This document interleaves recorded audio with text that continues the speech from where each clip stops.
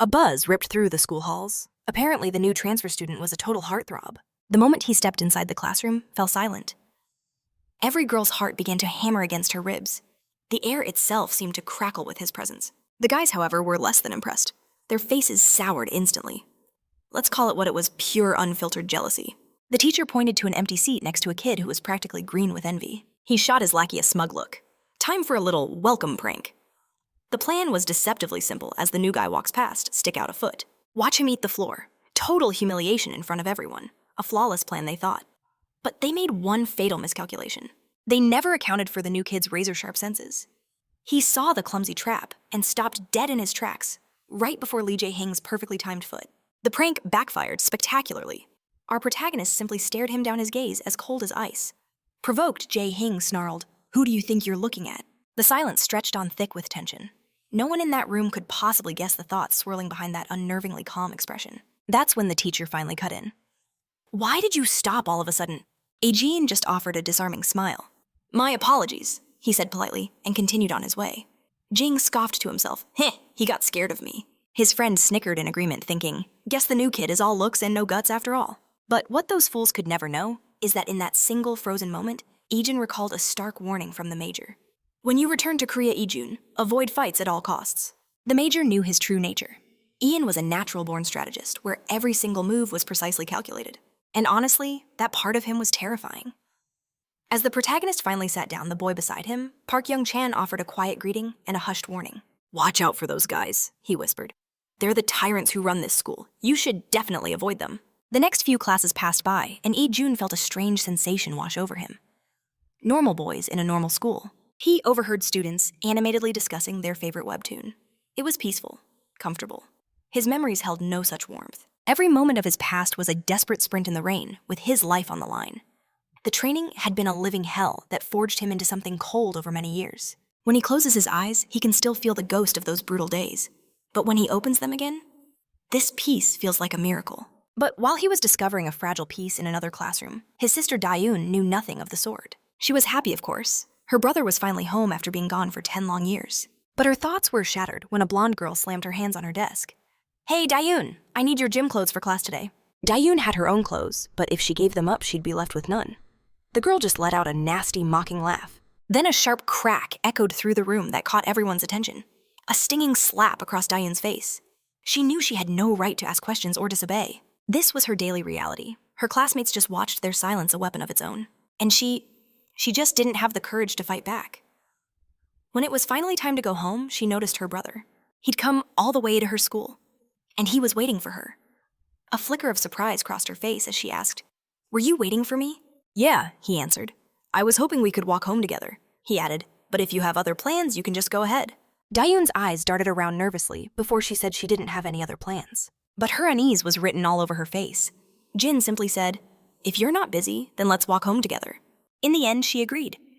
A moment later, they were walking side by side, swallowed by an awkward, heavy silence. Jin finally broke the tension, asking, "Is this awkward for you too?" Startled, she quickly said no, but Jin told her it was okay, because he felt pretty awkward himself. His honesty seemed to relax her just a little. Jin then admitted that he was only 9 when the accident happened, so he barely remembered his family, including her. He continued, "It must be weird for you too. You were only 7, so you probably don't remember much either." Dayun didn't say a word, because he was right. Just then, a familiar set of voices echoed from around the corner, and she froze in place. When Dayun peered around the corner, she saw one of the bullies from her class. She was one of the friends of the blonde psycho who slapped her at school. The bully spotted Dayun instantly and started yelling at her. Dayun began to freak out, sweating and unsure of what to do. One of the guys with the bully asked who she was. The bully sneered, "She's that loser that Jin, the blonde psycho, hates." Then she saw Jin standing with Dayun and started mocking her. "What is that, your boyfriend?" She then let out a nasty laugh. "I'm surprised a loser like you could even get a date." Dayun's face turned red as she quickly tried to explain that Jin was her brother. The bully was genuinely surprised, having no idea Dayun even had a brother. After hearing all that venomous trash talk, Jin turned to Dayun and asked, his voice chillingly calm, "Is this girl your friend?" Dian quietly confirms they're in the same homeroom, but the bully scoffs, escalating her taunts. "Friends?" she sneers. "Since when did he start hanging out with a nobody?" Dawn can only tremble in fear, slash as the bully's venomous words wash over her. Jin answers with an ice-cold stare, slash a gaze so chilling it could freeze hell over. Slash. The thug next to her immediately takes offense / angered by Jin's killing intent. The goon explodes, threatening to rearrange Jin's face. You better watch that look, punk. But Jin's unnerving gaze doesn't waver, only fanning the flames of the thug's rage. His girlfriend eggs him on / eager to see some blood / Finally, the brute snaps / storming directly towards Jin. In a flash, Jin shoves his sister behind him / placing himself squarely in the thug's path. The fool sneers, trying to play the hero for your little sister / Jin can't believe this guy's ignorance. / he's standing way too close / his every vital point completely exposed. To make matters worse for the wannabe tough guy / he's not even armed. This amateur is practically begging to be put down. But then the major's words echo in his mind. A promise not to cause trouble. With a sigh of annoyance, Jin turns to leave. He'll let this one go. But the thug isn't finished yet.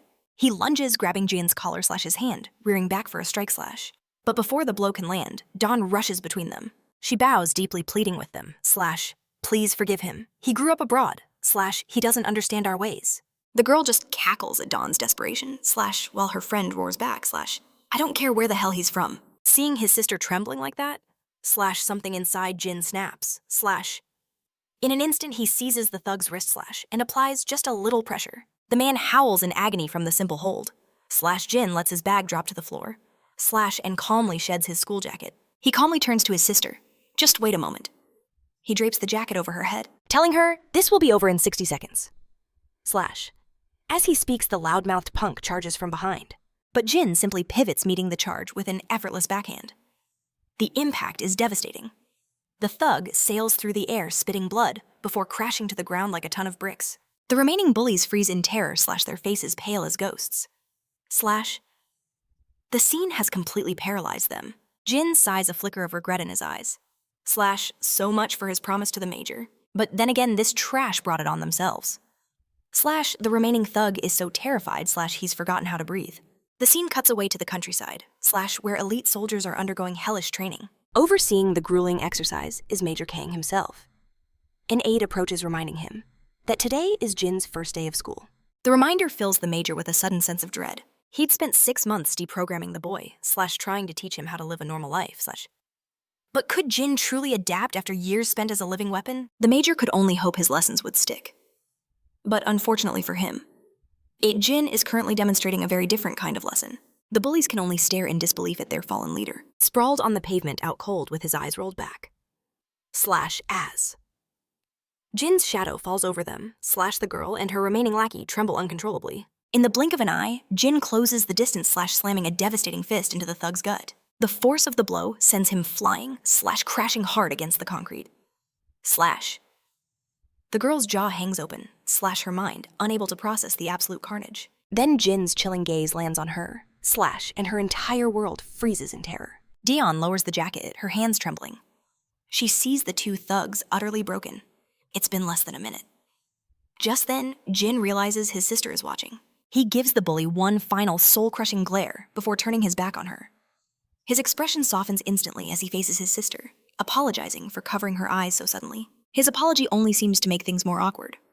Trying to salvage the situation, he offers to buy her snacks from her favorite spot. Still flustered, Dion just mumbles that it's okay, / and they don't need to go. Jin simply suggests they head home then. And as the two siblings share a moment, the bully girl can only watch completely shell-shocked. She can't comprehend it, / how the monster from a moment ago could transform / into such a gentle older brother. As they leave, Dion gives the bully a tiny innocent wave, / a simple gesture that leaves the girl frozen in absolute fear. On the walk home, Dion finally asks the question, "Did you do all that?" Jin's answer is simple. Yeah. His calm admission only deepens her curiosity. He doesn't look like a fighter at all. She explains that in Korea, staring so intensely is a challenge, and can easily lead to a fight. Jin nods in understanding. It's the same where I'm from. Looking the wrong person in the eye can get you killed. Dion's confusion grows, / then, why did you stare at them? Jin's reason is simple and direct. Because you were scared. I wanted to protect you. His words catch her completely off guard, and she looks away, a deep blush creeping onto her cheeks. A comfortable silence falls between them as they continue home. It seems Dion will have to get used to her new overprotective brother. But when they finally arrive home, / they find their grandfather pacing a nervous wreck. Just relax and have some fruit, Grandpa urges. But Jin is already at the sink, insisting on doing the dishes. Seeing his grandson's determination, the old man can only surrender. As Jin washes his grandpa timidly asks if dinner was okay, confessing he's not the best of cooks. Without missing a beat, Jin plays it cool. He tells his grandpa not to worry that the food was amazing, and he loved every bite. A wave of pure relief washes over the old man's face, his happiness shining through. Grandpa turns to Dean, who gives a happy nod. Then, changing the subject, he asks Jin about his first day back, wondering if anything cool happened. For a brief moment, Jin hesitates. A flicker of anxiety crosses his features before he can answer. Dean's heart thumps, remembering the day's chaos, but after a beat, Jin simply replies, "It was a good day." At these words, Grandpa's face absolutely lights up, radiating with relief and joy. Later that night, long after everyone else is asleep, Jin lies awake. He's replaying the moment his grandpa saw him again, remembering the pure happiness in the old man's eyes. This short time with his family has already begun to thaw Jin's frozen heart. But then his mind drifts to a darker memory. The plane crash. Passengers screaming, oxygen masks dropping from above. While everyone scrambled in terror, Jin's parents focused only on him desperately securing his mask so he could breathe. The memory of the plane plummeting? It all comes rushing back. He jolts awake gasping for air, the nightmare feeling terrifyingly real. His heart is hammering against his ribs, but then he realizes it was just a dream. He glances at his clock and sees the morning has come. As he sits there, he hears noises coming from the living room. He gets up to investigate and finds his sister making breakfast. He asks where their grandpa is. "He left for work super early," she replies. She explains that he took time off from work just to be there for Jin's return. But his vacation days were over, so he had to go back. She slips into her uniform, getting ready to leave. "Breakfast is on the table," she tells him. "Make sure you eat." After she leaves, Jin just stares at the feast she prepared for him. Back at school, the scene shifts. The blonde bully Jin is confronting her lackey. It seems she's just discovered that the new transfer student is Dion's brother. The other girl nervously stammers, "Yeah, it's true." Her mind flashes back to Jin's brutal display of power. How he took down 2 of her friends with a single blow each. Jin asks why she looks so terrified, but the girl is frozen in fear, unable to speak. Honestly, calling her the bully girl is getting old. From now on, she's Chicken Shake. And Jin keeps pressing her about what exactly went down. Finally, Chicken Shake musters her courage and suggests that maybe they should just leave Dion alone. That death glare Jin gave her is still burned into her memory, an image she can't escape. But despite her terror, she tells herself it's fine. Jin and her brother are the top dogs at this school. Nobody would dare to cross them. A little later, we find Dion. And of course, she gets a hard smack to the back of the head, just like always. She turns to see Jin and Chicken Shake smirking, ready for another round of torment. Dion demands to know what they want now. Jin simply tells her to come with them. When Dion asks where the arrogant blonde's patience snaps, she snarls at Dion to stop acting tough and just follow orders if she doesn't want to get hurt, adding that having a brother changes nothing. The next thing we see, they're at the school's recycling area, and Dion is being absolutely pummeled by the vicious blonde. After delivering a few savage kicks, the blonde sneers for Dion to stay down. Gasping for air, Dion asks why they're even doing this. That's when Jin brings up her brother. She tells Dion to deliver a message, stop acting so tough and full of himself. She makes it clear that what happens next to him is his own fault, because his life is about to become a living hell. Confused, Dion asks if they're going after her brother now. Yep. Jin confirms, reminding her that the 2 guys Jin beat down are her own brother's close friends. Since Dion and her brother messed with their crew, there will be payback. They've just poked the hornet's nest. Hearing this, the color drains completely from Dion's face. She screams at them, "What are you going to do to my brother?" For that, she earns a sharp slap across the face. The sting of the mark is nothing compared to the ice-cold terror gripping her heart. Dion grits her teeth, pushing through the pain and fear. Then she just bolts, sprinting away and leaving the 2 bullies behind. The scene cuts to the 3rd-year classroom, where the air is thick with unspoken tension. Even the usual loudmouths and delinquents are completely silent. Anxious energy fills the room. The school's #1 tyrant has just walked in with his crew, and a showdown with Jin seems inevitable. But Jin, he just sits there cool as ever. And walking beside their boss are the 2 thugs who got utterly destroyed by Jin just yesterday. And standing with them is their leader, the alpha of the pack. In that exact moment, as if summoned by fate, the door flies open and Dion collapses into the room. She's gasping for air, her face covered in bruises, her uniform completely wrecked. Jin shoots up from his desk, his world shattering as he sees his sister's battered face. The bully leader smirks, spewing venomous words, mocking the deep concern in Dion's eyes. He scoffs, saying his own sister Jin does nothing but nag and demand things from him. Jin struts forward, telling her brother she'll only pity him when he's the one on the ground beaten senseless. But Jin is completely frozen, his mind unable to process the horrific sight of his injured sister. Before we can witness his reaction, time rewinds to that very morning, as students were first arriving for the day. A terrified Yongchan is being used for target practice by 2 bullies. Jae Hyung celebrates a direct hit, boasting about his incredible aim to his friend. Jin, irritated by the bragging, demands an eraser from a nearby student. The timid student quickly obeys. Jin snatches it, winds up, and hurls it with all his might, striking Yongchan squarely on the head. He gloats celebrating his perfect shot, but Jae-hyung immediately dismisses it, calling it pure luck.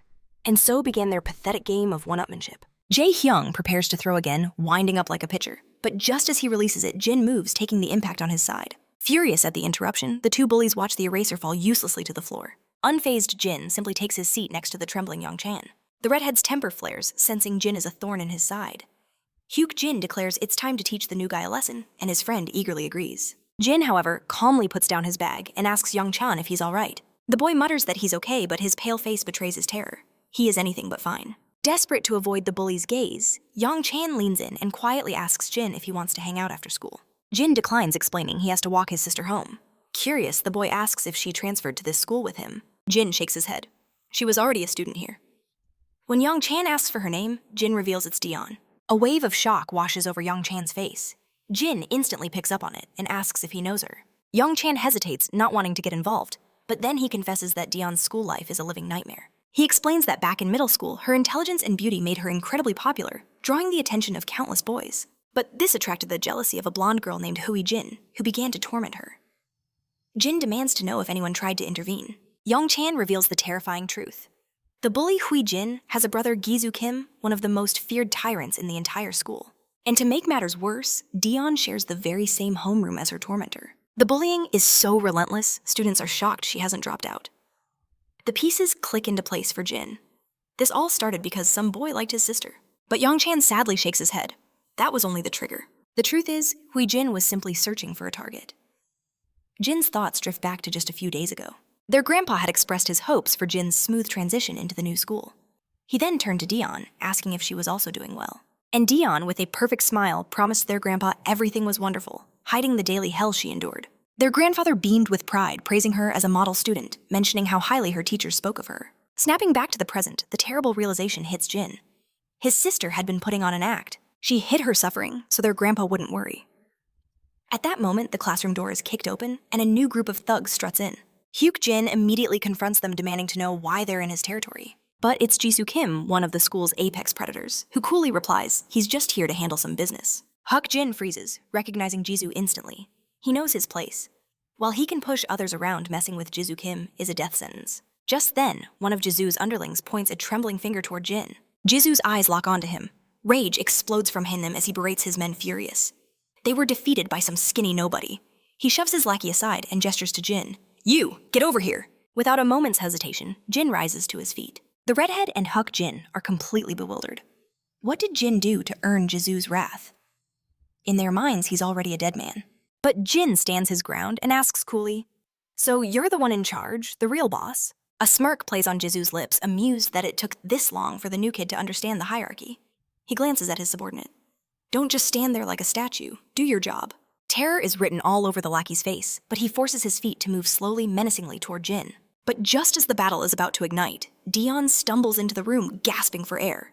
And we're back to the present with Jin staring down at his bruised and broken sister. Tears stream down Dion's face as she sobs, apologizing for dragging her brother into this nightmare. Ho-jin just scoffs at the display, calling her a pathetic drama queen. But Jin firmly tells his sister she did nothing to be sorry for. Before another word can be spoken, something inside him just snaps. He unleashes a vicious slap, sending the lackey crashing to the floor out cold. The other bullies who've witnessed Jin's power before begin to tremble in fear. With one enemy down, Jin turns to his sister, his voice cold as ice, declaring that these thugs are the ones who owe an apology. The big guy charges forward, his fist ready to strike, but Jin effortlessly parries the attack. He spots a fatal opening and strikes the guy's throat with a swift, brutal chop. The bully gasps and chokes, his hands flying to his throat before he collapses to the ground. The last crony, shaking like a leaf, throws a desperate punch. Jin meets it with a nasty blow to the ribs.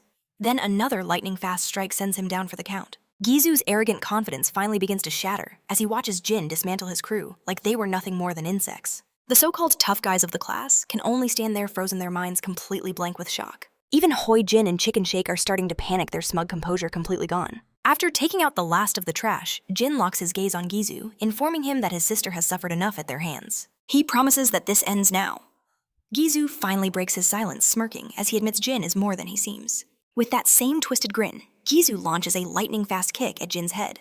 But Jin blocks it with ease, leaving Gisu utterly stunned. He never expected such speed. Gisu follows up with another kick, but Jin deflects that one just as easily. In one fluid motion, Jin seizes Gisu's leg, yanks him off balance, and drives a powerful fist straight into his face. The impact sends a spray of blood through the air as Gizu crumples like a puppet with its strings cut. Blood pours from his nose and mouth as he looks up in absolute terror at Jin, who looms over him like the god of death himself. Without a single moment of hesitation, Jin drives his foot into the bastard's face, sending even more blood flying. The cocky tyrant who ruled the halls is now just a broken, humiliated mess on the floor. A dead silence falls over the entire classroom. Every single person stares with wide eyes, trying to process how Jin just obliterated one of the school's top fighters in an instant. The two beta bullies are completely shell-shocked, their jaws hanging open, unable to comprehend that Gizu was taken down so easily. The girls are equally terrified, especially the blonde one. She's in a state of shock, wondering if Jin's strength is even real. Jin then begins to advance on Hoi Jin, who freezes in terror, expecting the same brutal beatdown. But before he reaches her, Diane rushes in, begging her brother to stop. Jin reminds her that Hoi Jin and her friends have tormented her for ages, and that he knows they attacked her just yesterday. Diane's expression falters, the truth of his words hitting her hard.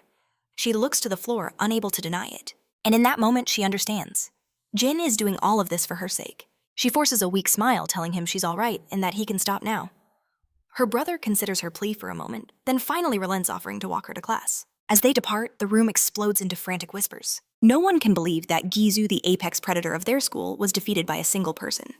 Even the beta bullies have to admit Jin is on another level, breathing a sigh of relief that they never dared to challenge him. While the entire class buzzes with the shocking news, the blonde girl just trembles with a mix of fear and humiliation, unable to process their crushing defeat. Meanwhile, Jin and Diane walk down the hall. She expresses her shock at how powerful he is, before her voice drops as she begins to apologize once more. Jin looks at her confused, asking what she possibly has to apologize for. Diane explains that it's her fault he was dragged into this violent mess. She feels an immense guilt for the fights he's been forced into because of her. Jin simply offers her a warm smile and tells her to never apologize. This is what family does. They protect one another. He begins to explain that in the place where he grew up, it was a world of survival of the fittest. No one cared about anyone else as long as they themselves were safe. But even in that merciless world, those same selfish people would fight to the death for their own family. And with that, we're pulled into a flashback into a war-torn landscape filled with smoke and fire. The sounds of gunfire and explosions echo from every direction. And in the heart of this chaos stands a much younger Jin. His eyes fall upon an enemy soldier, desperately shielding his young daughter with his own body from an armed assailant. Even surrounded by endless violence, the sight of that father willing to sacrifice everything for his child left a deep scar on Jin's soul. It forced him to question the true meaning of family and why it held such incredible power. Back in the present, Diane points out that he can barely remember her. So why is he going to such lengths, Jin admits. His memories are faded, but says that doesn't change a thing. We're still family. His words hung in the air, echoing in her thoughts. A faint blush began to creep up her neck. She quickly brushed it off, telling him she was fine, and he should hurry back to his own class. Pointing out they'd already arrived, she gave a quick wave and vanished inside, leaving Jin with a faint, knowing smile. Back in his own classroom, the whispers about Jin hadn't died down. The sheer volume of attention was starting to feel awkward. The wannabe thugs shot him a thumbs up, dying to know what they taught him overseas, to dismantle those rookies so effortlessly. The praise kept coming wave after wave, but Jin just sank deeper into his seat, completely overwhelmed by it all. Even his friend Young Chun leaned in to call him awesome, which finally managed to crack a small smile on Jin's face. Meanwhile, in another room, the defeated goons were stewing in their own stress and humiliation. Their boss was still radiating pure fury. He kept complaining that something about Jin felt different, that he didn't move like some ordinary third-rate punk. His sister tried to snap him out of it, telling him to quit pouting, and insisting it was nothing but a lucky shot. She claimed Jin had only caught them off guard, and that they'd get their revenge later. But the other bullies remained silent. They knew the truth now. Jin was an absolute powerhouse, someone you don't provoke. But the blondie wasn't having it.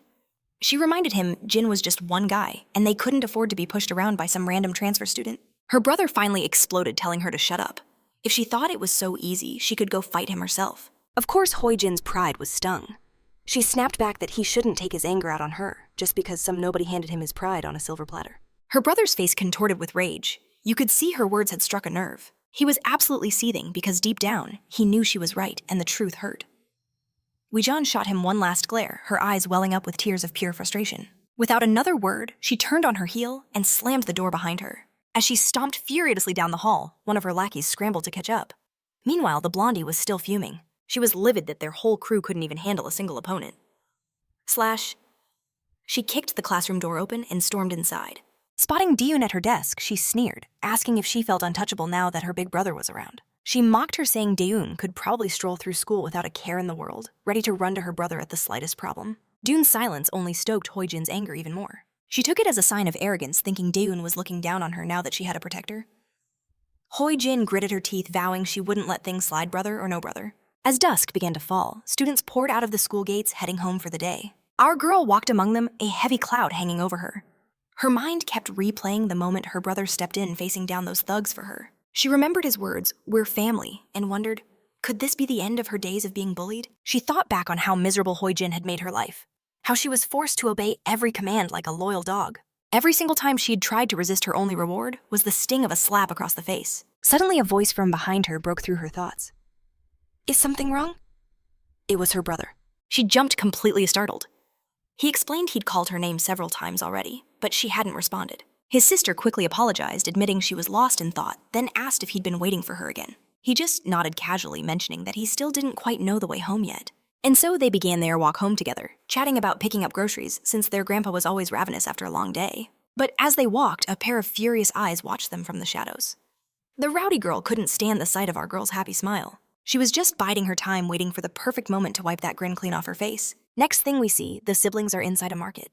The girl struggles to decide what to buy, while the other shoppers can't seem to look away. It was clear all those girls in the store were completely captivated by our guy. Daeun couldn't help but notice how he commanded attention from women everywhere he went. She knew he was popular, but this was on another level.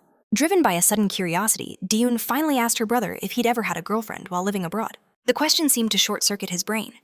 He stared back as if he'd never heard the word girlfriend in his entire life. Seeing his utter confusion, Daeun clarified, asking if there was ever a girl he'd dated. He simply answered that he'd never had one. This prompted his sister to suggest he should consider it, since girls were clearly drawn to him like moths to a flame. He went quiet for a moment before admitting he'd always been too busy for that sort of thing. Daeun understood, figuring he was focused on adjusting to a new country. That's when he completely flipped the script on her, asking with a curious glint in his eye if she'd ever had a boyfriend. The question throws her off guard, and she quickly says she's never had one either. When he presses for a reason, she just says she's been busy too. When they get home, Grandpa presents our guy with a new Samsung Galaxy phone. He's a little bummed since his heart was set on an iPhone. Grandpa immediately schools him, saying iPhones have terrible battery life and that a Samsung is the superior choice. Besides, he jokes every other kid has an iPhone. It's a playful dig, as if having a Samsung will make him unique. Dee-Hai, on the other hand, is absolutely glowing, because a Galaxy was exactly what she wanted, and she can tell it's the newest model. As our guy starts playing with the phone, their grandpa tells them he already programmed his and Dion's numbers into it. Dee-Hai is shocked her grandpa did that by himself, since she's normally the one who has to help him with anything tech-related. Grandpa just laughs, explaining that the salesperson at the store helped him out. He adds with a smile that he heard young people love unboxing things, so he hoped our guy wouldn't mind that he opened it to save the numbers. Jin just says he's totally cool with it.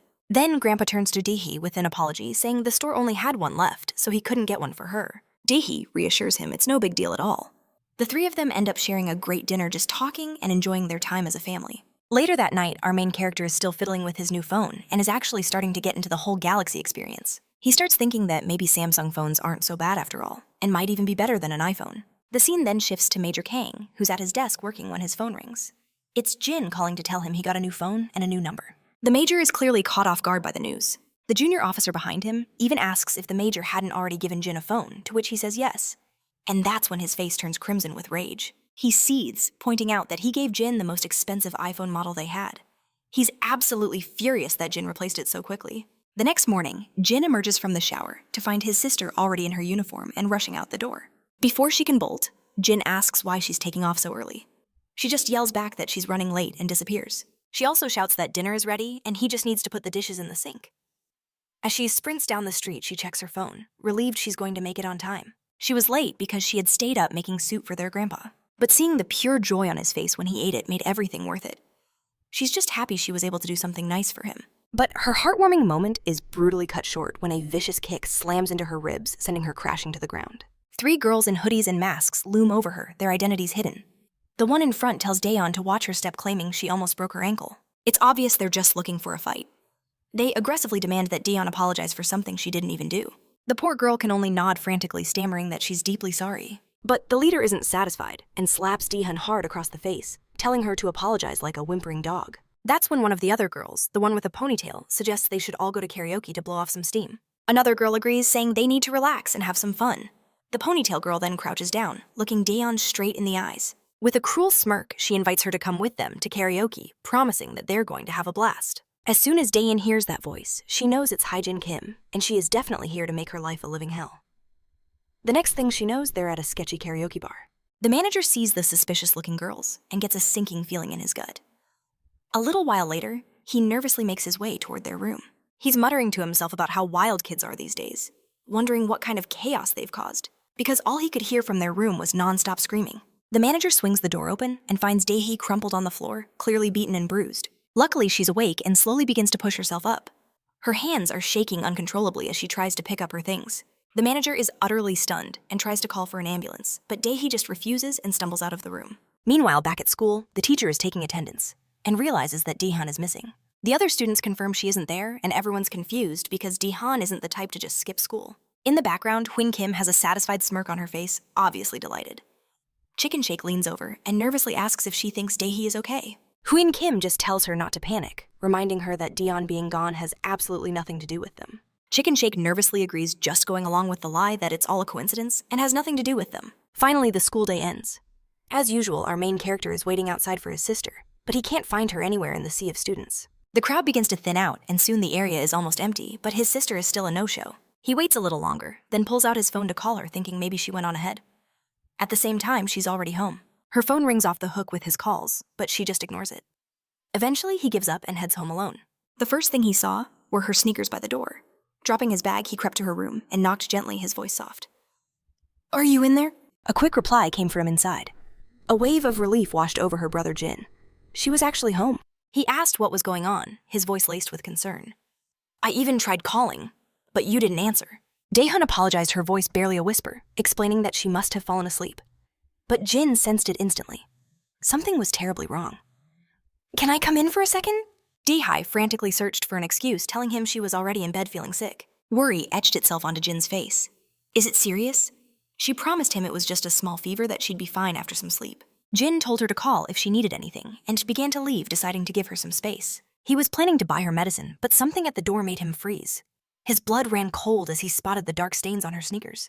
It didn't take a genius to connect the dots. Blood on your shoes never ever means anything good. The horrible truth clicked into place. He grabbed the first aid kit and burst into her room, ready to face whatever he found. She hissed in pain as he began cleaning her bruised face. It was obvious to Jin that he wasn't seeing the full story. Daejun mumbled a pathetic lie about falling downstairs to avoid a bike, but Jin's eyes narrowed. "These injuries are too severe for a simple accident. Are you sure you don't need a doctor?" She hesitated for a split second before shaking her head, insisting she was perfectly okay. Of course, it makes perfect sense why she'd refuse to go to a hospital. If she did, they would know immediately these bruises were no accident. The scene then violently shifts to the past, pulling us into the principal's office. We see a younger Daehee explaining how she was savagely beaten by Jin, who flatly denies everything with a cold expression. The police are there, but Daehan's story never wavers. She insists that Jin was her attacker. She explained that Jin wore a mask and a hat, but she recognized her voice and was 100% positive it was her. And besides, everyone knew Jin had a long history of tormenting her at school. But then, Jin, with a smug, twisted smirk, asked how Daehee could blame her without ever seeing a face. The principal turned to Daehan, asking for confirmation. Daehee repeated herself, her voice trembling slightly. The attacker's face was covered. "But I am absolutely sure it was Jin." At that, Jin's mother completely exploded. She screeched, accusing Daeun of dragging the police into this mess and painting her precious daughter as a criminal over a baseless lie. The principal tried to de-escalate, but the woman was a raging storm, refusing to be calmed. You could practically see Daeun's confidence shattering as she realized no one believed her. Even the police officers were starting to look doubtful. The mother then delivered the final insult, demanding Daeun apologize to her daughter on the spot. But our girl stood her ground, looking the woman dead in the eye. "It really was your daughter who did this to me." The arrogant mother's rage boiled over. She decided to go over their heads. Get your parents to this school, right now. And that one demand completely broke Daehan's heart. Unstoppable tears began to stream down her face. All the while, the villain who caused her pain simply laughed and walked away, facing zero consequences. Now, back in the present, she feels trapped in that same nightmare all over again. She felt it was pointless to speak up without any proof, and she was determined not to burden her grandfather, who had always been her rock. Suddenly, Jin noticed the dark look on her face. He put a hand to her forehead. "Are you really okay?"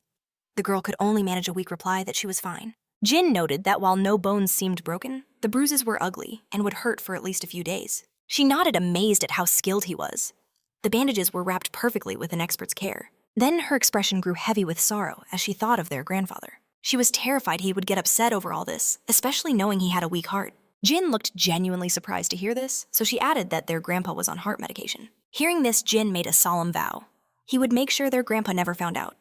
He told her to just focus on her recovery. As he started to leave, she called his name.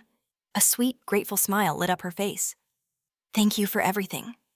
Jin smiled back, his expression just as warm. But the second the door clicked shut, her smile vanished as if it were never there. She wondered if she made the right choice keeping the full truth from him. What could a couple of teenagers really do about this whole situation? But as we all know, Jin is not your average teenager. And I wouldn't be surprised if he already has a chillingly accurate idea of who was behind his sister's pain. The scene then cuts to a club, the bass thumping the room packed with bodies. And right in the middle of the pulsing crowd, we see the head of the snake herself, Gizu Kim. With a drink in hand, he laughs among his crew, but pure rage smolders in his eyes. They're all spitting venom about Jin, wondering how a single kid could bring their plans to ruin. One of the thugs speaks up, reminding them they lost because they underestimated a true monster. He insists they can crush him as long as they have a proper strategy. Another goon agrees, snarling that this insult to their pride cannot stand. A third chimes in, boasting that Jin has no chance against their combined might. But even with all their bravado, their boss knows taking Jin down is a different level of battle. He's still seething from that humiliating defeat and has absolutely no intention of letting it go. He slams his glass on the table in pure frustration, but begrudgingly agrees with his underling's point. A one-on-one fight is for fools, he declares. They'll overwhelm him with sheer undeniable numbers. Vicious smiles spread across their faces, thrilled by the cowardly plan. This pack of hyenas thinks they have it all figured out, but they're about to face the lion's judgment. Just as their scheme takes shape, Gizu's phone buzzes. The caller ID screams, "Little bitch!" It's his younger sister, a nickname that even Gu seems to find fitting. Without preamble, she immediately lays into him, demanding to know why he's wasting time at a club. Gizu snaps at her to get to the point before he hangs up. She reminds him that he owes her big time. Gizu is completely clueless. She then brings up the beating Dihun received earlier that day. She warns him that if they let those siblings get away with this, their entire reputation at school will crumble. A flicker of pride crosses her brother's face as he tells her she did well. He then reveals they are already plotting their own revenge against Jin. In that very moment, a lone figure steps through the club's entrance. As the bullies turn, their eyes widen in shock. It's Jin. He's clearly here to settle the score. Gizu is enraged that Jin would dare invade his territory, but Jin just advances on their table with an icy calm. A smug grin then twists Gizu's lips. How perfect. The prey has walked right into the hunter's den. But Jin didn't come here to talk. In a flash, he seizes a thug by the face and viciously smashes him against the hard edge of the table. Another lackey lunges forward, but Jin's fist is a blur, and a single devastating blow shatters the man's ribs. The bully leader and his crew can only watch in stunned horror as their men are dismantled. The rest of them charge, but our guy remains an island of deadly calm. As they swarm him, he sends one flying with an effortless, powerful kick, a true display of dominance. Next, he grabs a purple-haired goon and slams him onto the table with a brutal, bone-shaking crash. While the goon panics in terror, Jin isn't done hurling him into the wall like a broken toy. He clenches his fist and lands a thunderous punch square in the fatty's face. One of the thugs grabs a glass bottle, preparing to strike. But our hero deflects the weapon with contemptuous ease and follows up with a vicious counter to his face. The impact leaves the thug spitting a mouthful of blood. Another bully attacks from behind, but Jin ducks, seizes his hand with a sickening twist, and delivers a thunderous slap that echoes through the room. Jin shoves him aside and instantly grabs the next thug by the face, driving it directly into his rising knee. A horrifying crunch fills the air as the man's nose shatters. With all his men on the floor, Gizu stands frozen, his mind unable to comprehend the carnage. All this time, his sister is still on the line, hearing the symphony of destruction and demanding to know what's happening. Jin's gaze finally falls upon Gizu, an aura so cold it freezes the very air. He asks Gizu if he needs a reminder, because the last time he checked his warning was clear: stay away from his sister. Gizu's world shatters in an instant. The irony is suffocating. They planned to hunt Jin as a pack, only to have their entire crew annihilated. Jin fought like a seasoned predator and dismantled them all in mere seconds. He presses Gizu again, his voice dangerously low. What could my sister have possibly done to you? Gizu feigns ignorance, acting like he has no clue all, while his hand secretly inches towards a glass on the table. He hurls it with desperate speed, but Jin takes a single casual step back, letting it shatter harmlessly against the wall. As he stands there completely unfazed, Gizu grabs a bottle and swings it in a wild arc. Our boy evades again, but when Gizu swings a second time, Jin shatters the bottle with a single strike, sending the liquid inside exploding everywhere. Gizu abandons weapons and throws a desperate punch, but our guy counters with a brutal palm strike to the bastard's face, making his nose erupt like a fountain. Gizu staggers back, choking for breath after the blow, while Jin stands perfectly composed without a single bead of sweat. Jin then asks the bastard what kind of twisted pleasure he gets from tormenting a helpless girl. In a final act of desperation, Gizu shatters a bottle, aiming its jagged edge straight for Jin's heart. But our hero, he doesn't even blink. A brutal slap shatters Gizu's desperate attack, sending the glass clattering to the ground. Then his hand clamps around Gizu's throat, cutting off his air instantly. As Gizu's feet scrabble uselessly, Jin slams his body into the unforgiving floor. The punk thrashes like a cornered animal desperately trying to break Jin's iron vise. But our guy isn't budging. His hand presses down on Gizu's windpipe, a clear and brutal message of who truly holds the power now. Jin leans in close, his voice cold as ice, asking what fate this bully deserves. Gizu, barely clinging to consciousness, can only gasp. Jin delivers a chilling final warning, making it clear this is the absolute last time he will show any mercy. He commands Gizu to stay away from his sister, and to keep that venomous sister of his on a leash. If even a whisper of them bothering her reaches his ears again, he swears he will return to finish the job for good. To hammer the point home, Jin's grip intensifies, pushing the fool right to the edge of darkness. Utterly broken, the bully starts blubbering, repeating apologies like a desperate prayer. Finally, Jin releases him, leaving Gizu choking on the floor. As our hero departs, the club staff can only stare silenced by the brutal display they just witnessed. Elsewhere, Hu-jin and her friend Chicken Shake are walking down the street. Suddenly, a wave of dread washes over Hu-jin, a terrible premonition that her brother is in danger. Just as they reach the club, footsteps echo from the stairs. It's Jin walking away, as if nothing even happened. Hu-jin freezes, her mind racing. She screams for Jin to stop foolishly believing her involvement can't be proven. But Jin doesn't even give her a single glance. True fear finally grips Hu-jin. She stumbles backward, tripping and falling hard onto the pavement. As she clutches her shoulder, Jin's phone buzzes. A quick look reveals the caller, his grandfather. After a brief conversation, he simply turns and leaves, leaving a trail of stunned silence and confusion in his wake. When Hu-jin finally rushes into the clubroom, she's met with absolute carnage. Her brother and his lackeys are completely trashed. She immediately explodes, demanding to know how he could lose to Jin again. But her brother is too broken to argue back. He cuts her off with a single exhausted command. Stay away from Dahyun. Hu-jin, still clueless, argues back, demanding to know what he means. That's when her brother, his spirit utterly crushed, finally snaps. He grits his teeth, screaming at her to leave our hero's sister the hell alone. But Hu-jin persists, demanding to know why he's so afraid of that monster. And that is the final straw. A terrifying rage ignites in her brother's eyes. He declares that if she doesn't stop targeting Dahyun, he will personally destroy her. This family truly has a twisted way of solving its problems. The casual way they threaten each other is chilling. Rattled by his promise, Hu-jin finally breaks down in tears. The scene shifts back to our hero meeting his grandfather at a quiet park bench. The grandfather first apologizes for pulling him away, but Jin calmly insists it's fine. A heavy sadness clouds the old man's face. He brings up Dahyun's injuries, knowing our hero was the one who treated them.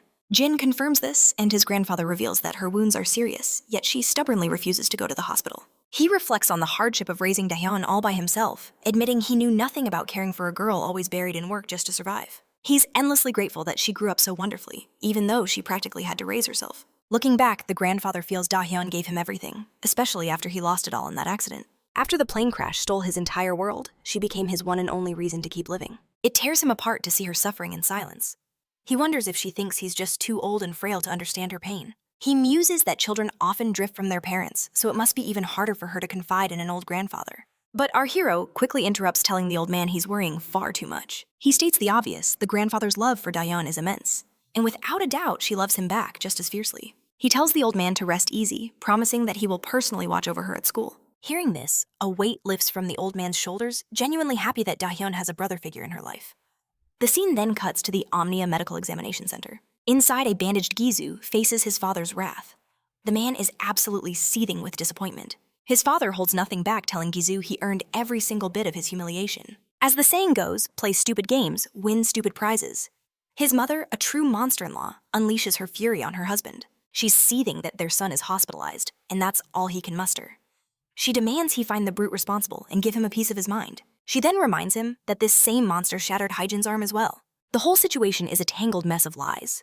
Haijin is so manipulative she even twisted her own accident to frame our boy. We all saw her trip and injure her own shoulder, but instead of owning up, she's pointing her venomous finger at him for everything. Her husband's anger finally subsides, replaced by a heavy sigh. The mother turns to her son, her voice softening, telling him to only focus on his recovery. But as they leave, she mutters a dark promise to make the kid who did this pay dearly if she ever crosses paths with him. The moment they're gone, Gizu confronts his sister, demanding to know why she dragged their parents into this. He argues that her big mouth just poured gasoline on the fire, making things 1,000 times worse for him. His pride is in tatters, humiliated, that everyone will see him as a weakling who cried to his mommy after a fight. His sister fires back, asking how she was supposed to explain her brother in a hospital bed and her own broken arm. Gizu's temper flares, demanding to know if Jin was truly the one who hurt her. She recalls her clumsy fall, but that truth remains buried. Instead, she shamelessly pins the blame on Jin. The sheer audacity of her lie is breathtaking. She quickly gets up, telling him to stay put and heal, with a cold glint in her eye. Vows to show them exactly who they messed with. Gizu is left wondering if provoking our boy again is worth it. Meanwhile, the parents' argument continues. The wife reveals she already contacted a certain Mr. Cha. Her husband panics, asking why she's making things so complicated, insisting they let the school handle it. But she scoffs, reminding him it's already Saturday, and she refuses to just sit around and wait. She screams that the school's justice is a joke, that they won't do what's necessary for their children. A mere suspension or expulsion means nothing to her. But her husband pleads with her, telling her she has no right to involve Mr. Cha personally. That's when she drops the bomb. She knows Mr. Cha well. He's been handling the family's dirty work for years. Elsewhere, Hyjin eavesdrops, a smug smile spreading across her face as she hears her mother's plan. She knows exactly who Mr. Cha is, the terrifying gangster who serves her father. In her mind, the troublemaker's fates are already sealed. The scene cuts to a shadowy location where a man nervously flicks his lighter, his patience wearing thin. Two of his underlings walk past, their faces etched with disappointment. They complain under their breath, forced by their boss to handle some high school drama. None of them are happy. Even their leader is annoyed by this petty squabble. But an order is an order, even if it means babysitting a bunch of entitled teenagers. The story flashes back in time.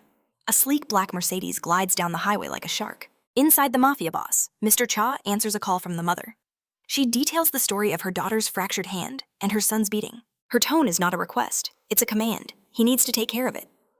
Now, back in the present, Mr. Cha exhales a cloud of smoke. He is absolutely furious, simmering with frustration at having to clean up this kind of childish mess. The scene shifts again, finding our hero sitting in front of his computer. He's replaying the encounter with Gizu in his mind, wondering if this is truly the end of it. Suddenly, the doorbell chimes, followed by the sound of his grandpa arguing with unfamiliar voices. It seems some unwelcome guests have arrived, asking specifically for Jin.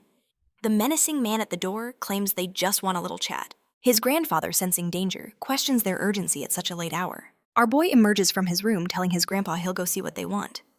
Despite his family's worried protests, Jin offers a disarming smile. He reassures them that he knows these men, and it's just a quick talk. Nothing to worry about.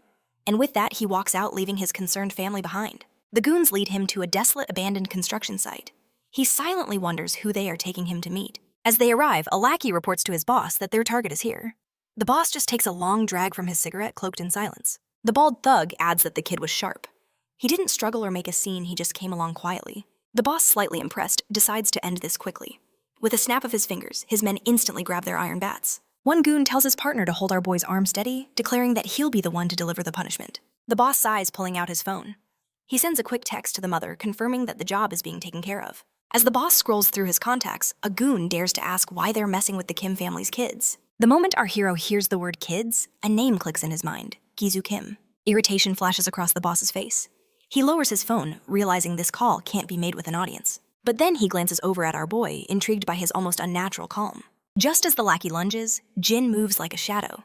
He snatches the thug's wrist mid-swing, pulls him close, and smashes a brutal shoulder right into the man's face. The boss's eyes go wide, stunned by the flawless and savage execution of the move. At the same time, the other lackey swings a bat with everything he's got. Jin ducks under the arc, the weapon whistling harmlessly over his head. When the thug tries a second swing, our boy charges into the attack like it's nothing, leaving the mafia boss utterly speechless. With lightning speed, our hero traps the bat under his arm and delivers a vicious uppercut that snaps the goon's head back. He doesn't stop there. A crushing blow to the chest follows. Then, with an iron grip, he grabs the man by the neck and slams him onto the hard brick below. The boss can only watch, completely frozen in shock. He's blown away by the sheer skill and audacity of it all. Just then, the bald lackey grabs our hero from behind, screaming that he's dead. But our boy simply drives a shoulder into the man's ribs, then delivers another punishing smash to his face, sending him crumbling to the ground. Mr. Cha finally gets it. This kid is no average teenager. His combat skills are terrifyingly exceptional. He decides it's time to handle this personally. As he strolls forward, he cracks his neck, snickering to himself. He never imagined fighting a high schooler at his age. But our hero can see right through him. This mafia boss might look tough, but his every weakness is laid bare for him to see. The boss throws a powerful haymaker, but Jin sidesteps it with almost insulting ease. A flurry of punches follows, but our hero weaves through every single one, making the assault look like a walk in the park. They continue their deadly dance, and as he dodges one blow, another punch comes flying straight for him. He brings his arm up to block, and the sheer force sends him skidding backward. The boss sneers, impressed the kid could even absorb a hit like that. Meanwhile, Jin glances at his wrist where he took the punch, wincing as a sharp pain shoots up his arm. He realizes the truth in that moment. The mafia boss had perfectly predicted his movement and aimed that blow with deadly precision. On the other side, the boss's curiosity has reached its peak. He demands to know who Jin really is. Jin casually replies that he's just a high school student. The boss isn't buying it for a second. In his mind, a kid fighting with this level of skill and experience is simply impossible. Jin settles back into his fighting stance. A grin spreads across the boss's face as he declares he's ready for round 2, clenching his fists. Our hero effortlessly deflects an incoming punch and throws a counter of his own, but the mafia boss sidesteps it like a veteran. The boss lunges in to attack again, but our hero catches his hand and swings a powerful hook toward his gut. With lightning-fast reflexes, the mafia boss twists his body, causing the punch to slam right into his face instead. Mr. Cha is absolutely furious from the stinging impact and swings another wild punch at our boy. But once again, our hero parries the attack, locks eyes with his opponent, and delivers another brutal blow to his face. He follows this with a relentless series of devastating punches, knocking Mr. Cha to the unforgiving ground. He's left feeling utterly humiliated by a teenager. It's a surprising sight, a mob boss who relies on his fists more than a gun. Anyway, even as Mr. Cha lies defeated, he grins, noticing that our hero doesn't even seem bothered by the fight. He has no idea where this kid came from, but he is absolutely certain the Kim family messed with the wrong person. The scene transitions to the agency of a certain National Assembly member, Imbi Kim. Inside the building, 2 stoic guards are stationed outside an office. Inside, we see Mrs. Kim and Mr. Kim. The woman anxiously asks her husband why Mr. Cha hasn't called back yet. She's growing more impatient with every passing second and demands he call Mr. Cha immediately. Mr. Kim tries to reassure her, saying that Mr. Cha will call as soon as he's finished dealing with our boy. On the other hand, we also see their daughter let out a weary sigh. Just then, the telephone begins to ring. The impatient woman immediately tells her husband to put the call on speaker so she can hear the news for herself. Mr. Kim starts by apologizing to Mr. Cha, saying he's sorry for the ridiculous favor his wife asked him to fulfill. But the woman, however, erupts in protest. She insists their precious kids were attacked, so she doesn't understand how her request could possibly be called ridiculous. But to everyone's absolute shock, Mr. Cha says that he's the one who should be apologizing. Confused, Mr. Kim asks for an explanation. Mr. Cha delivers the chilling news, / their children didn't just pick a fight. They provoked a monster he himself couldn't defeat. The revelation strikes Mr. Kim like a bolt of lightning. In his world, Mr. Cha was an unbeatable force, / to think he was taken down by a mere high schooler was simply impossible. Suddenly, a violent rattling shatters the silence. Someone is forcing their way in. All eyes dart to the trembling office door. The door bursts open, revealing a shocking sight. Their elite guards lie scattered and unconscious. A wave of pure dread washes over the powerful couple. Even their spoiled daughter leaps to her feet, as Jin calmly steps into the room. The door slams shut behind him with a deafening boom, sealing them inside. On the other end of the line, Mr. Cha understands everything. / the boy had arrived. / He slumps back, a sigh of utter defeat escaping his lips. His mind still reeled from the humiliation of being beaten by a single kid. Now, how could he possibly contain this disaster? Inside the room, Hoi Jin shoots up from her chair as her mother's shrill voice cuts through the tension. "Are you the one who hurt my children?" she shrieks. But the man at the desk asks a far more chilling question. "How did you get in here?" The woman seethes, infuriated by her husband's calm demeanor. / Why wasn't he screaming like she was? But the husband's voice remains level, cutting through her hysterics. His eyes bore into Jin, repeating the question. "How did you get past my security?" Jin just shrugs. "They were in the way, so I walked through them." The simple answer sends a fresh wave of shock through Mr. Kim, / first Mr. Cha, now his entire security detail. How was this possible? But a more terrifying question lingered in his mind. / How did this boy even find him? The mother's voice erupts once more. "Don't you dare get cocky with us." She snatches her phone, dialing the emergency line with practiced ease. / She would put this boy in his place. Hoi Jin watches with a smirk filled with pride. Her mother was making the right move. No matter how strong he was, he couldn't fight the law. The arrogant mother brandishes her phone like a weapon. "I'll have the police here in minutes. The DA is on speed dial / you have no idea who you've messed with." But Jin's expression doesn't change. / Oh, I think I have a very good idea. Your husband, a second-term assemblyman in the middle of a campaign? / the woman scoffs. "So you know who we are. Then why would you be stupid enough to touch my children?" Hoi Jin leans in with a triumphant sneer. "It's game over for you," she whispers. The call connects. / the woman immediately barks into the phone, demanding police backup at Assemblyman Kim's office now. But her frantic words die in her throat, as a new sound fills the room. From Jin's phone, the unmistakable sickening audio from that karaoke room begins to play, broadcasting her daughter's cruelty for all to hear. The color drains from Hoi Jin's face, her eyes widening in pure panic. / Mr. Kim stands frozen, his world crumbling around him. His sister's desperate pleas for mercy echo off the walls, followed by the cruel laughter of her attackers. The mother's jaw goes slack. She fumbles with her phone, hastily ending the call. I'll call you back," she stammers. Hoi, Jin explodes, her earlier confidence shattered. Where did you get that how? Jin says nothing, letting her panic simmer. The scene flashes back, to him moving like a ghost through the Kim family mansion. He finds their laptop a small drive glowing as it copies everything. Every single one of their dirty little secrets. Back in the present. Mr. Kim's face is a mask of fury. His own children? What had he raised? Dad, I can explain. There was a reason. Hoi Jin pleads desperately. Silence! He roars, his composure finally shattering. Jin's calm voice cuts in. That's not all I have.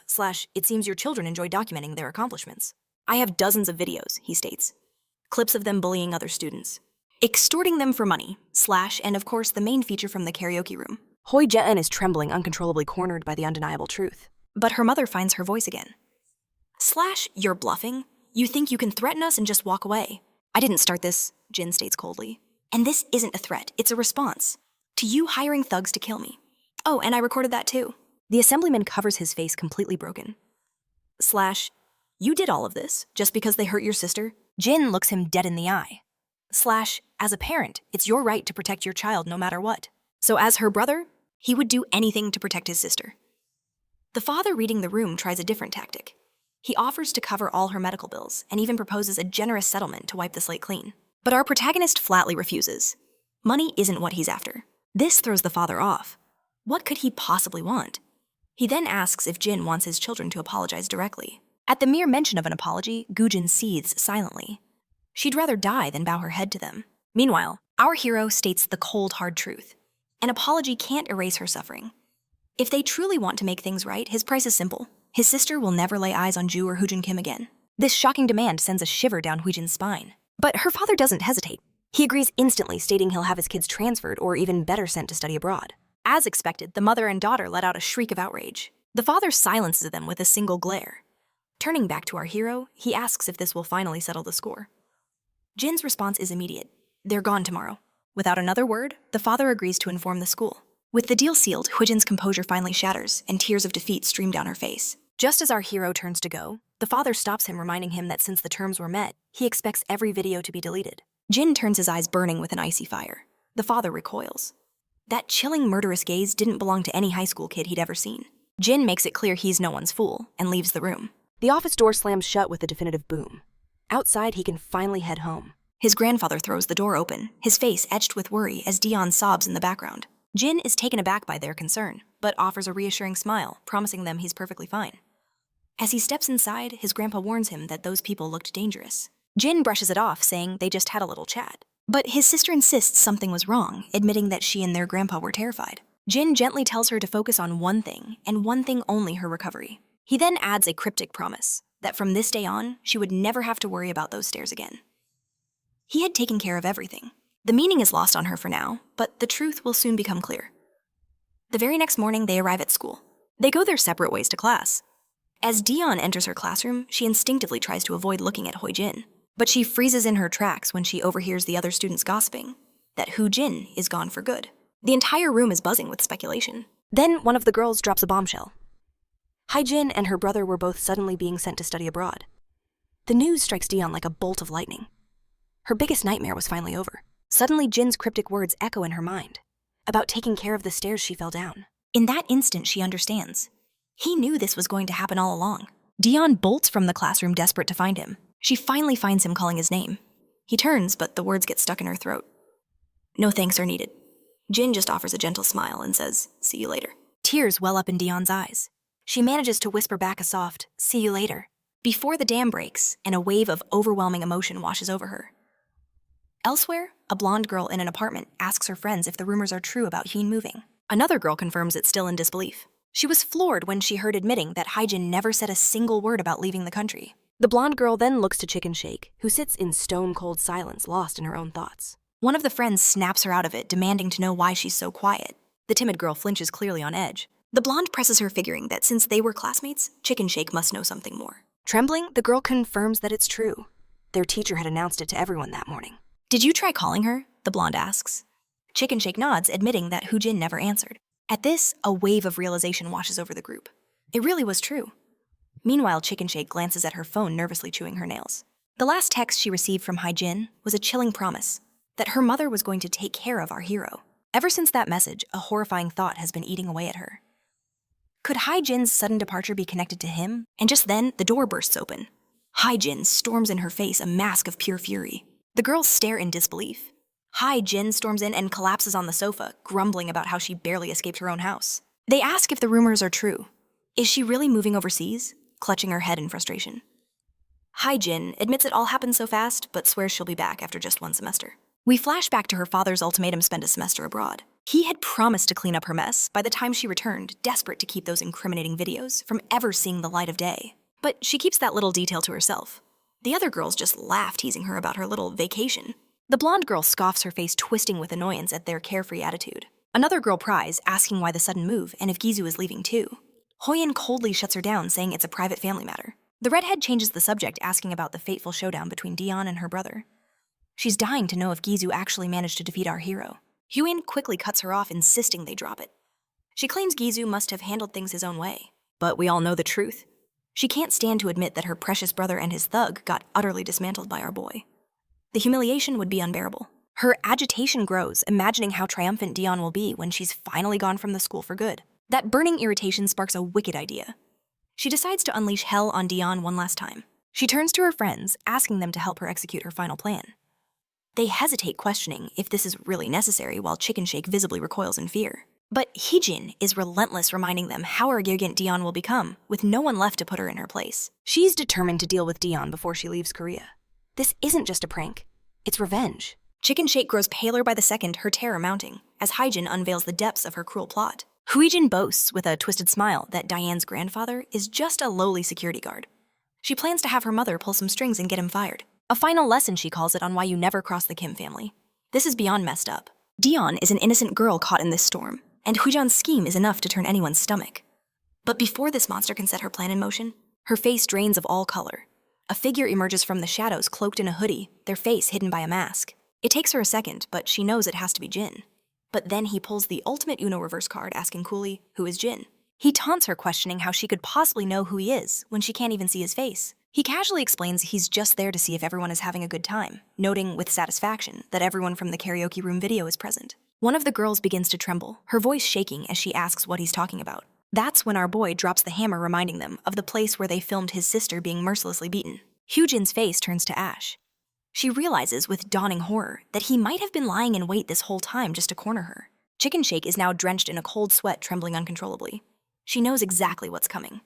The other two are frozen in silence. Our boy moves towards the door, his voice laced with ice. Why so quiet? I thought you all loved to scream to loud music. With that, he slams the door shut. The lock clicks into place, sealing their fate inside that room. The scene shifts to a tense hospital room where the powerful Kim family has gathered. The father, Inbi Kim, is seething with anger, demanding to know where Hu Jan has gone. Her brother meekly explains she stepped out to say goodbye to some friends. Inbi's fury boils over.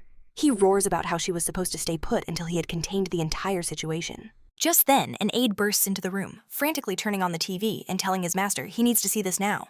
On the screen, their worst nightmare is playing out for the entire nation to see.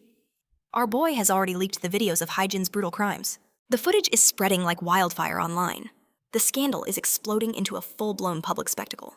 The entire Kim family is struck dumb as they watch the news. The reporter drops one bombshell after another, revealing dozens of violent videos are now circulating. Civic groups are outraged. Politicians are now proposing a special bill to ensure the culprits face justice. Gizu begins to completely unravel. The reporter adds that the nation is especially horrified to learn the perpetrators are the children of candidate In by Kim. It's over. The father is in the deepest trouble of his life, all because his wife's arrogance pushed things past the point of no return. Considering Hyejin's plan to destroy an old man's livelihood, it seems karma has finally come to collect its debt. We cut back to our boy, who's now facing a furious Mr. Cha. He demands to know why he broke their deal and released the videos after they'd settled with the Kim family. Our hero's mind flashes back. We see him researching the Kim family, uncovering their vast and corrupt political network. He reveals that a peaceful resolution was never truly on the table. Their promises were worthless, so he did what he had to do. Back in the present, he looks Mr. Cha in the eye and admits without an ounce of regret that he broke their agreement. Mr. Cha scoffs, questioning if he truly believes the powerful Kim family would simply let this go. But our hero coolly states they have bigger problems to worry about. And it seems he's right on the money, as the news report drops another bombshell. Evidence has surfaced linking In Kim to a mountain of corruption, money laundering, bribery, and even election fraud. The proof is undeniable. Even his own allies are screaming for an investigation, desperately cutting ties to avoid being dragged down with him. The moment the news hits, the fight drains from Mr. Kim. He collapses onto the bed, a puppet with its strings cut. Back with Mr. Cha. A cold suspicion begins to dawn on him. He realizes our protagonist might have dirt on his past too. Terrified of facing the same fate as the Kim's Cha demands to know? Just who is this guy? Our hero's reply is simple, almost nonchalant. He's just your average teenager. Mr. Cha can only smirk. Nothing about this kid is average. The scene changes, and back in the classroom, the atmosphere is electric as Jin walks in, making hearts flutter. A flurry of hushed whispers erupts among the girls. They want to talk to him to ask him something, but none of them can summon the courage. Lost in his own world, Jin is snapped back to reality by his phone. It's Diane. She tells him she can get home on her own today, and that he should go have some fun with his friends for a change. Hanging out.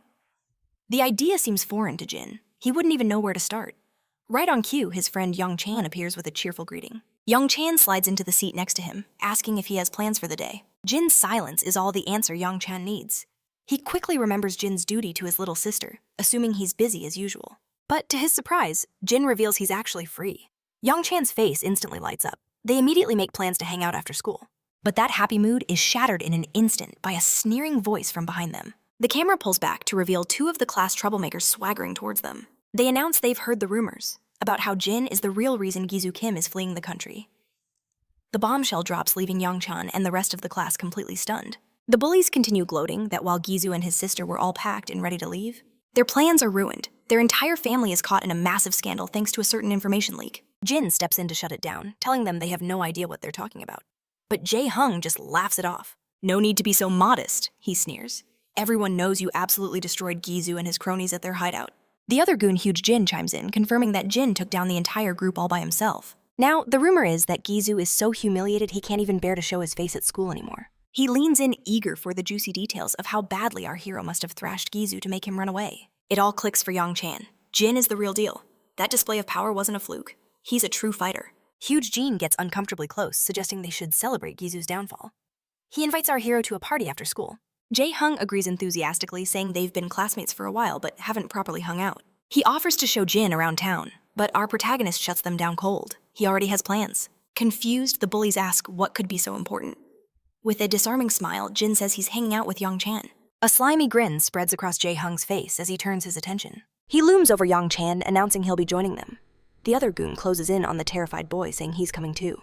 Having bullied Young Chan into agreement, they swagger off, calling back that they'll see them later. Jin immediately turns to his friend, asking if he's really okay with those thugs crashing their plans. With a pale face, the poor guy just stammers out a yes. Just then, the teacher walks in, cutting the tension. And she's not alone. She has two transfer students with her. One is an ordinary-looking boy, but the other is an absolute goddess with stunning black hair who steals everyone's breath. Young Chan's jaw drops at the sight of her. Noticing his reaction, Jin asks if he knows them. Know her? Everyone knows her, Young Chan whispers. That's Yona Sin. Her grandfather is the chairman of SW Corporation, the biggest conglomerate in all of Korea. The guy with her is Seok Juko. Rumor has it he's been by her side since childhood. A loyal aide and personal bodyguard. The teacher addresses the class, noting that since these two are so famous, she'll skip the long introductions. She explains they've returned after studying in the US for the past 2 years and will join their class from today. Over in the corner, the class troublemakers don't look happy about this development at all. With just Jin in the picture, their hopes of dominating the class were already fading. But now with these two new powerhouses joining the mix, their grand plans of bullying anyone just went up in smoke. Young Chan had been wondering about the two empty desks, and now the mystery was solved. He couldn't help but stare. Yona was even more breathtaking than he remembered. The entire classroom was captivated, their eyes glued to her every move. Walking behind her, Seoku's gaze swept across the room until it locked onto our hero. For a split second, an unspoken challenge passed between them. Even Yona felt the pull, her eyes instinctively flicking towards him as she walked to her seat. Once they were settled, Seoju leaned in, whispering to Yona that our boy's name wasn't on the evaluation report from a week ago. He needed to run another check. Intrigued, Yona glanced at our hero again. There was no denying the deep curiosity swirling in her eyes. Our hero felt her stare and looked up, meeting her smile with a blank, indifferent expression before turning away. The casual dismissal clearly annoyed her. Meanwhile, Young Chan, oblivious to the silent drama, asked if there was any place he wanted to check out. Jin was easygoing fine with anything. So Young Chan's face lit up, suggesting they hit the PC bang. That phrase, PC bang, triggered a memory deep within our hero, even as his new friends chattered about the nearby shop's upgraded computers. The scene flashed back to the past, to the sharp, authoritative voice of a senior officer, addressing a group of soldiers. We will now begin today's practical life training. He explained that there is one critical piece of intel every Korean teenager must possess: the location of the nearest PC bang. For our hero, this term was completely new territory. The senior officer laid out the mission specs. C-bangs are civilian facilities that offer computer access for a fee used by students and adults alike. Genuinely curious, our hero asked what exactly people did there. The senior clarified that while some use them for browsing or watching adult videos, the primary objective for most is to play games. Intel suggests over 90% of high school targets engage in some form of computer gaming. The officer then began listing the most popular titles. First up, Legends of League, followed by Battle Royale. Snapping back to the present, our hero realized the major's intel was finally about to pay off. Young-chan then added that they could grab some ramen at the PC bang and then maybe hit up a coin noribang afterward. The term noribang triggered yet another memory from his intensive real-world assimilation training. The senior officer had explained that high schoolers frequently visit coin karaoke rooms, also known as noribang. These were establishments designed for singing your heart out with just a few coins. Major Kang had advised him to prepare a few songs for such an occasion, even promising a list of popular tracks to help him blend in with his peers. As our hero began mentally scanning his song list, his friend watched him nervously, wondering why Jin's expression had suddenly turned so deadly serious. The final bell of the day rang, releasing the students from their classes. And that's when Yona appeared again, her loyal subordinate trailing just a step behind her as always. It was clear they were discussing our hero, confirming that he had transferred only a few days ago. He was 18 years old, and Dion Yu's older brother. Yona was stunned. She was certain Dion's only living family was her grandfather. Seoku confirmed the official records.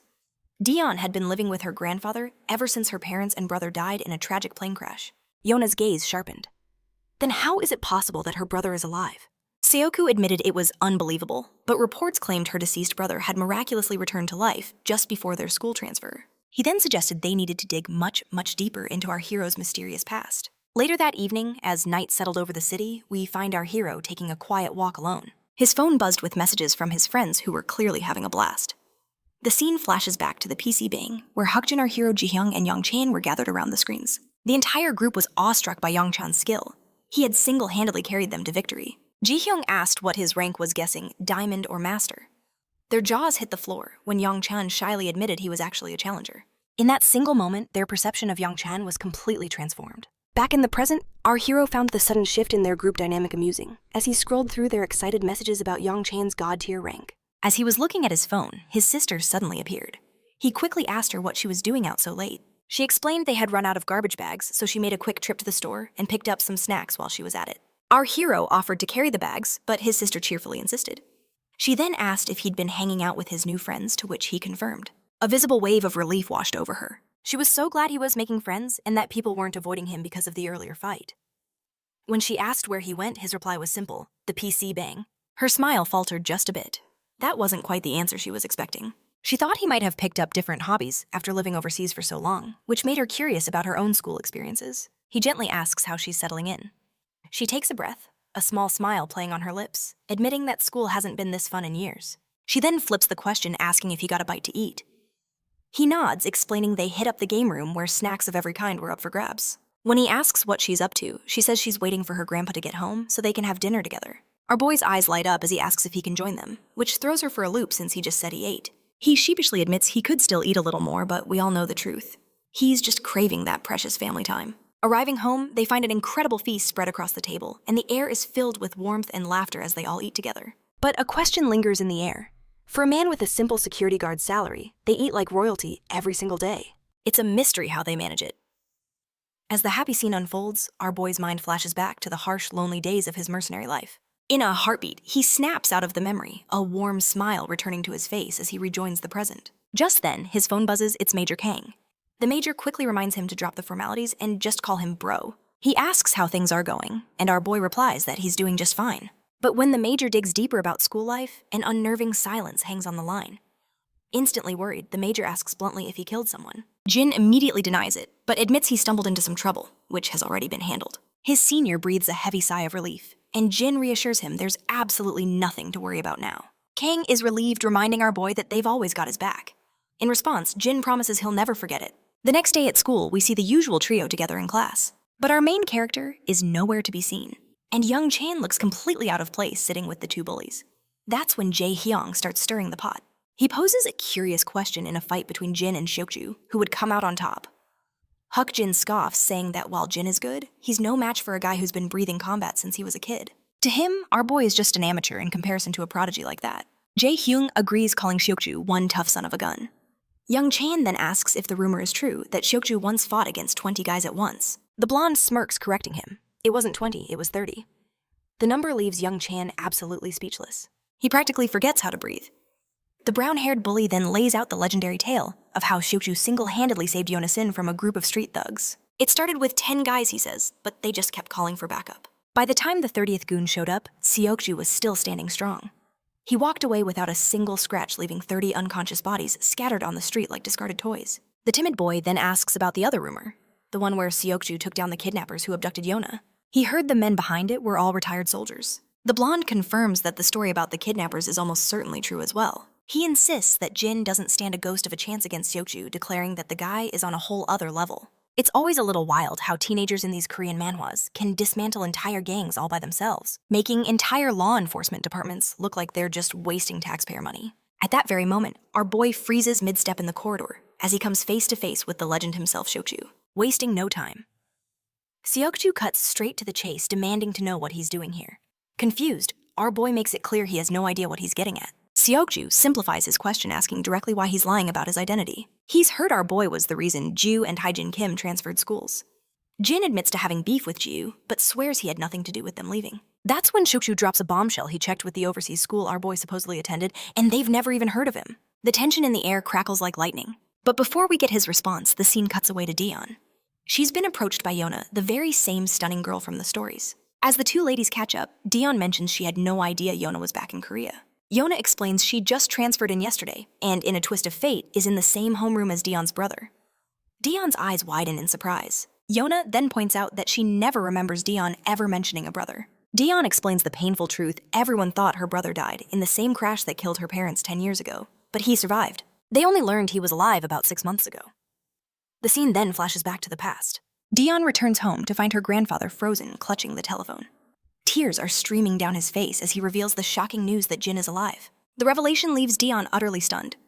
That is the moment she learned her brother had survived. Back in the present, Yona asks the question on everyone's mind: if he was alive all these years, why did he never try to contact them? Dion explains Jin's story. The crash wiped his memory clean. But Yona's eyes narrow with suspicion. She isn't buying it for a second. Dion insists Jin only remembers fragments: a grandfather and a younger sister. The interrogation shifts. Yona puts on a pleasant smile, remarking that their grandfather must be overjoyed to have his grandson back. Dion confirms that he's beyond thrilled. She recounts how he cried for hours after the call, then immediately took time off work to enroll in cooking classes. He was determined to master Korean cooking, worried Jin had missed out on it all these years. Yona notes their grandpa must really love them, and Daeon smiles warmly, agreeing he absolutely does. But then Yona's sweet demeanor vanishes. Her voice cuts like ice. "Are you absolutely sure he's your brother?" Though surprised, Daeon's response is firm. "Of course he is. We even took a DNA test just to be certain." Now it's Daeon's turn to question her. "Why are you so interested in my brother?" The question catches Yona completely off guard, leaving her speechless. Flustered, she frantically blurts out, "Does he have a girlfriend?" The scene cuts back to Jin facing down Seo Akju. "What the hell are you talking about?" he demands. Seo Akju repeats his question. "What's so important about this school that you had to forge your records just to be here?" Jin fires back, "Are you accusing me of having fake records?" Seo Akju confirms it. "They must be fake. My research shows you never lived in that city, and the school you claim to have attended has no record of you." Jin remains perfectly calm. "And where's your proof?" he asks. "If you're claiming my records are fake, then there must be some concrete evidence to back that up." For a moment, Seo Akju is at a total loss for words. He discovered the inconsistencies by digging around overseas, but he has no tangible proof. He's amazed. Jin doesn't even flinch. Finally, Jin cuts to the chase. "Why are you running a background check on me?" The bodyguard's reply is blunt. "I can't just stand by while a suspicious person threatens my lady." A tense silence hangs between them. Jin finally answers, "I came back home." The cryptic response only baffles Seo Akju more. So Jin clarifies, "You asked what I came here for.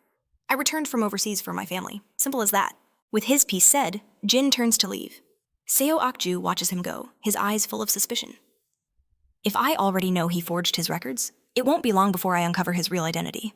Later, once class begins, Jae-hyung is absorbed in his video games, while the blondie beside him scrolls aimlessly on his phone. Jin glances around the classroom, noticing both Seo Akju and Yona are absent. He finds it strange. They just transferred yesterday, yet they've gathered so much information on him in less than a day. When the bell rings, some bullies invite young Chan to go play games. They ask Jin to, but he declines, saying it's his grandpa's birthday. The bullies head off on their own with young Chan happily tagging along. Meanwhile, Seo Akju is updating Yona on the situation. He's completely convinced that Jin forged all his records, and he's even starting to question the DNA test. Seo Akju then reveals his research dug up some disturbing information about Jin's sister Dion. Apparently, she's been ruthlessly bullied by Jisoo Kim and his sister for the past 2 years. When Yona asks how bad it was, Seo Akju replies, "Bad enough to make you wonder how she endured it for so long." He explains that although videos weren't publicized, the assault she faced was just as serious. Yona is blown away thinking about how twisted kids can be these days. Seo Akju adds that Jin has already taken down Jisoo Kim and his crew twice to save his sister. Yona lets out a small laugh. She finds it almost sweet. A long-lost brother returning from the dead to take out the trash, especially since her own siblings only seem to want to get rid of her. Yona's curiosity flares as she starts connecting the dots. She points out that if Jin's real target was her, it wouldn't make sense for him to be so obvious. A truly smart opponent would have stayed in the shadows. Seo Akju agrees, noting that anyone with a real plan would have kept a much lower profile. Yona's mind begins to race again. Could he have another motive, something related to Dion's family? She asks, before bringing up the insurance money from the plane crash. Koj then drops a bombshell. The grandpa received the money, but never touched it, letting it grow for years. In fact, the old man had already returned the insurance payout he got for Jin's supposed death. But a massive amount of cash was still left over. A prize tempting enough to make anyone greedy. A chilling realization dawned on Yona. If Jin was truly after that fortune, then Dihan was in grave danger from her own brother. The scene cuts back to the grocery store where our duo is deep in their shopping. And as usual, Jin is turning heads everywhere he goes.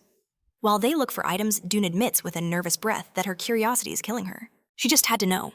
What was his life really like after the crash? Our hero falls silent for a moment, and the girl immediately panics trying to take it back. She insists he doesn't have to answer, but he just offers a gentle smile, reassuring her it's okay. He begins to tell his story, how the trauma had shattered him, leaving him unable to think clearly. In a foreign land where he didn't even know the language, he did everything he could, just to survive staying busy, just to keep his mind from breaking. The weight of his confession hung in the air.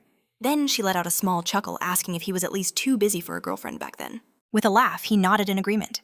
She then revealed something Yona had told her, that he was in the same homeroom. Jin's eyes widened in surprise.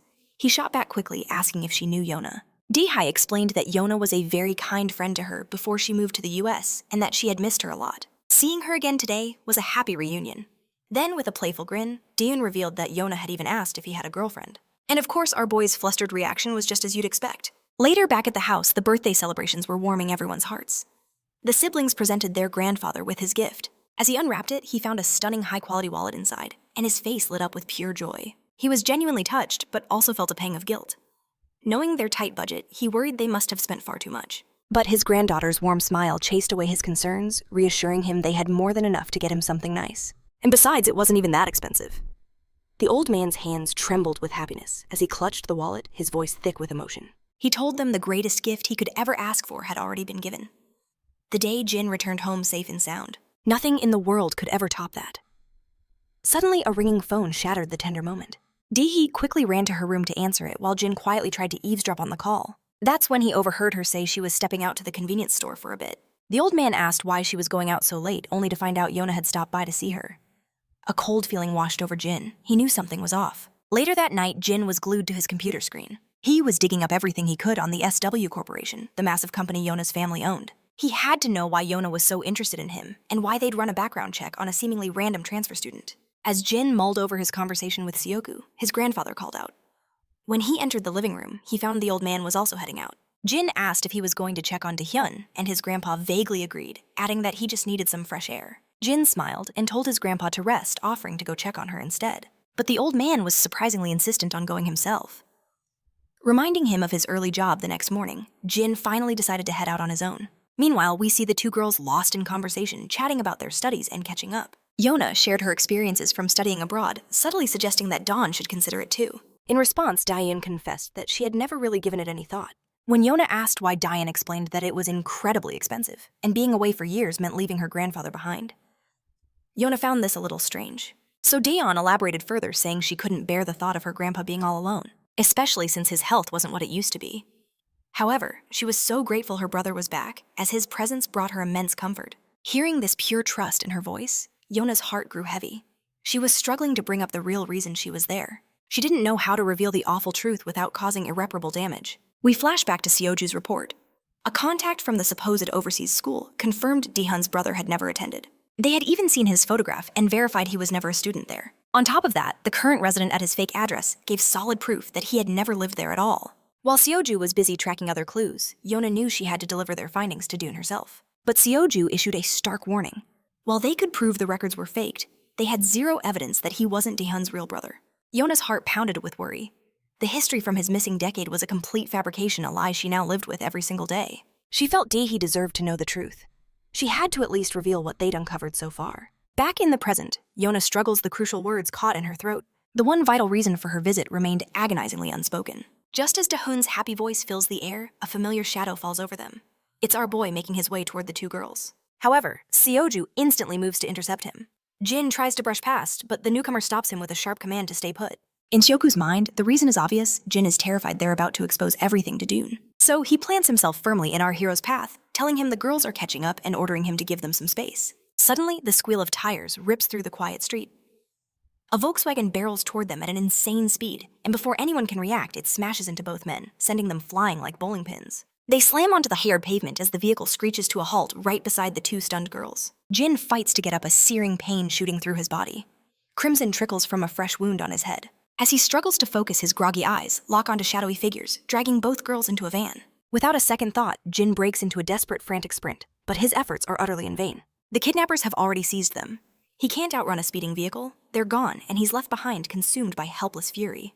The two men lock eyes, pure rage igniting between them as they lunge forward, grabbing each other by the collars. But after a furious exchange, they realize a bitter truth: neither of them orchestrated this. They release their grip. The black-haired guy immediately pulls out his phone, making an urgent call to SW Corporation's security. "Yona has been kidnapped," he shouts. He orders them to track her down immediately, using all available surveillance footage. Meanwhile, Jin begins to walk away. The black-haired guy demands to know where he's going, still suspicious. Jin just growls that he has no time to argue. Shoku insists that SW Corporation security is on the move and will find the girls soon enough. Until then, he declares Jin needs to stay with him until his identity can be confirmed. But our hero is resolute.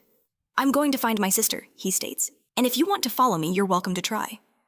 Sukju begins to realize Jin might actually be innocent.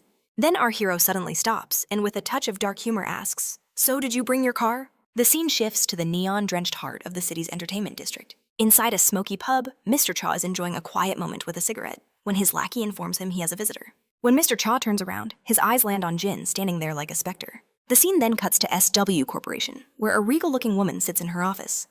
With her flowing black hair, she's unmistakably Yona's gorgeous older sister. Suddenly, an assistant bursts into the room without permission. Annoyance flashes across the woman's face as she looks up. "Why?" she asks with chilling calm.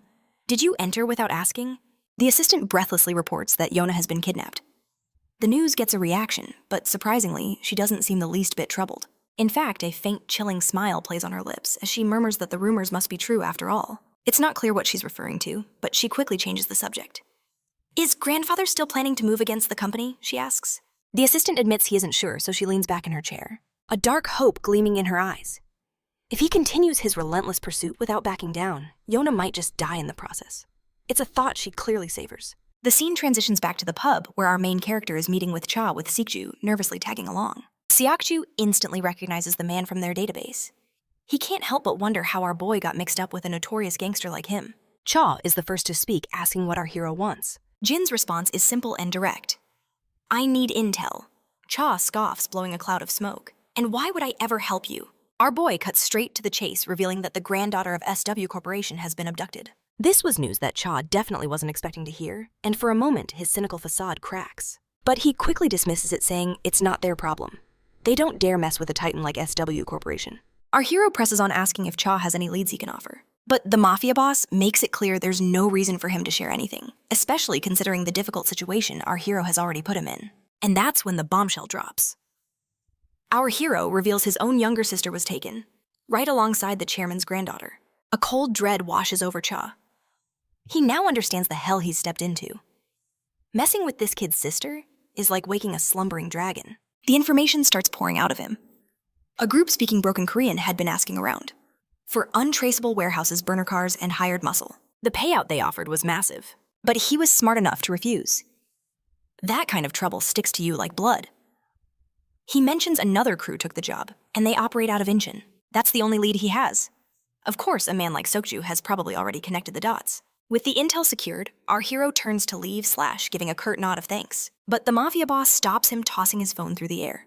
Put your number in, he orders. Jin stares back, puzzled by the gesture. Growing impatient, the boss clarifies. I'll call you if I dig up anything else on that warehouse. Without another word, our hero enters his digits. His gaze then falls on the motorcycle outside. Is that yours? He asks. Cha instantly knows what he's thinking, and a wave of hesitation washes over him. But Jin doesn't wait for permission. He swings a leg over the powerful machine, telling Sokju, Find your own way there. I'm taking the bike. Seokju can't believe it. You're going to trust some half-baked info from a gangster and chase after them based on that. Our hero's reasoning is cold and logical. / Yona will be safe until they get what they want. But there's no telling what they'll do to my sister. The terrifying logic hits Sokju hard, silencing him. He realizes this kid isn't just acting on impulse. He's a frighteningly sharp thinker. Seokju regains his composure. I've already sent the info to my security team. / I'll follow you in my car. Jin's response is ice. Do whatever you want.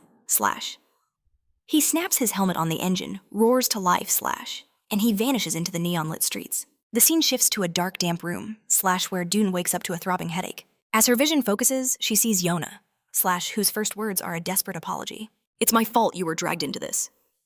The horrific memories flood back into Dune's mind in a shocking wave. They've been kidnapped. And Yona's grim expression confirms the nightmare is real. I never thought this would happen, she whispers. Not so soon after coming home. Just then their captors barge in.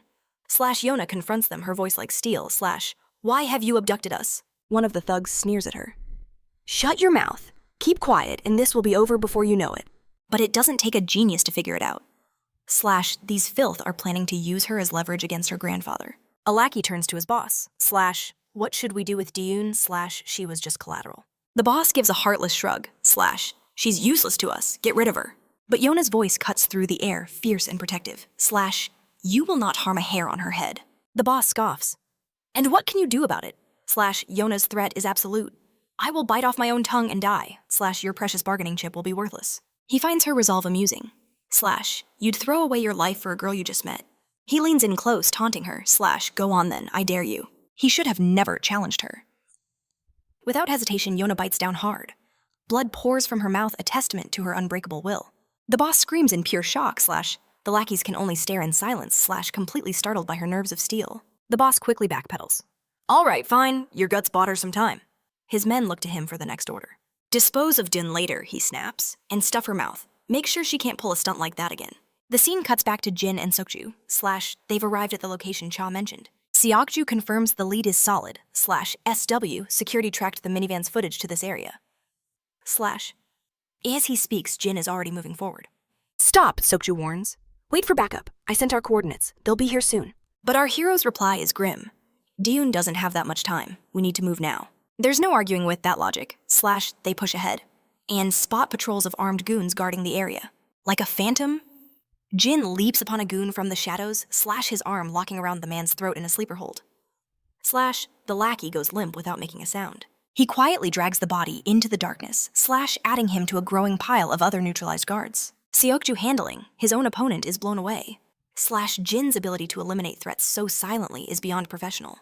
Who in the world are you? He whispers, completely stunned. Jin just gives him a casual look.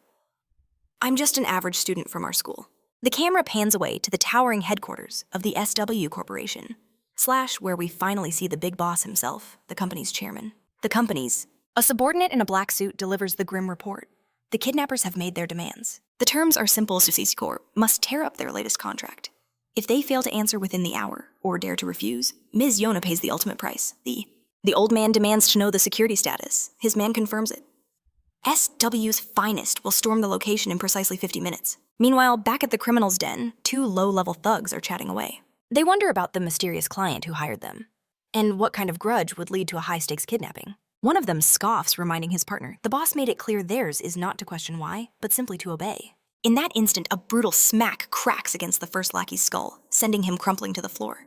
He spins around in agony only to see Jin standing there, with the other thug already unconscious at his feet. With the trash taken care of, Jin casually asks his partner for a body count.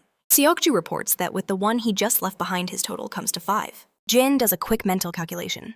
They've neutralized 14 enemies, already a testament to their foes' vast resources. Seokju is utterly stunned that Jin single-handedly defeated 9 men while he struggled with a mere 5. Wasting no time, Jin turns to the man in black and asks who's pulling the strings. With a heavy sigh, the man admits they don't have a clue. These kinds of attacks, he explains, are a recurring nightmare. A similar incident occurred when they were stationed in America. He never imagined it would happen again so soon after returning to Korea, blaming himself for not being more vigilant. Jin deduces the true mastermind must be with Yona. He prepares to advance deeper into the hornet's nest, but first he checks on Seokju, asking if he's holding up. Seokju seems confused by the question. Holding up, what about? Jin reminds him about the van that nearly crushed him earlier. The agent in black just scoffs, muttering, "Our hero should worry about his own injured leg instead." Suddenly, a voice echoes through the corridor, demanding to know where the lookouts have vanished. Another goon jokes they all went for a bathroom break, but a third questions why they would all go at once. As they round the corner, they find their comrades scattered on the floor deep in slumber. Before the goons can even process the scene, Jin explodes into action, smashing a vicious knee directly into one of their faces. He then pivots to the thin-mustached thug, seizing his arm and shattering his balance with a brutal kick to the leg, followed by a devastating blow to the head. Just like that, 2 more are down. It's time to split up. But before they go their separate ways, Seokju calls out his name. As our main character turns, Seokju declares that once this is all over, he owes Jin a formal apology. Back with the boss, the commotion from outside has reached his ears. He orders his men to investigate the disturbance. We see the captured young women, their mouths gagged to stifle their screams. As Jin descends the stairs, he comes face to face with the next wave. The masked man recognizes the face from intel photos. He confirms that this intruder is definitely not the security agent Seokju. He demands to know how our hero managed to infiltrate their stronghold. Jin's silence is his only answer, his eyes confirming he's found the kidnappers. The masked man sneers and orders his subordinate to simply eliminate the pest. Just as Jin is about to unleash hell, the scene cuts to Seokju moving stealthily through a storeroom. He scans his surroundings cautiously. There he finds both ladies tied up. Thankfully, the room is empty. Everyone must be outside hunting for Jin. He slips over to the hostages, quickly tearing the gag from Yona's face. She immediately asks if the security team has arrived. Seokju reassures her they are on their way, but Yona is baffled as to how he even found this place. That's when a new voice chimes in, the mafia boss himself, thoroughly delighted to hear that professional help is still far away. The boss smirks, identifying him as Seokju from SW Corporation, a man whose reputation precedes him. He continues saying this bodyguard has been a thorn in their side, always shadowing Yona and foiling their plans. The boss admits he's impressed Seokju found their hideout, but calls him a fool for daring to come here alone. One of the thugs lunges at Seokju, but our guy fluidly sidesteps the charge and unleashes a counterpunch. But this enforcer is no mere goon. He dodges the blow with ease and fires back with a strike of his own. Seokju realizes this opponent is on another level from the grunts outside. He finds himself struggling to keep pace, but then Seokju finds an opening. He lands a vicious strike followed by a gut-wrenching punch that leaves the thug gasping for air. To cap it off, Seokju slams a powerful leg swing into his opponent, who finally looks ready to collapse. Just when it seems over, the thug musters his last bit of strength for a retaliatory swing. But Seokju meets it with a devastating knee to the back, and the man's body finally gives out, crumbling to the floor. The scar-faced boss observes with cold interest. He knew Seokju was trained from a young age, but he never expected this level of skill. Even the 2 hostages are in awe. But the mafia boss isn't interested in a battle of honor. At his master's command, the goon draws his blade, unleashing a vicious flurry of slashes that tear into Seokju's body. A twisted grin spreads beneath the boss's mask. He sneers amused this brat dared to fight barehanded, making his end all the easier. The henchman lunges forward again. His dagger becomes a blur, a wild dance of death. Seokju desperately weaves and dodges, but deep, agonizing cuts still find their mark, crippling his movements. Meanwhile, the boss reveals his own blade, flipping it playfully in the air, his predatory gaze fixed on the terrified girls. The moment Seokju sees this, his blood runs cold. He knows Daeon is the true target, and the poor girl is frozen in fear, imagining the horrors to come. Before anyone can move, the monster hurls his dagger with lethal intent aimed straight for Daeon's heart. But in a flash, Yona throws herself in front of Daeon, and just as the steel is about to strike, Seokju dives, becoming a human shield for them both, and taking the blade deep into his back. The mafia boss just scoffs at the wounded Seokju. He mocks him as a pathetic hero, good for nothing but empty praise. With a wave of his hand, he gives the order, leave Yona and finish the other 2. His goons eagerly obey, advancing slowly to carry out their grim task. Suddenly, the groan of an opening door cuts through the tension. All eyes snap towards the entrance, where Jin stands like a silent storm with unconscious guards littering the ground behind him. Elsewhere back at this club, gangster Cha holds court with his men. They deliver the latest intelligence. The Gosong cartel is confirmed as the kidnappers. Cha is floored by the sheer stupidity of their move. The Gosong cartel just picked a fight with Jin and the SW Corporation at the same time. A fatal mistake, since that cartel never bothers with background checks. One of his men then asks the burning question, Why did Cha help Jin? He reminds his boss that Jin is the very reason they're in this mess, the one who exposed the Kim family's secrets they'd guarded for years. Cha lets out a heavy sigh, explaining that his hands were tied. He calls himself an old man, questioning how he could possibly go up against a monster like Jin. Besides, revenge is off the table since the Kim family started this fire. But his subordinate pushes back, saying that doesn't mean they have to help Jin either. For a moment, Cha is quiet, then a small chuckle escapes him. He had no choice, he repeats, because they took the boy's sister. Returning to the hideout, Jin steps into the lion's den. The goon's leader demands to know who he is, while Yona can only stare in disbelief. Dion is just as shocked, whispering her brother's name. The mafia boss's ears perk up at her words, suddenly realizing the connection. A wicked laugh erupts from the boss so hard he can barely breathe. He finds it absolutely hilarious that he snatched a girl and now her adorable brother has come to play hero. The situation is pure comedy to him. But Jin only has eyes for his sister, softly asking if she's all right. Tears stream down Dion's face as she sobs, begging her brother to run away and save himself. Yona's heart shatters watching these two siblings suffer because of her. She screams at the leader, offering to do whatever they want if they'll just let the others go. But the boss just scoffs. Why on earth would he grant her any favors? Yona's words die in her throat. She has nothing left to bargain with. From the floor, battered and bleeding, Seokju watches Jin, his eyes filled with awe and wonder. In this life or death moment, Jin remains completely unfazed. Finally losing patience, the leader gives the order, "Take him down." They've played around long enough. It's time to end this farce. A goon steps forward, dagger raised, but before he can even blink, Jin deflects the blow, twists the man's wrist, and plunges the dagger into its owner's chest. The mafia boss is frozen in complete disbelief. Seokju can't believe what he's seeing. Dion is stunned by her brother's brutal efficiency before he quickly tells her, "Close your eyes." The girls immediately obey, shutting their eyes tight. With terrifying speed, Jin carves into the goon, leaving a canvas of crimson gashes. Blood sprays across the room as the man crumples to the floor. Yona is reeling her mind, unable to process the brutal scene that just unfolded. But Seokju is in absolute awe, realizing Jin's movements aren't random chaos. He had expertly severed the man's muscles and ligaments, a calculated attack designed to completely neutralize his opponent. Even the boss is impressed by the display. He remarks that Jin doesn't fight like a brother, he fights like a professional bodyguard. But as Jin continues his silent, menacing advance, the boss is forced to reconsider. No, he's more than a bodyguard. An ordinary kid could never wield a blade with such skill or hold such a deathly cold gaze. But he quickly dismisses the thought with a smirk. It doesn't matter what he is because he's a dead man walking anyway. The boss unleashes a vicious strike slash, but Jin dodges with inhuman speed slash, as the blade whistles harmlessly past him. When the mafia boss lunges again, Jin parries the attack with a single hand slash and counters with a flash of his own dagger. The boss, barely reacting in time, leaps back from the brutal slash. A deadly dance of blades begins, each exchange more ferocious than the last. But this time, Jin's steel finds its home, slicing clean through the boss's hand. The limb is rendered instantly useless. Howling in pain and disbelief, the mafia boss demands to know Jin's true identity. But our hero remains a silent statue, his face a mask of cold fury as he prepares his next move. The boss charges recklessly forward once more. Jin effortlessly seizes his wrist slash, and with a swift, merciless motion cripples his other hand.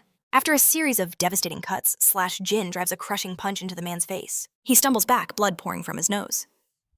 Enraged and cornered, the mafia boss snatches a gun, aiming it straight at Jin's heart. But before his finger can even touch the trigger, Jin hurls his dagger with pinpoint accuracy. It slams deep into the boss's shoulder, making him scream in agony. In that same instant, Jin closes the distance with lightning speed. A devastating open palm strike lands under the boss's chin, sending him flying backward like a broken doll. The once feared mafia leader collapses to the floor, his power and pride utterly shattered. Everyone watches in stunned silence, as Jin stands over him, a figure of absolute power. His aura alone makes Yona and Seokju tremble. Jin steps toward his sister, his voice now gentle. "You can open your eyes now." When she does, he's standing right before her. A reassuring smile graces his battered face. "I'm here," he says softly. "I'm taking you home." Yona is shocked by his injuries. Her hand nervously touches his wounds as she asks, Are you okay?" Jin, with that same warm smile, tells her he's perfectly fine. Despite his wounds, his calm strength breaks through her fear. Her emotions overflow in a torrent of tears. Jin holds her close, his own heart aching at her distress. The other Yona watches this tender moment, her heart filled with pure admiration for the boy. The next day, we find ourselves at Southwest Seoul Medical Center. Jin sits in the hallway, his stoic, handsome face turning the heads of passing nurses. His phone vibrates. It's a message from Jae Hyung, wondering why Jin skipped school today. Jin simply replies he's running an errand. Scrolling through his messages, he sees his friends joking about their hangout, teasing him for bailing. A small smile plays on Jin's lips as he reads their messages. He feels a sense of warmth, even though he couldn't be there. Leaning back, he lets his eyes wander down the corridor. His gaze lands on a door across the hall. The sign on it reads, Psychiatry Department. The scene fades to later that night. After Jin's one-man war against the kidnappers, the police and authorities finally swarmed the scene. They rounded up every last criminal while medics began to check on Jin's sister. Yona approached Jin, telling him to take his sister to the hospital and insisting she would handle the entire bill. Jin looked confused, asking why since his sister appeared to be fine. But Yona explained that physical injuries aren't the only ones that matter. She might have internal damage they can't see and the psychological trauma of the event is immense. She stressed how critical it was for his sister to get a complete and thorough medical evaluation. She also revealed that she'd discovered Gizu and Hoojin Kim were the ones harassing her and while they've been punished, the victim's healing journey has just begun. She explained that speaking with a professional, a counselor could be vital for her recovery after such a nightmare. And that is why they are waiting outside a psychiatrist's office not a typical emergency room. The door opens and his sister steps out. She walks over to Jin and asks, "Have you been waiting long?" "No, I just got here." Jin lies smoothly.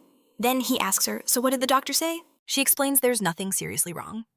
She'll just need to come back for weekly sessions. But all in all, she's going to be okay. Jin tells her his own injuries are nothing, just some light bruises.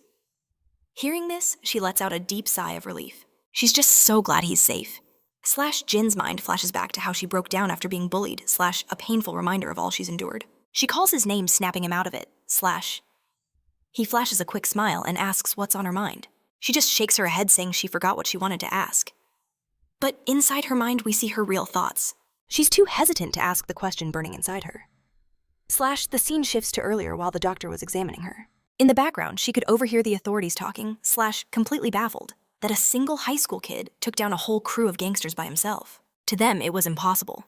And in that moment, she was just as stunned to hear what her brother had truly done. Her mind swirled with questions about Jin's power and the life he lived before returning to Korea. But she couldn't bring herself to voice any of them. As they walked the sterile corridor, they stumbled upon Yana. The moment Dian saw her, her entire face lit up with pure joy. Upon meeting Yana, immediately asked, "How did your therapy session go?" Dian said it went great, then added, "I heard you covered the bill. You really didn't have to do that." Yana just waved it off, insisting it was nothing. "After all," she reminded her friend, "I'm the one who got you into this mess." She then offered a sincere apology. But Dian just laughed, saying she'd already apologized 100 times. "Besides, you were a victim in all this too." Just then, Jin's eyes narrowed on a colossal figure standing behind Yana, his expression dangerously intimidating. Despite the intense glare aimed directly at him, our boy remained completely unshaken. Yana then turned to Jin, asking if he'd had his checkup. He gave a short yes, but Diane quickly added, "I practically had to drag him there." Apparently, he only agreed after she threatened to skip her own hospital visit if he refused. Dian then asked about Sokju, and Yana confirmed he was in the very same hospital. Dian's eyes sparkled with eagerness to see him deciding they had to visit before leaving. But while she was excited, Jin's feelings were far more complicated. Still, they went to Seokju's room, where Dian immediately thanked him for shielding her from the blade. Seokju was startled by her sudden gratitude, stuttering that it was no big deal at all. She then asked if he was feeling better, and he quickly confirmed he was. All the while, Jin watched his sister's friendly chat with an icy expression. He just stood there, a silent storm of discomfort brewing within him. Even Yana and her bodyguard noticed the troubled aura radiating from Jin. Dian then wished Seokju a quick recovery, and with that, they finally left. Yana waved them off as they walked out the main entrance.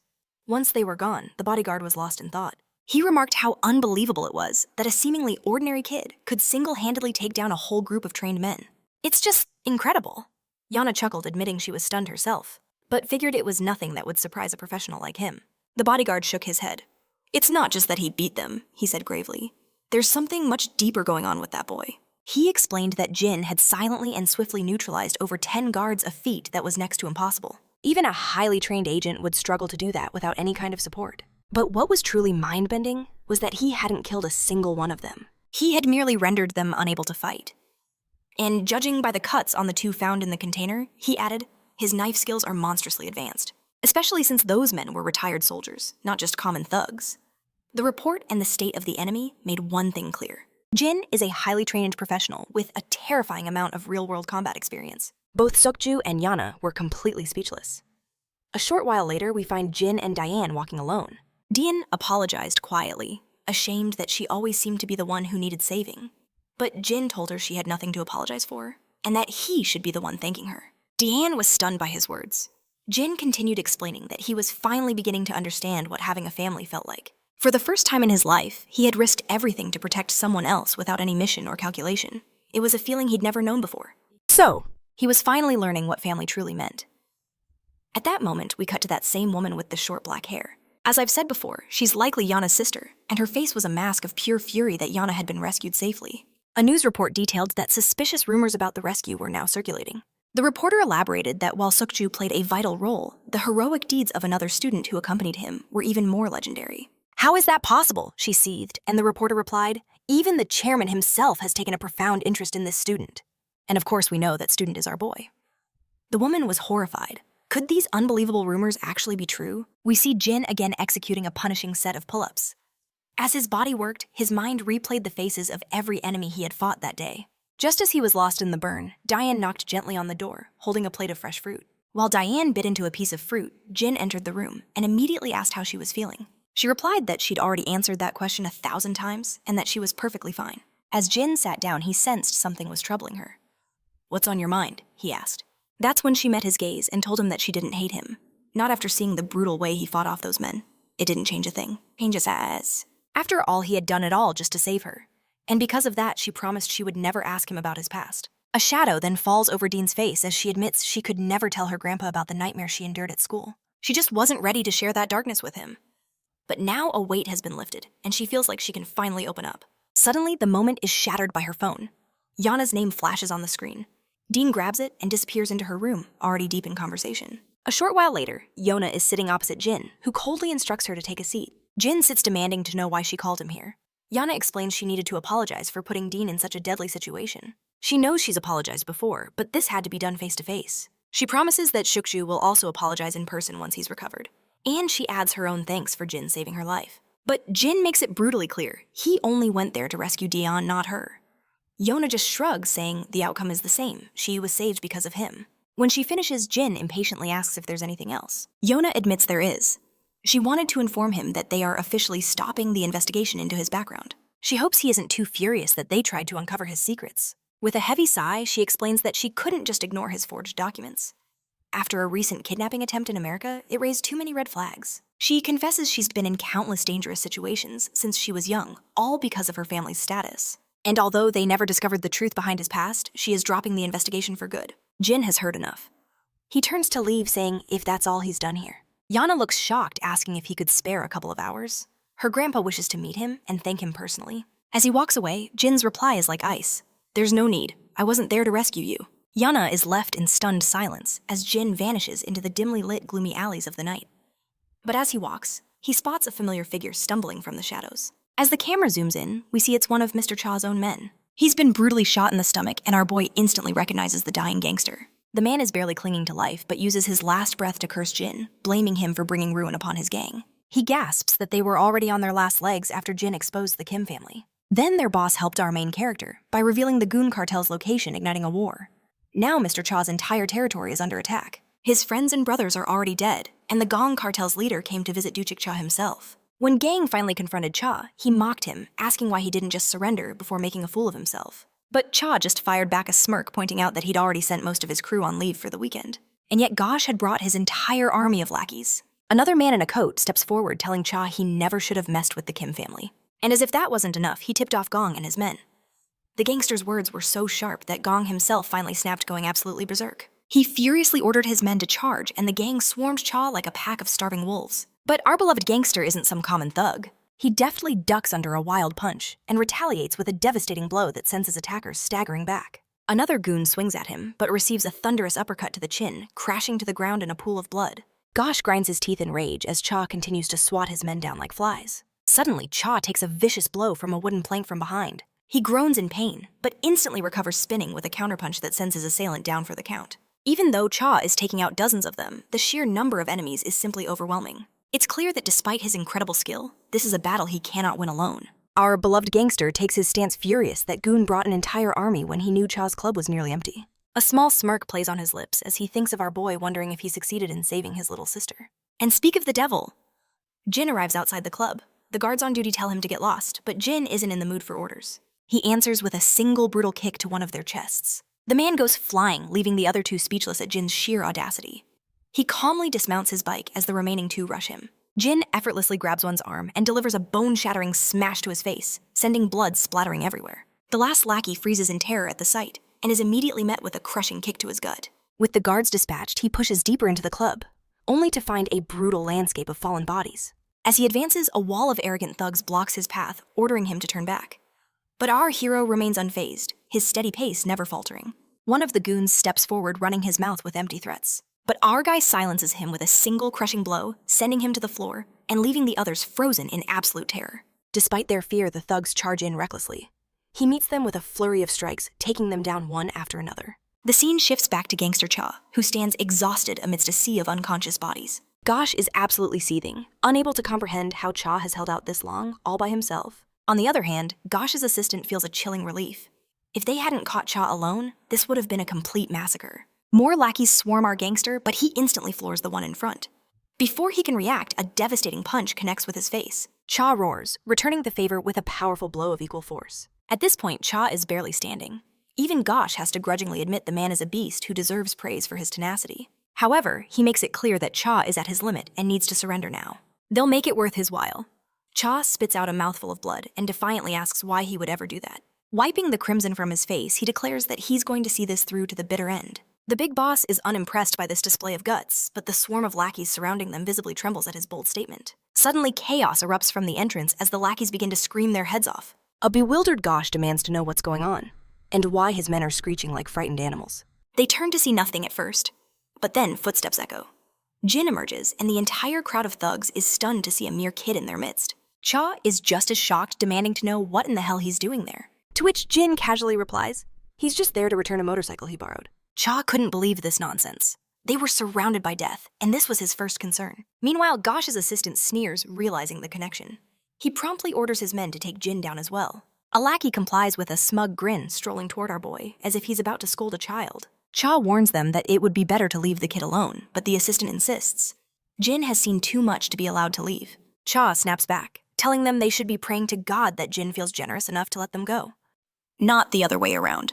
The assistant has no idea what this madman is talking about, but he gets a wake-up call when Jin drops one of his men with a single punch. Our boy follows up with a kick that shatters another lackey's leg and a headbutt that sends a third one sprawling. One of the thugs tries to attack Jin from behind with a baseball bat, but Jin instantly grabs his wrist and delivers a brutal smash to his face, leaving him a bloody mess as the bat clatters to the ground. Gosh is completely floored by Jin's power, and Cha just smirks, saying it's their own fault for not listening. He adds that even though he himself is tough, he wouldn't stand a ghost of a chance against this kid. The boss roars at his lackeys to take Jin down, and they desperately charge at him. But as expected, Jin moves through them like a phantom, effortlessly making them look like complete amateurs. Losing his patience, the big boss screams at his men for getting beaten by a little punk. But his next command dies in his throat when he sees Cha charging directly at him. At this point, Gosh is certain things are about to get much messier for him. A short time later, the big boss and all of his lackeys are laid out on the ground. They look like they've been introduced to the floor, while Cha slumps back utterly spent. Jin strides over, and when Cha looks up, he sees the battlefield of broken bodies with Jin standing triumphantly. Jin begins to head out casually, saying that Cha's debt has now been paid. Cha is in shock, still trying to understand how this kid is so fixated on that ridiculous debt after everything that just happened. He then calls out, asking if Jin saved his sister. Jin calmly replies that he did, and that it was all thanks to Cha. The scene then shifts to a hospital room, where one of Cha's men suddenly jolts awake. As he scans his surroundings, he spots Cha on the other side of the room, bandaged up, but clearly in terrible shape. The lackey is stunned to see his boss here. Cha quickly tells him to drop the boss talk while they're in the hospital. Confused, the junior asks how on earth he ended up here. Cha nonchalantly says he got into a little scuffle and took a cab to get patched up. The lackey then asks about Gosung and the rest of his crew.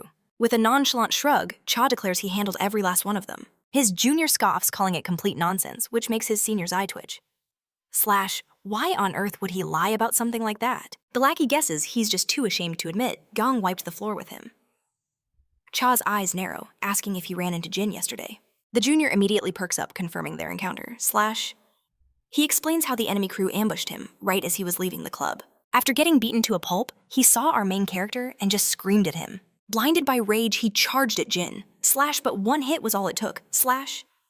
He was out cold with no memory of what happened next. The boss figures it out instantly. Jin must have knocked him out just to drag him to a hospital. Cha then continues his story, explaining how he was completely overwhelmed inside the club, surrounded on all sides. That's when Jin appeared like a phantom. In mere seconds, he took them all down. His only words, "My debt is paid." And then he was gone. The lackey is blown away by the story, calling Jin a true badass. Even the senior has to agree. Jin's power is on another level entirely. Curious, the lackey asks his boss if he knows who this mysterious kid really is. The senior admits Jin just claims to be a normal teenager, and for now, they have no choice but to believe him. In the next scene, a football comes rocketing toward Jin's head, but he snatches it from the air effortlessly. The referee's whistle screeches immediately, calling a handball. Everyone on the field is completely stunned. His friend yells at him, reminding him he can't just grab the ball. He's not the goalie. Jin looks genuinely confused by the lecture, but apologizes anyway. Just then, the school bell rings. Jin's friends run up to him, buzzing with excitement. Today's the one day Yang-chan is free after school. They're all planning a huge gaming session and want Jin to join. Jin tells them to go on ahead. He promises to meet them there later, but first he has to walk his sister home. His friends are surprised. "You're back on babysitting duty." Jin simply explains that she hasn't been feeling well. The blondie promises to save him a seat. Meanwhile, in her classroom, Dion is packing up her things. She's thinking she should make kimchi stew for Jin. He really loved it the last time she made it. But then she hesitates. Can he really handle spicy food? Maybe a milder soybean paste stew is a safer bet. Suddenly, her thoughts are interrupted by excited screams from the other girls. They're all crowded by the window, absolutely swooning over Jin. They gush over how hot he is, wondering if he could be their boyfriend. The girls then turn to Hun, asking if her amazing brother is seeing anyone. Hun is completely caught off guard by their sudden intense interest in her brother. After a brief awkward pause, she reluctantly admits he told her he wasn't dating anyone. The girls immediately rush back to the window. Dae can't help but smile, clearly proud of her brother's popularity. As she walks out of school, she wonders, why doesn't Jin have a girlfriend? Could it be he's just not interested in girls? Her thoughts are cut short by familiar voices nearby. It's Jin and his friends. Startled, she quickly composes herself and offers them the most polite greeting she can manage. One of the shy ones blushes bright red at her cuteness, only managing a small wave in return. The boys head off towards the game room, telling Jin they'll see him there. Once they're gone, Dae asks Jin if he's going out with his friends. He says yes, but that he's heading home first. She immediately asks if it's because of her. Jin quickly denies it, claiming he forgot something. But she insists she can walk home alone. It's still broad daylight after all. Jin doubles down, saying he really truly needs to grab something from the house. She then points out that he doesn't have to go through all this trouble for her. Just like she told Yona when she offered her a security detail. All she really wants is to live like a normal person. Jin falls silent for a moment. He finally relents, promising to do as she wishes, but suggests they could still walk home together sometimes. Doon pouts, telling him he worries way too much. But Jin says it's not just about worry. He genuinely enjoys walking with her. With that, she finally agrees to their little ritual. But as they walk, Jin suddenly freezes. He sees that same mysterious woman with the long black hair. We're pretty sure she's Yona's sister. Anyway, she offers Jin a polite greeting, but he stares back with ice in his eyes, refusing to answer. Meanwhile, Dean is completely clueless about who this woman is. The woman then feigns surprise, acting like she just noticed Dihun. She puts on a dramatic show of concern, saying Dihun must be the one who suffered so much because of Yona's kidnapping. Dihee is now thoroughly confused and asks the woman who she is. She introduces herself as Yona's cousin here to thank Doon for her help. She even offers to buy her dinner. But Jin cuts her off with a flat no. He states coldly that Yona already thanked him personally. There's no need for a stranger to get involved. She's stunned by his blunt refusal, but she tries to salvage the conversation, insisting she has a proposal that would benefit them both. But once again, Jin shuts her down with ice-cold finality. He's not interested. Without another word, he turns his back, leaving the arrogant woman absolutely fuming in his wake. But just before vanishing, Jin offers a final polite nod.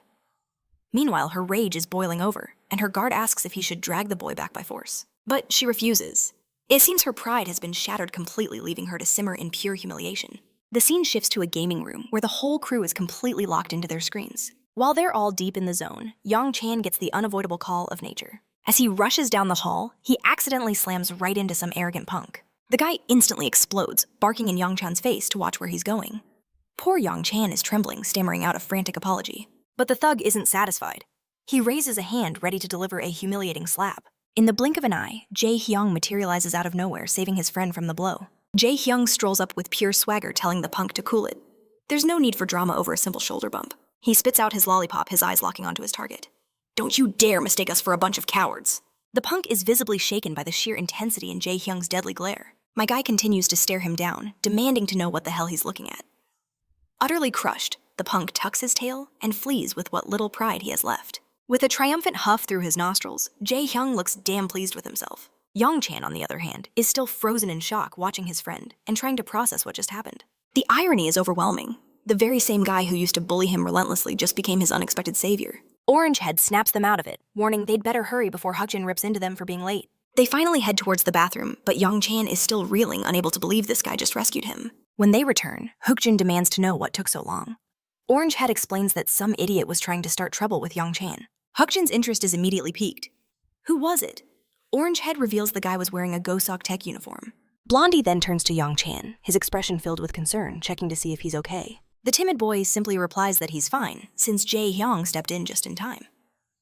With the situation handled, Orangehead declares it's time to dive back into the game. But suddenly, the door to the gaming room flies open and a whole rowdy crew storms inside. It's the same punk from the hallway, and he's brought his entire gang hungry for payback after his humiliation. Hukjin, completely absorbed in his game, is oblivious to the menacing shadows looming over his left shoulder. When he finally looks up, he's met with a wall of thugs. The leader glares down and coldly orders him to step outside. Both Hukjin and Jae-hyung know things are about to get real. Young-chan is shaking, terrified of what's coming, as they all head out.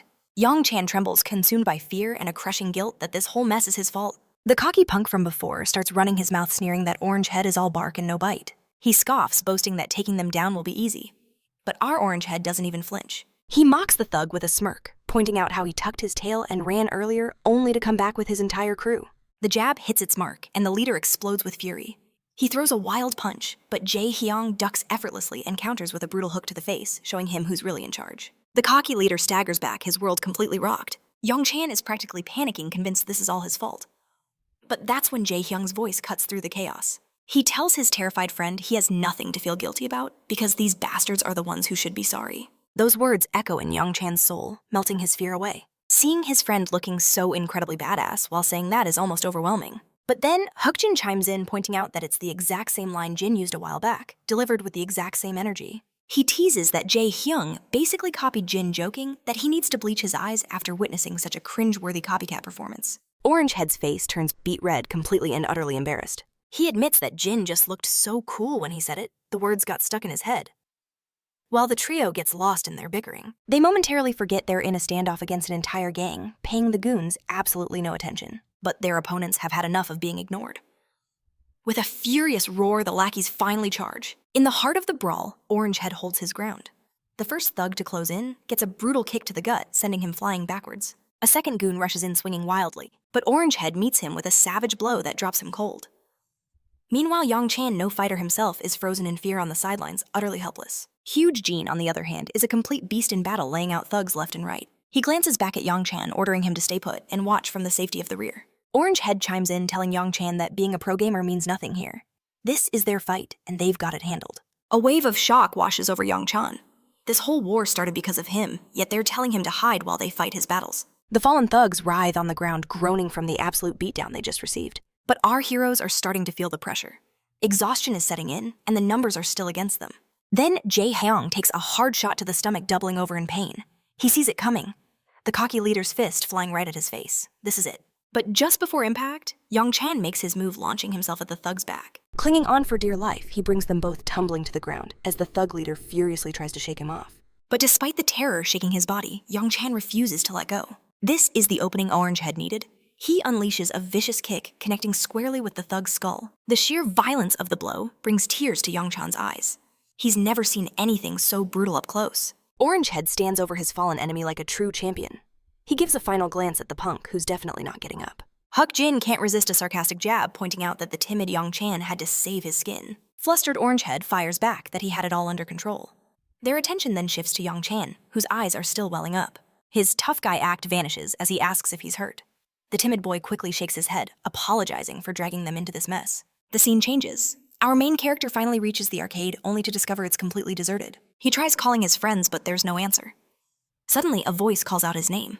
He turns to find the local wannabes all hyped up and boasting about how they just trashed some kids from GoTech. He follows them inside and up the stairs, where they explain that those GoTech guys are known for being tough, but of course they were no match for their crew.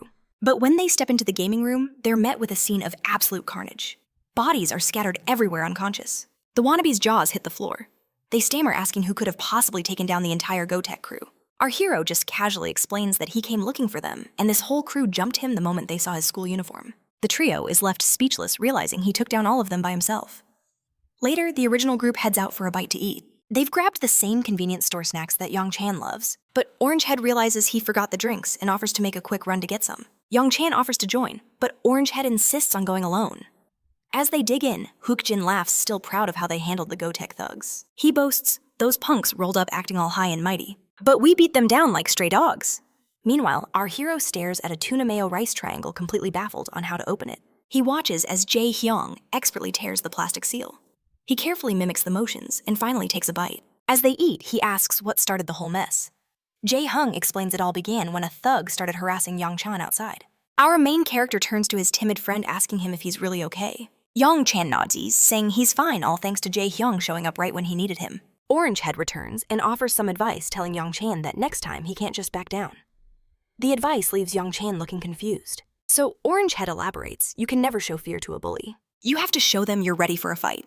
If they smell fear, they'll just keep coming after you. Hook-jin agrees. Show them you won't take their crap, or you'll be a doormat forever. But Young-chan asks, what if I get hit anyway?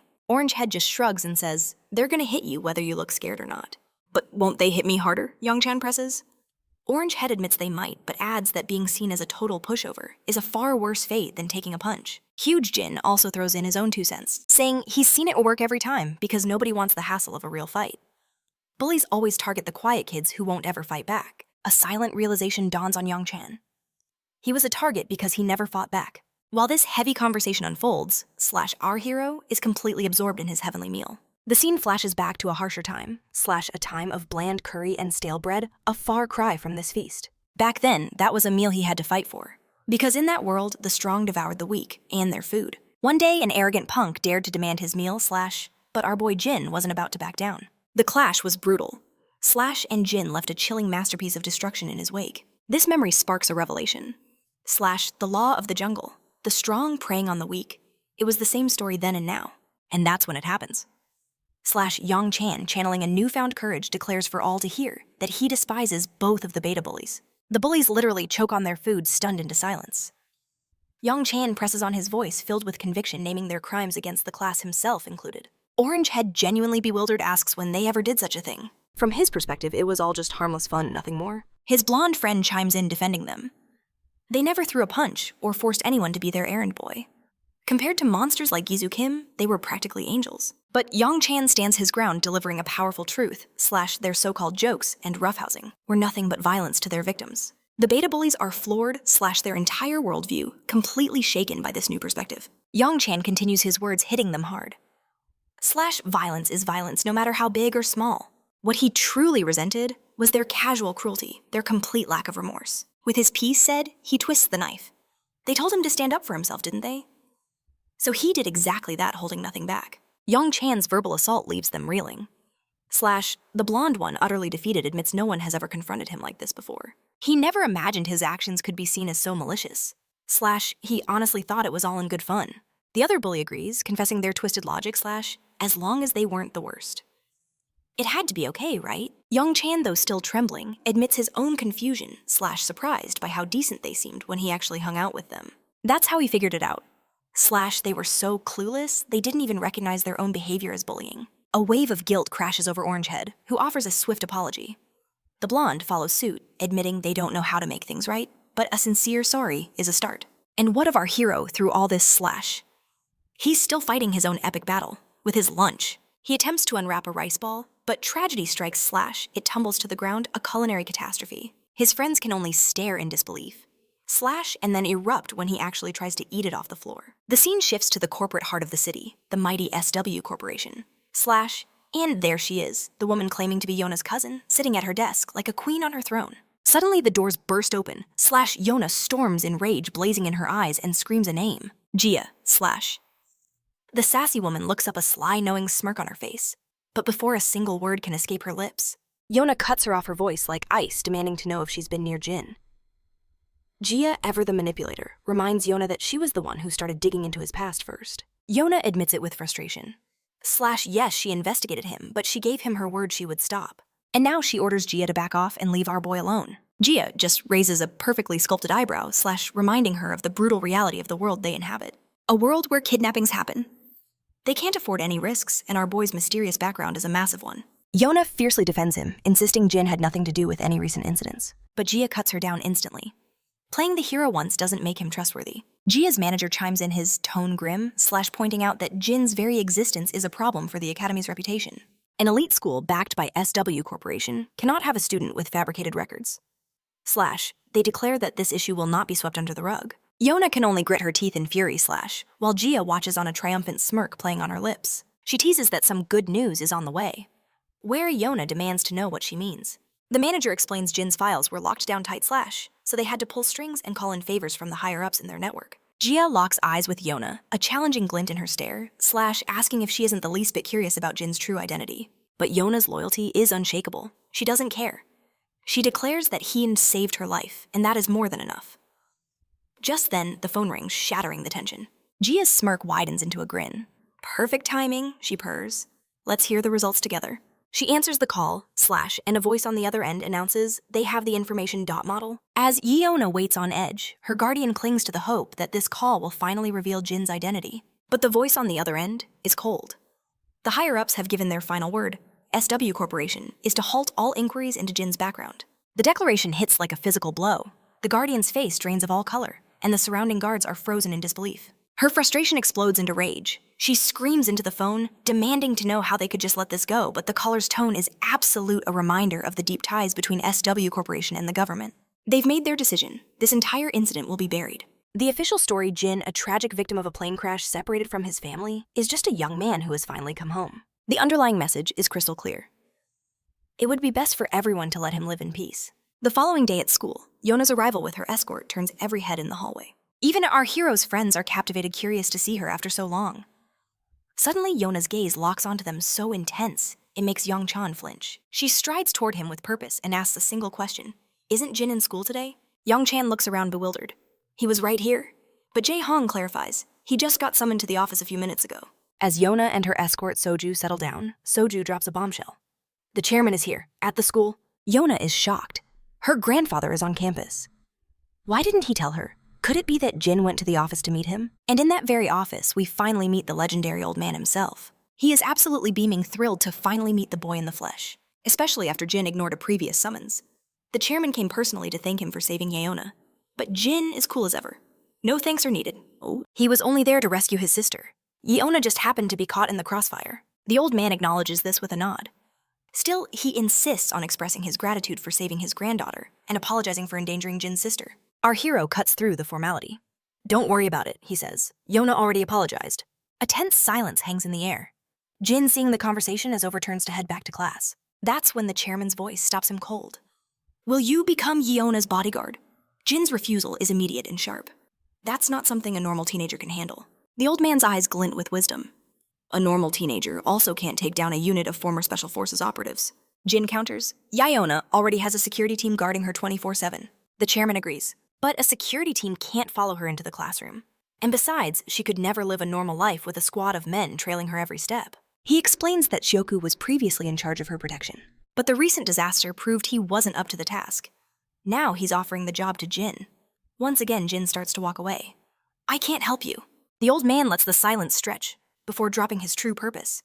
I didn't just come here to thank you for saving Yeona. I also came to thank you for what you did 3 years ago.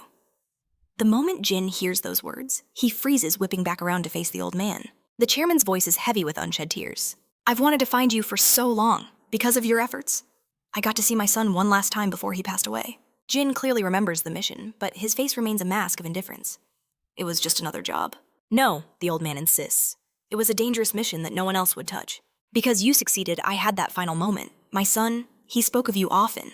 He reveals that his son was deeply worried and had asked him to find out why a boy like Jin had become a mercenary. The chairman searched everywhere, but the trail went cold. Now, by a twist of fate, they are finally face to face. He adds one last detail. That son was Yona's father.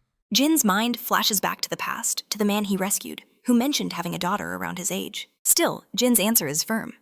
I can't be Yona's bodyguard. But he relents slightly. However, I won't turn a blind eye if she's in danger. The old man looks surprised for a moment before a genuine smile spreads across his face. That is more than I could ask for. But, he adds, there is one more thing.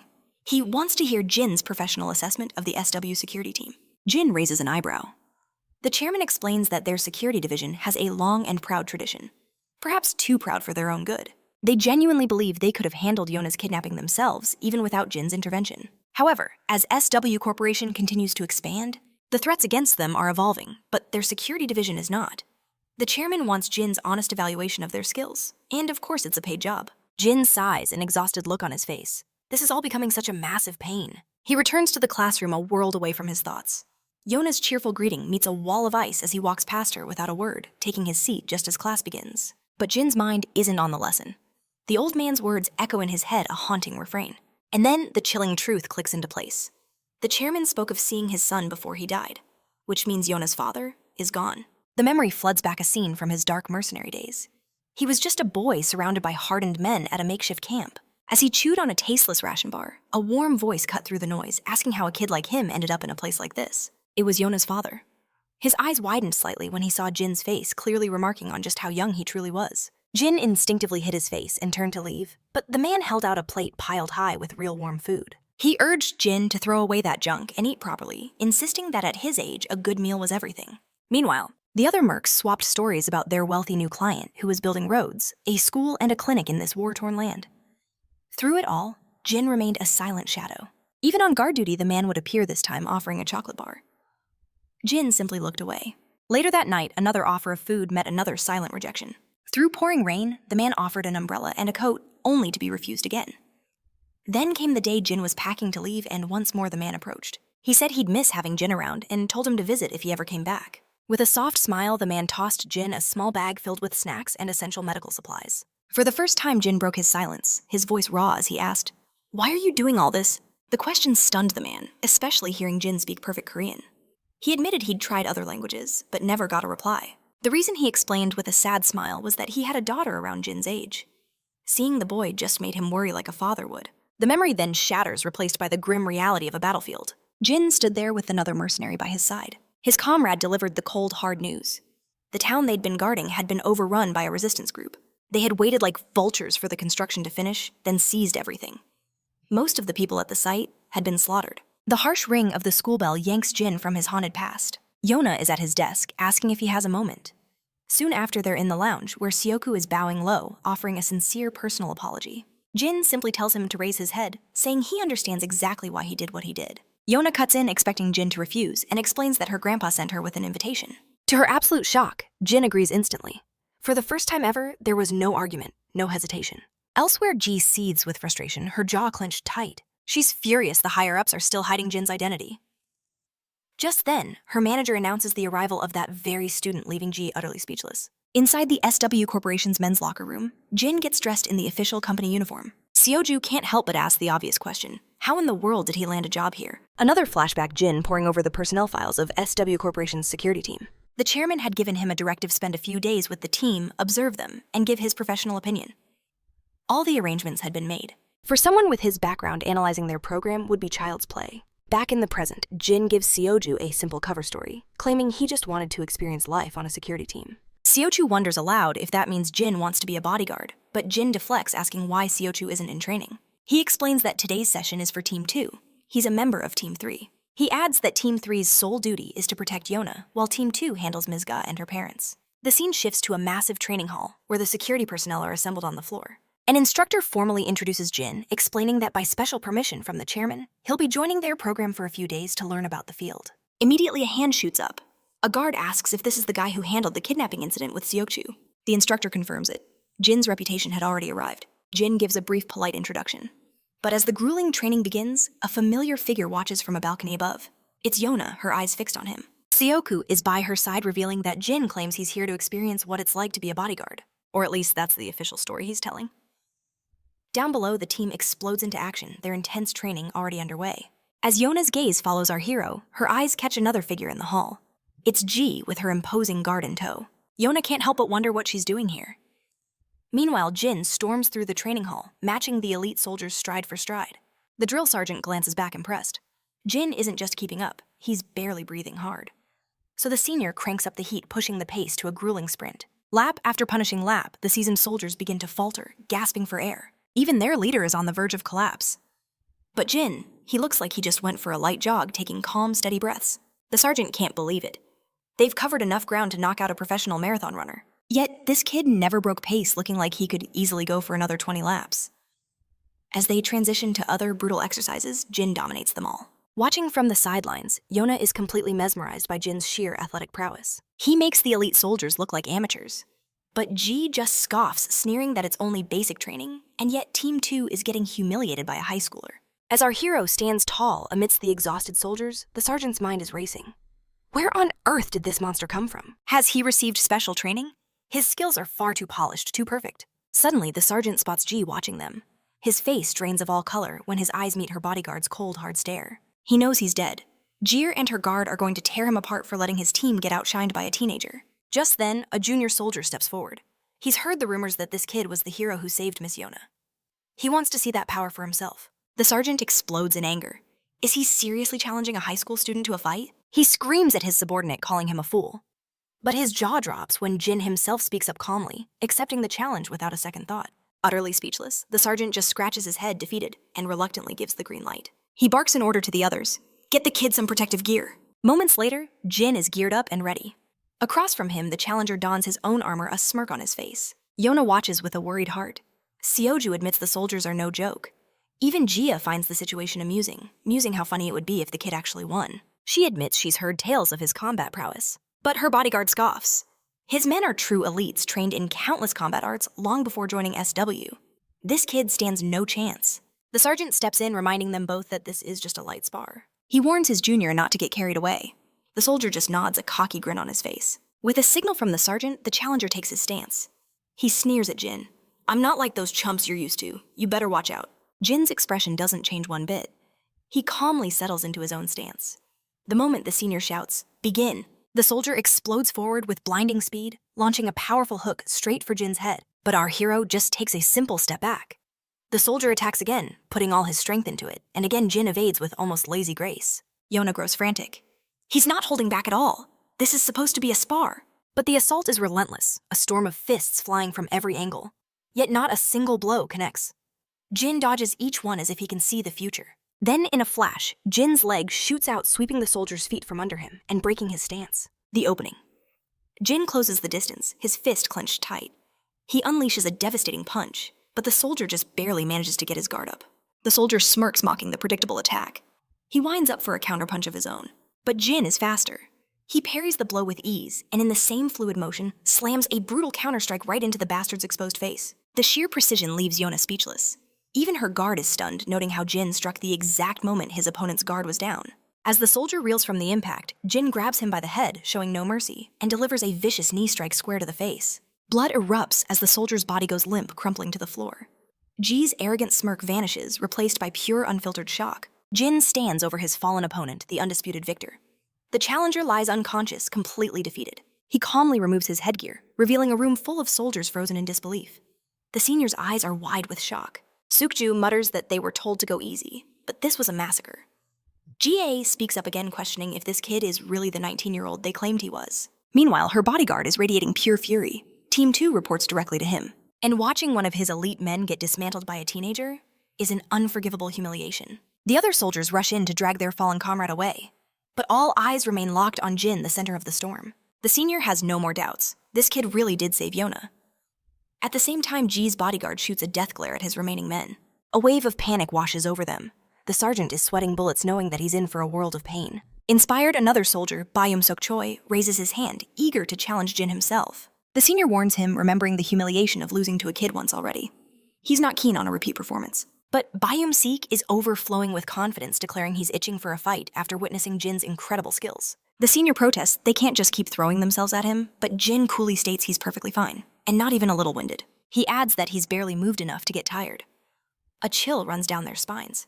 After dismantling one of their best, he claims it was just a warm-up. Sukju just sighs, completely unfazed by our hero's sheer audacity. Bayum Siok steps into the ring, finally standing face-to-face with the monster in a high school uniform. As he stretches, he casually asks our hero where on earth he learned to fight with such brutal efficiency. Jin points out his missing headgear, but the soldier scoffs, replying that he has no need for it. He tells Jin to wear one if he's scared, but Jin was just showing concern. He couldn't care less about protection, tossing his own aside and stunning everyone. A smirk spreads across Biomech's face. He calls Jin a punk, but admits he admires his fighting spirit. Ji turns to her bodyguard, a curious glint in her eye, asking for his prediction on this match. He admits they severely underestimated Jin before, but declares with certainty that this time will be different. He has immense pride in his men, who endure hellish training every single day. And now our hero is about to face the squadron's undisputed ace. A smile touches Ji's lips. She can't wait to see how Byung-seok will measure up against Jin. Meanwhile, Yayana's bodyguard feels a sense of dread. In a bare-knuckle brawl, raw physical power is king, and Bomb-seek is built like a tank. No matter what kind of insane training Jin has undergone, nothing can bridge the gap in pure strength that Bum-seok possesses. As the fight ignites, Byung-seok charges forward, swinging with all his might. But our hero simply sidesteps the blow as if it were moving in slow motion. Jin unleashes a counter, but this guy is no pushover. He swiftly dodges the attack and fires back with a powerful jab of his own. Jin dodges again and throws another punch, but Bomb-seek catches his fist mid-air, a triumphant smirk on his face. He admits Jin's punch pack's more of a wallop than his frame suggests, but Jin has no time for idle chatter. He throws another fist, but Byung-seok blocks it without breaking a sweat. He praises Jin's timing, but scoffs that such weak jabs could never break his guard. He was dead wrong. In a blur, Jin's leg whips around, landing a devastating kick directly on Bomb-seek's thigh. The cocky soldier freezes in shock. The senior's jaw nearly hits the floor, witnessing our hero's vicious comeback. Jin follows up with another brutal kick to the same leg. Roaring in frustration, Bam-seek swings wildly, but Jin calmly assumes his stance and lands a crushing blow right on Bomb-seek's chin. A flurry of strikes follows, forcing the elite soldier to grit his teeth in pain. Byung-seok swings again, but our hero deflects it with fluid ninja-like grace. Then Jin delivers a sharp, open-palmed strike to his throat, causing him to choke and spit. With a heavy thud, the mountain of a man collapses to his knees. We see Yaani's face pale with shock, followed by Ji and her equally stunned bodyguard. Meanwhile, Jin just stands there watching his opponent cough violently on the mat. Yayan's bodyguard is in awe. Jin strategically shattered his opponent's guard by targeting his legs, then immediately aimed for his neck. With pure technique, he completely erased the overwhelming difference in their physical power. Any more attacks on his vital points would have left Byung-seok completely neutralized. Jin turns to the crowd and asks if anyone else wants a turn, but the soldiers are frozen in fear. The senior finally speaks, telling Jin he shouldn't target the neck or knees in a spar. Jin looks back with an expression of genuine confusion. He asks if sparring has rules, apologizing for breaking any he wasn't aware of. The senior quickly backtracks, saying there aren't any specific rules. He just felt the need to mention it. But deep down, he knew he was just trying to save face after his entire unit was dismantled by a single high schooler. After witnessing this slaughter, Ji was now absolutely certain. Jin's rescue of Ya was no mere fluke. She demands her bodyguard's honest opinion. The man, furious at his men's defeat, reluctantly admits that from fundamentals to real combat, Jin is superior in every way. Ji smiles, completely satisfied. She then announces it's time to move on to the next training course. Her words send a jolt through the room, especially for Yayani, who has no idea what she's talking about. Ji approaches Jin, reminding him that he's here to experience real security work. It was time to see what being a true bodyguard was all about. Jin listens with a stone-cold expression as she lays out the terms he's with Team 2, which means he's her personal escort, and she anticipates his performance. But Yan A can smell a scheme from a mile away. This woman is definitely plotting something. The camera pans to an office inside the colossal SSW Corp, where we find the old chairman speaking with a man in a sharp suit. This executive is stunned to learn that Jin is in the same class as Yeon. He admits that while their background check revealed Jin's history, it's still shocking to see the legendary codename belongs to a kid this young. The executive notes that Jin's name only surfaced a few years ago, meaning he was just a child when he first made his mark. He just can't reconcile the image of this kid with the ruthless monster from the reports. We cut back to the locker room where Jin has finally donned a professional bodyguard suit, and the transformation is absolutely lethal. Night falls, and we see Diane with her grandfather. The old man wonders aloud if Jin is still out with his friends. She smoothly replies that Jin had some business to handle and mentioned he might be running a little late. The grandpa frets, advising that Jin shouldn't stay out too long. He trusts the boy, but a late-night encounter with street thugs could spell trouble. The next shot reveals the two defeated soldiers who were so arrogant before challenging Jin. Now they're getting a vicious tongue-lashing from their superior, the shame of their defeat hanging heavy in the air. The senior officer is practically bursting a vein, his fury palpable. He promises them a training regimen straight from the depths of hell itself. The soldiers' faces drain of all color at the news, while the senior sighs, thankful his own boss didn't tear into them today. Meanwhile, Yona's jaw nearly hits the floor when Jin emerges looking unbelievably sharp in his bodyguard uniform, as if he's heading to a high-class date. Even Ji seems impressed, while the defeated soldiers can only watch on a bitter taste of jealousy in their mouths. Outside the building, the operation begins. Jin and 2 other guards flank GA. A perimeter of security ensures her safe passage into a sleek, luxurious Bentley. Once she's safely inside, the other guards get in, but Jin stands watch until the senior guard barks an order for him to join them. Following the command, Jin takes a seat in the back with Yona, instantly noticing how 2 guards remain glued to GA's side. Completely out of nowhere, GA asks our main character if he's ever considered a career in singing or acting. She mentions that one of her SW subsidiaries is an entertainment agency, their current destination. But Jin shuts it down with a simple not interested. She presses on asking why he'd want to be a bodyguard in the first place. The question instantly clicks for Jin. They don't know his real mission. He plays along, claiming he just wanted to see what the bodyguard life was like. She actually commends him, admitting he has a real talent for the job. His performance in today's training, especially how easily he dismantled the guards from Team 2, left a strong impression. But at the mention of Team 2's defeat, the senior bodyguard's face turns beet red with rage. The humiliation of his team being crushed by a high schooler is almost too much to bear. But Jin just points out he only won because they underestimated him. He explains they were holding back against an inexperienced kid, giving him a massive tactical advantage from the start. If they had treated him like a genuine threat, he's certain he would have lost both matches. The woman seems to accept his explanation, though she secretly expected Jin to be far more arrogant about his victory. It turns out he's not that type of person at all. The senior bodyguard, on the other hand, is floored by how strategically Jin analyzed the entire situation. Sometime later, their convoy finally arrives at another massive SW Corporation building. We find her settled in her office, while Jin and the senior bodyguard stand guard right outside the door. The senior guard is astounded. After an entire hour of standing post, Jin hasn't moved a single muscle. Overcome with curiosity, he asks where Jin received such grueling training. Our boy just gives him a cold, silent stare. The senior tries again, asking where he learned the combat techniques from the sparring session, insisting it couldn't have just been luck. In response, Jin simply says he learned it all on the streets where he was raised. This vague dismissal infuriates the senior bodyguard, who was clearly expecting a real answer. Little does he know, Jin was telling the absolute truth. The scene suddenly flashes back into his past, revealing the brutal reality of his street education. We see a younger Jin sprinting alongside a comrade as a storm of bullets rains down on them from behind. He's scaling ropes into treetops during violent storms and facing down elite soldiers and assassins, all without a single trace of fear. Model. With the mission underway, their vehicle slices through the lanes of the highway.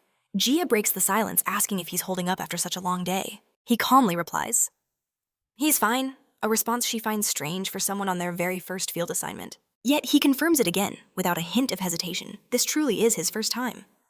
The senior bodyguard, however, isn't surprised in the slightest. This was classic Jin. The kid hadn't asked a single question all day. He showed no sign of fatigue, even when they deliberately skipped dinner as a test of his endurance. It was as if he'd been born for this life, already knowing the hardships that came with being a protector. He remained rooted to his post, a statue of vigilance, until given a direct order to move. Suddenly, Jin's eyes narrow on a threat looming ahead. A truck barrels toward them, its driver swaying at the wheel, lost to either drink or exhaustion. It's impossible to tell, but what's terrifyingly clear is the truck swerving wildly, crossing the median and aiming straight for them like a missile. In a screech of metal and shattered glass, the truck slams into their car. The moment the vehicle lurches to a halt, the backup team sprints over. The airbags have exploded. The senior bodyguard tears open the back door, shouting Gia's name, but what he witnesses defies all logic. Jin had thrown himself over Gia, shielding her with his own body, absorbing the brunt of the impact to save her from the wreckage. The bodyguard could only stare in awe. Jin's reflexes were inhuman, moving to protect her in that infinitesimal moment before the crash. But Gia shoves Jin away, scrambling to create distance between them. Her personal guard rushes to her side, frantically asking if she's hurt. The other guards quickly form a perimeter, their voices low and urgent as they piece together the chaos. One reports the obvious: the truck driver was completely intoxicated. Another adds that the man is unconscious as they speak, and they're pulling him from the cab now. The senior guard barks out orders: get an ambulance on the line and secure the driver. He wanted to know everything about this so-called accident. Back inside the crushed car, Gia stares at Jin, who sits in perfect, unnerving silence. A flicker of concern crosses her face as she asks if he's all right. Jin gives a simple stoic nod, but she insists he could be injured, urging him to come to the hospital for a proper checkup. Instead of answering, Jin looks her dead in the eye and reminds her that she should always wear her seatbelt even in the backseat. His chillingly practical lesson, delivered in the heart of a crisis, leaves her utterly speechless. She has no idea how to respond to such a cold, hard truth. Back in the quiet of their home, Dion is humming, preparing a delicious meal. Jin walks in his presence, filling the room, and asks if she's making lunch. She explains that she's cooking for their grandpa, but promises to save him a portion for later. Jin points out that grandpa's already at work. Dion smiles, saying she plans to deliver it to him just like old times before he came back home. A rare, warm smile spreads across Jin's face. He tells her he's coming with her, Later in the heart of the city, we see Grandpa sharing a laugh with a fellow officer. His friend playfully jabs at him, asking if he hit the lottery, because he's been glowing ever since he got back from vacation. Grandpa, genuinely confused, asks what he's talking about. His friend just grins, saying he seems unusually cheerful these days. Still puzzled by the teasing, his friend mentions that the residents of apartment 703 dropped off snacks for everyone. He tells Grandpa to swing by and grab some after his shift. Grandpa agrees, saying he'll be there as soon as he's done with the recycling. As the old man begins sorting through the trash, a small smile touches his lips. He muses that maybe he has been a little too obvious, letting his joy over Jin's return shine so brightly that even his colleagues have noticed. Suddenly, the screech of tires shatters the peace. A thug slams on his brakes, blocking the entire road before stepping out of his flashy car. A driver behind him honks, yelling at him to move his vehicle. But the arrogant punk simply ignores him, holding 2 empty cups in his hand. With a sneer, he unleashes a volley of insults, telling the other driver to shut his mouth, promising he'll only be a minute. The man in the other car shrinks back, clearly intimidated. The thug swaggers over to Grandpa and casually tosses the 2 cups toward the bin. But his aim is lazy and disrespectful, and they clatter onto the pavement right at Grandpa's feet. Without a word, the old man quietly bends down to clean up the mess. From the passenger seat, the thug's girlfriend whines for him to throw away her trash bag too. With an annoyed sigh, he snatches the bag and hurls it from a distance, not even bothering to walk the few extra steps. And once again, Grandpa is left to silently pick up the garbage left by the entitled couple. The thug peels out, leaving a cloud of exhaust in his wake. Just as Grandpa finishes putting the last piece of trash in its proper place, a familiar voice calls his name. He turns, his eyes widening to see his beloved grandchildren walking toward him. A wave of pure happiness washes over him, but he still tries to play it cool, asking what they're doing all the way out here. They proudly present the lunch they brought, but he immediately starts fussing, telling them they shouldn't have bothered when he could have just bought something himself. Dion glances over, seeing Grandpa already tackling the mountain of recycling. He agrees, knowing it's best to handle the mess before it grows into a monster. The charming Diane offers to jump in and help, but Grandpa insists she doesn't need to get her clothes dirty. Diane, however, just waves off his concern with a smile, declaring she'll just wash them later. And so they begin sorting the trash together, while our hero stands quietly behind them, a rare, peaceful smile gracing his lips. A moment later, both girls are seen blushing as they stare off in a certain direction. It's no surprise they're admiring our boy's unexpectedly handsome face. In the background, Mr. Cha and his right-hand man emerge, finally discharged from the hospital and leaving their apartment. Suddenly, Mr. Cha freezes his eyes, locking onto our hero sorting trash. He can't believe what he's seeing. Cha's subordinate recognizes the old man instantly.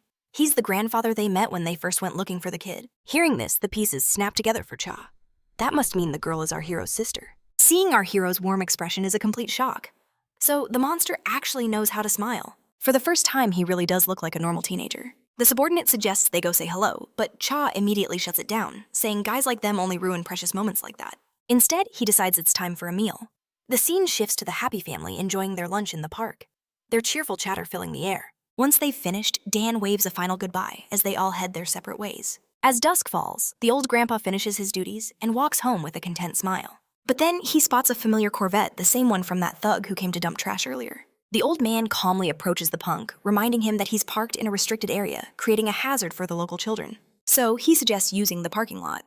The thug just scoffs. "Why should I listen to you, old man?" he sneers. "I'll park my damn car wherever I want." The old man tries to reason with him again, but the blonde woman with the thug cuts in with a threat, sneering that he's just a guard and asking if he wants to get fired. Maintaining his smile, the elder calmly explains that he's paid by the residents, which is exactly why he must ask them to move. The thug scoffs at the idea, complaining the lot is too small. If his car gets scratched, he asks who's going to pay for it. Grandpa is left speechless. The blonde woman sneers, doubting an old man could ever cover the cost. But at that very moment, Cha's right-hand man snatches the thug from behind. In a chilling tone, he asks if he has any manners when speaking to his elders. The arrogant punk chokes in pain, demanding to know who dares to touch him. Cha's man leans in his expression dark enough to scare a ghost and simply asks, "Why do you need to know?" The thug is frozen in pure terror. He yanks the thug away, ordering him to shut his mouth and move the car. He makes one thing crystal clear: if he ever catches him giving this gentleman trouble again, he will make them both pay dearly. The disgusting couple scrambles into their car and speeds off. Cha's man then turns to the elder with a polite smile, asking if he's all right. Grandpa, still in shock, can only manage to say thank you. The man then explains that Jin is his friend and that he saw them working together earlier today. Grandpa's memory clicks into place. This is the same man who came to his house to meet Jin that one day. The scene cuts to Mr. Cha's turf, where his subordinate reports to his boss. Cha's in good spirits, glad his fractured hand doesn't stop him from enjoying a drink with the other. His man mentions that if he hadn't stepped in, that punk would have given Grandpa even more trouble. Cha chuckles and gives his friend a nod for a job well done, remarking on how disrespectful kids are these days. Suddenly, Jin barges into the room, and the terrifying aura radiating from him is suffocating. Cha immediately breaks into a cold sweat. Jin is the last person on Earth he ever wants to fight. He stammers, asking why Jin is giving them that murderous look. By the way, we've been calling this man Cha's lackey for a while since we don't know his name. Let's call him Muscle Man. Jin shoves his phone in their faces, showing a selfie of Muscle Man with Grandpa. It turns out Grandpa told our hero that one of his friends lives in the apartment where he works. Muscle Man blushes, feeling both proud and incredibly embarrassed at the same time. Jin, however, looks absolutely furious as he asks in a low, dangerous tone, "Is this some kind of threat?" Cha and his lackey are terrified. Jin has taken this the completely wrong way, and they definitely don't want to get on the bad side of our main character. As our hero's fury ignites, the Muscle Man begins to tremble desperately, claiming it was a gesture of goodwill. He pleads with Jin to hear him out before unleashing his wrath. The scene cuts to the sleek SSW Corporation, where GA coolly asks her guard about the boy's status. After a tense pause, the guard reports that he should be wrapping up his training session with Team 3. GA's gaze sharpens. She demands to know if Jin was taken to the hospital for an examination and what the doctor's verdict was. The bodyguard confirms Jin suffered a few bruises, but assured her there was nothing to be alarmed about. A flicker of concern crosses GA's face as she recalls how Jin saved her at the last second. It's clear he's carved out a special place in her thoughts, just in case she orders her bodyguard to check on Jin again, knowing that the aftermath of a car accident can be unpredictable. She's worried that if the media discovers the crash was a setup and Jin is seriously injured, the fallout would be catastrophic. And just as I suspected, the whole accident was a carefully orchestrated test to gauge Jin's true capabilities. We find Jin again now, back in his school uniform. Seoku approaches, asking what happened, noticing that Jin was clearly holding back his power compared to last time. Jin coolly replies that he has no intention of making enemies of everyone here. He then shifts the topic, asking Seoku why he's still with the security team. He was under the impression Seoku had already completed his training. Seokju lets out a heavy sigh, explaining that despite the rumors, he was never an official guard. He reveals he only started this work because of his family, and because he grew up alongside Hana. Since he had a knack for being a bodyguard, he just kept doing it. But he admits that witnessing Jin single-handedly rescue Yeona from her kidnappers was a brutal wake-up call. It made him realize his own skills were lacking, forcing him to get serious about improving. Sochu notes he learned everything from SW, but he's dying to know where Jin honed his skills. The boy moves like a seasoned professional, a true veteran of combat. Jin simply states he learned what he knows on the streets of his old neighborhood. Shokju senses there's a deeper story, but wisely chooses not to pry. After changing in the men's locker room, they step out, only to find Yana standing there waiting. She was clearly eavesdropping. Jin ignores her, attempting to walk right past, but Yana's voice stops him in his tracks. "Aren't you going to do any more fieldwork today?" she asks. Jin gives her a confused look. A deep blush colors Yana's cheeks as she suggests it would be a good chance to spend some time together, promising it won't take long. An awkward silence hangs in the air. Jin says nothing, and both her guard and Seoju are stunned by her strange request. Later, we see a team of guards stationed discreetly outside a convenience store, while Yana and Jin grab some food from a stall. Yana's eyes sparkle with excitement. She'd missed cup noodles and triangle kimbaps more than anything while she was in the United States. But as Jin stares at his kimbap, a painful memory flashes through his mind, the wrapper failing his food spilling onto the dirty ground. Nearby, Shoju looks baffled by their humble choice of eatery. Yana's voice pulls him back to the present. "Aren't you going to eat?" she asks, her brow furrowed with concern. Our boy's reply is cold and professional. "My duty is to guard you, not to eat with you." Yana is taken aback by his bluntness. Shoku quickly steps in, explaining that Team 3 has the main escort duty, and their job is to act as companions while providing close-range protection. A charming smile returns to Yana's face as she agrees, urging everyone to enjoy the food. Meanwhile, Seokju realizes Yana deliberately chose this spot near his home, knowing he would refuse if she'd suggested a fancier place. Yana then turns to Jin, bringing up the accident with Jay. "Are you okay?" she asks gently.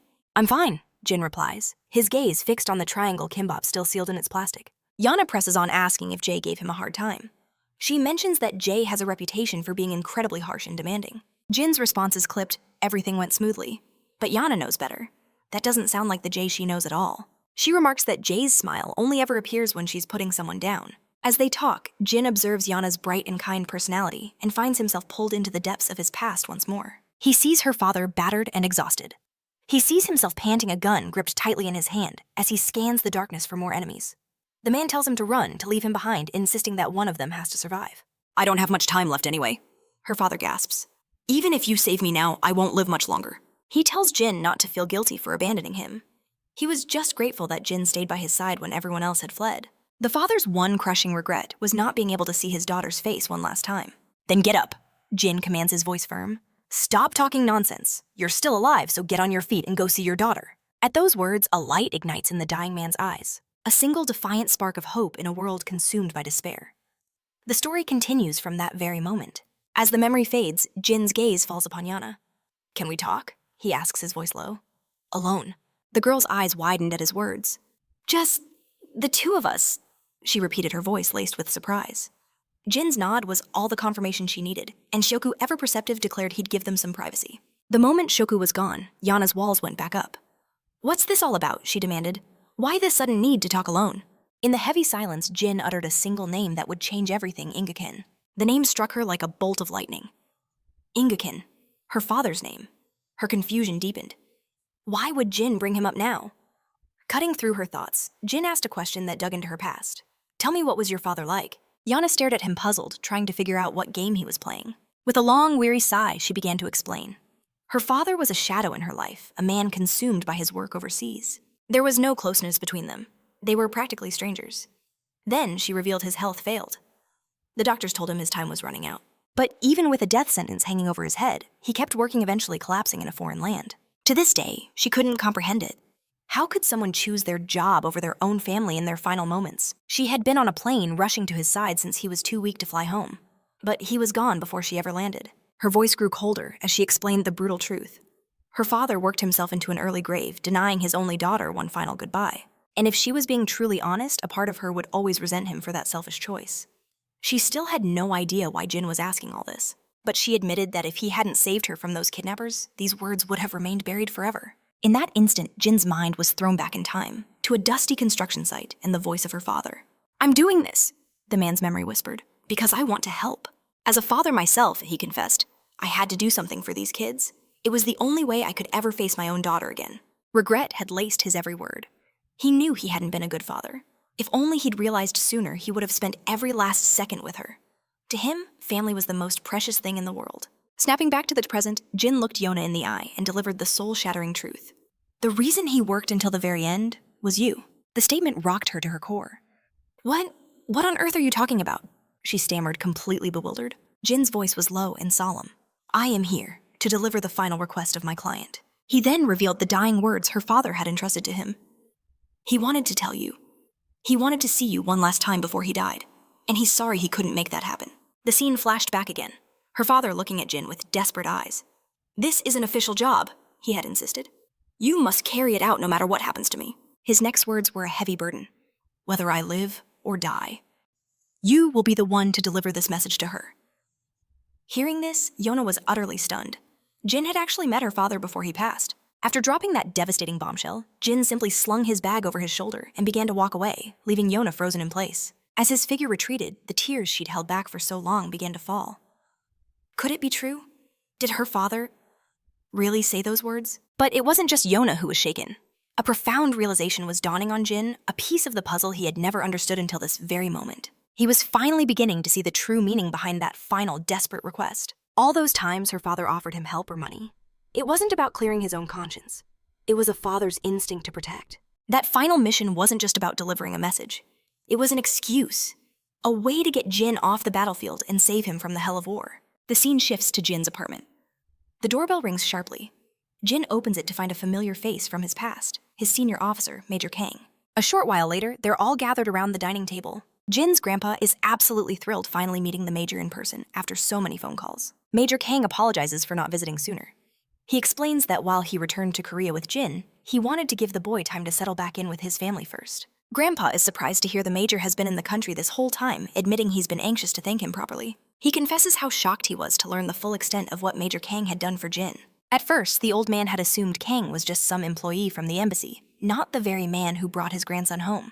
Major Kang just smiles, humbly explaining that in truth, they wouldn't have survived without Jin's help either. And he meant it. Kang reflects on how Jin literally dragged them back from hell itself. He would be forever grateful. Grandpa nods with deep respect, insisting that Jin never would have made it home at all if it weren't for the Major's intervention. "It's a bit late," he says, his voice thick with emotion, "but thank you for everything." The sudden earnest gratitude makes the seasoned soldier sweat. He looks almost anxious, quickly waving off the thanks as unnecessary. Still, Grandpa's curiosity was piqued. He asks how a high-ranking military officer ended up meeting a boy like Jin in the first place. The question catches Major Kang completely off guard. He hesitates for a second, then quickly composes himself, crafting the perfect cover story. "Jin was our guide," he explains during an overseas deployment. His expression turned serious. He got us out of a life or death situation. We never would have made it out alive without him. Grandpa Ever, the warm host, insists Major Kang stay for lunch, noting the sun was already high in the sky. Major Kang grins happily, accepting. While snacking on some fruit, he turns his attention to the young girl and asks, "You must be Jin's sister, right?" She flusters for a moment, then quickly nods yes. Kang's smile is genuine. "Well, if you're Jin's little sister," he says, "that makes you my little sister too." He puffs out his chest with a playful grin. "So now you've got two cool big brothers watching your back." Her reaction is a little awkward, but she manages a polite smile in return. It's a classic clash, a 17-year-old trying to be respectful, and a 36-year-old trying way too hard to be cool. When lunchtime hits, the table is groaning under the weight of a feast. A testament to Grandpa's dedication at his security job. Major Kang absolutely demolishes the food, inhaling it with pure joy. Grandpa looks on stunned, urging him to slow down. Kang sheepishly apologizes, explaining he's just so excited. He can't even remember the last time he tasted a real home-cooked meal. Hearing this, Grandpa gently asks if Kang's mother has passed away. Kang laughs, saying she's alive and well. Just a terrible cook. He and his dad usually eat out, saving them from having to fake their enjoyment. A wave of emotion hits him. He admits the mess hall food was a military highlight, which he knows sounds pretty pathetic. Grandpa and the sister share a slightly pained smile, while our good guy Jin just keeps on eating, staying out of it. Later, we find Jin and Major Kang catching up outside. Kang claps him on the zack, overjoyed to see him, and mentions that all the other guys from their unit miss him too. A montage of warm memories flashes through Jin's mind. His junior's always looking out for him. A true smile finally lights up his face. He looks at his senior, curious. "So what brings you all the way out here so suddenly?" Kang explains he was in the area for work. With a few days off after a tough assignment, he just had to stop by and see his junior. He adds how great it was to meet his family. "Your grandpa and sister are wonderful people." Jin's smile widens, and Kang mirrors his bright energy. But then the senior gets up to go. "You're leaving already?" Jin asks, surprised. Kang nods, checking the time. He'd love to stay and chat all night, but he has an important meeting with his fiancée. The news drops like a bomb. Jin is completely taken aback. "Engaged, you're getting married, sir." Kang confirms it with a nod, leaving Jin staring completely speechless. Kang misreads Jin's shock and gets a little defensive. "What's with that look, jealous your senior finally found someone?" Jin frantically denies it as Kang explains it's an old-fashioned arrangement set up by their parents. He admits he's not against it since he's always too swamped with missions to date anyway. Waving goodbye, he tells Jin to take care. But just as he's about to walk away, Kang freezes. He turns back and calls out Jin's name. Our boy immediately answers the call. Kang then asks a cryptic question. "Have you found the answers you were searching for?" A flashback reveals the meaning behind his words.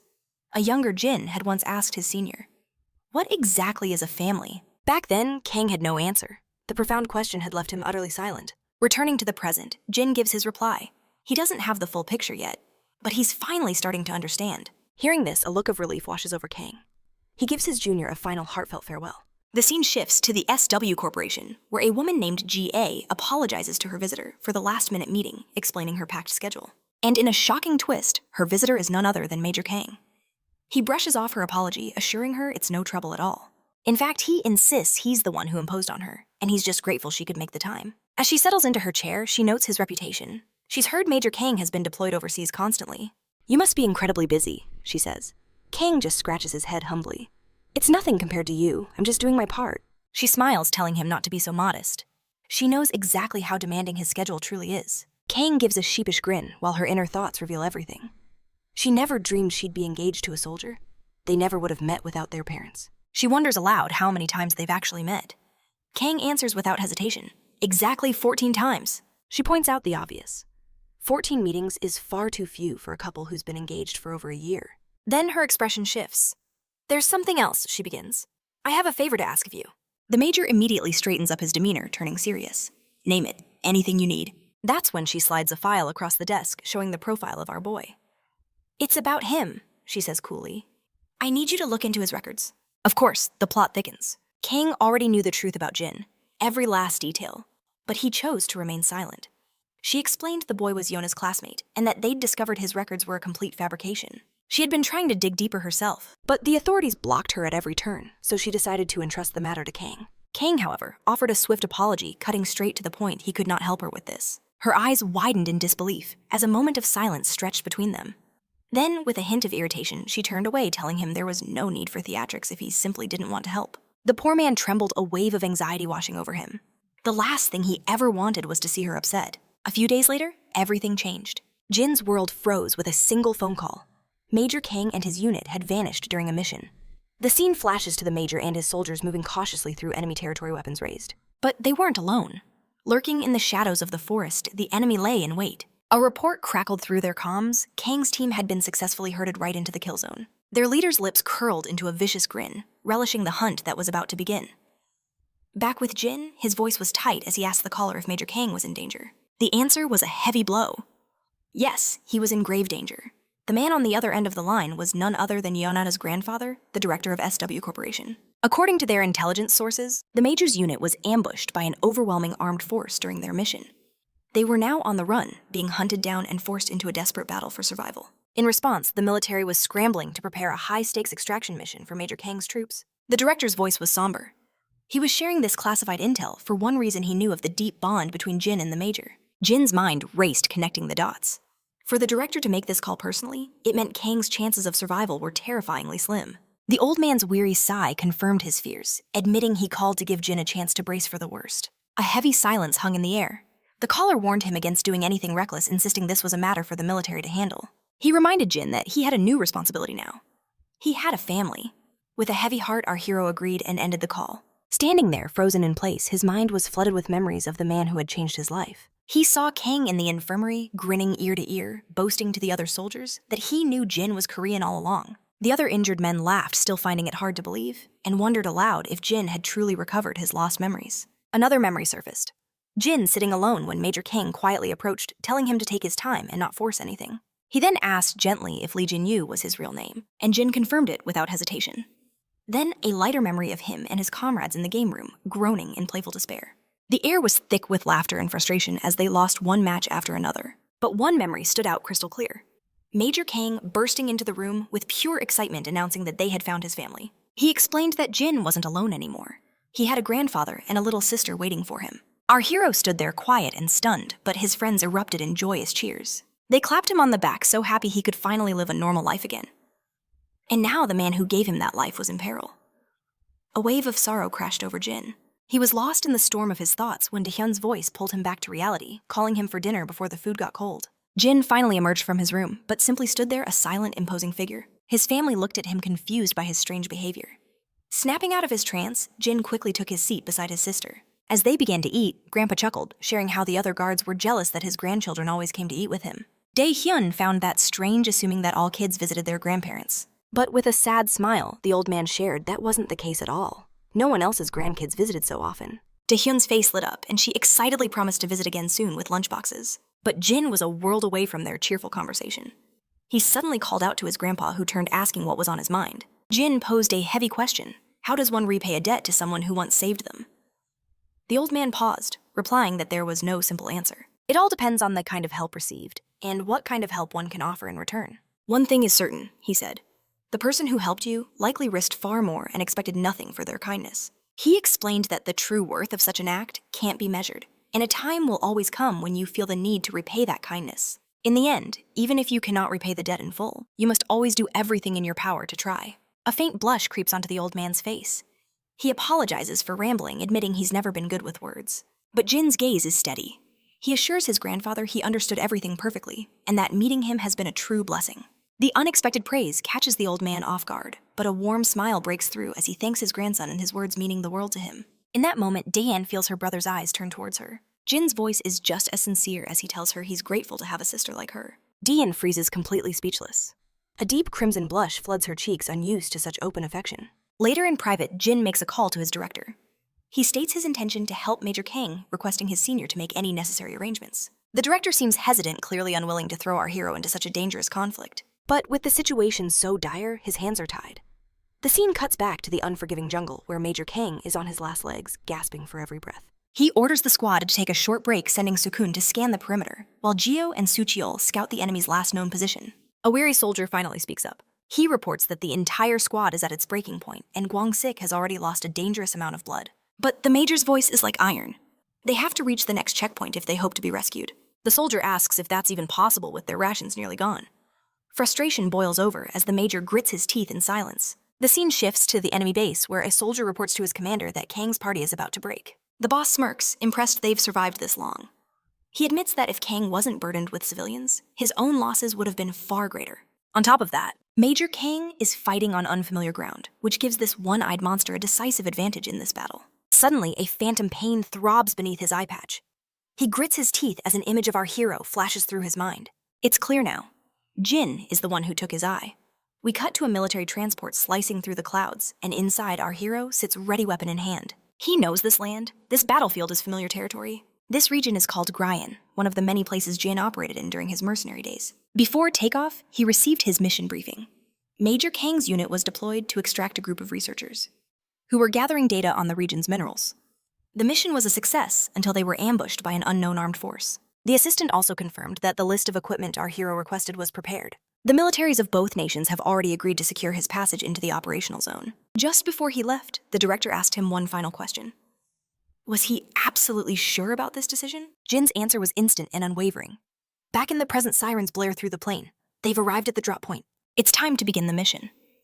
The scene then cuts back to the peaceful, mundane world of his school. The usual bullies are slacking off, and unsurprisingly, young Chan is taking diligent notes. Yona, however, is lost in thought, wondering why Jin is absent and why he hasn't replied to her messages.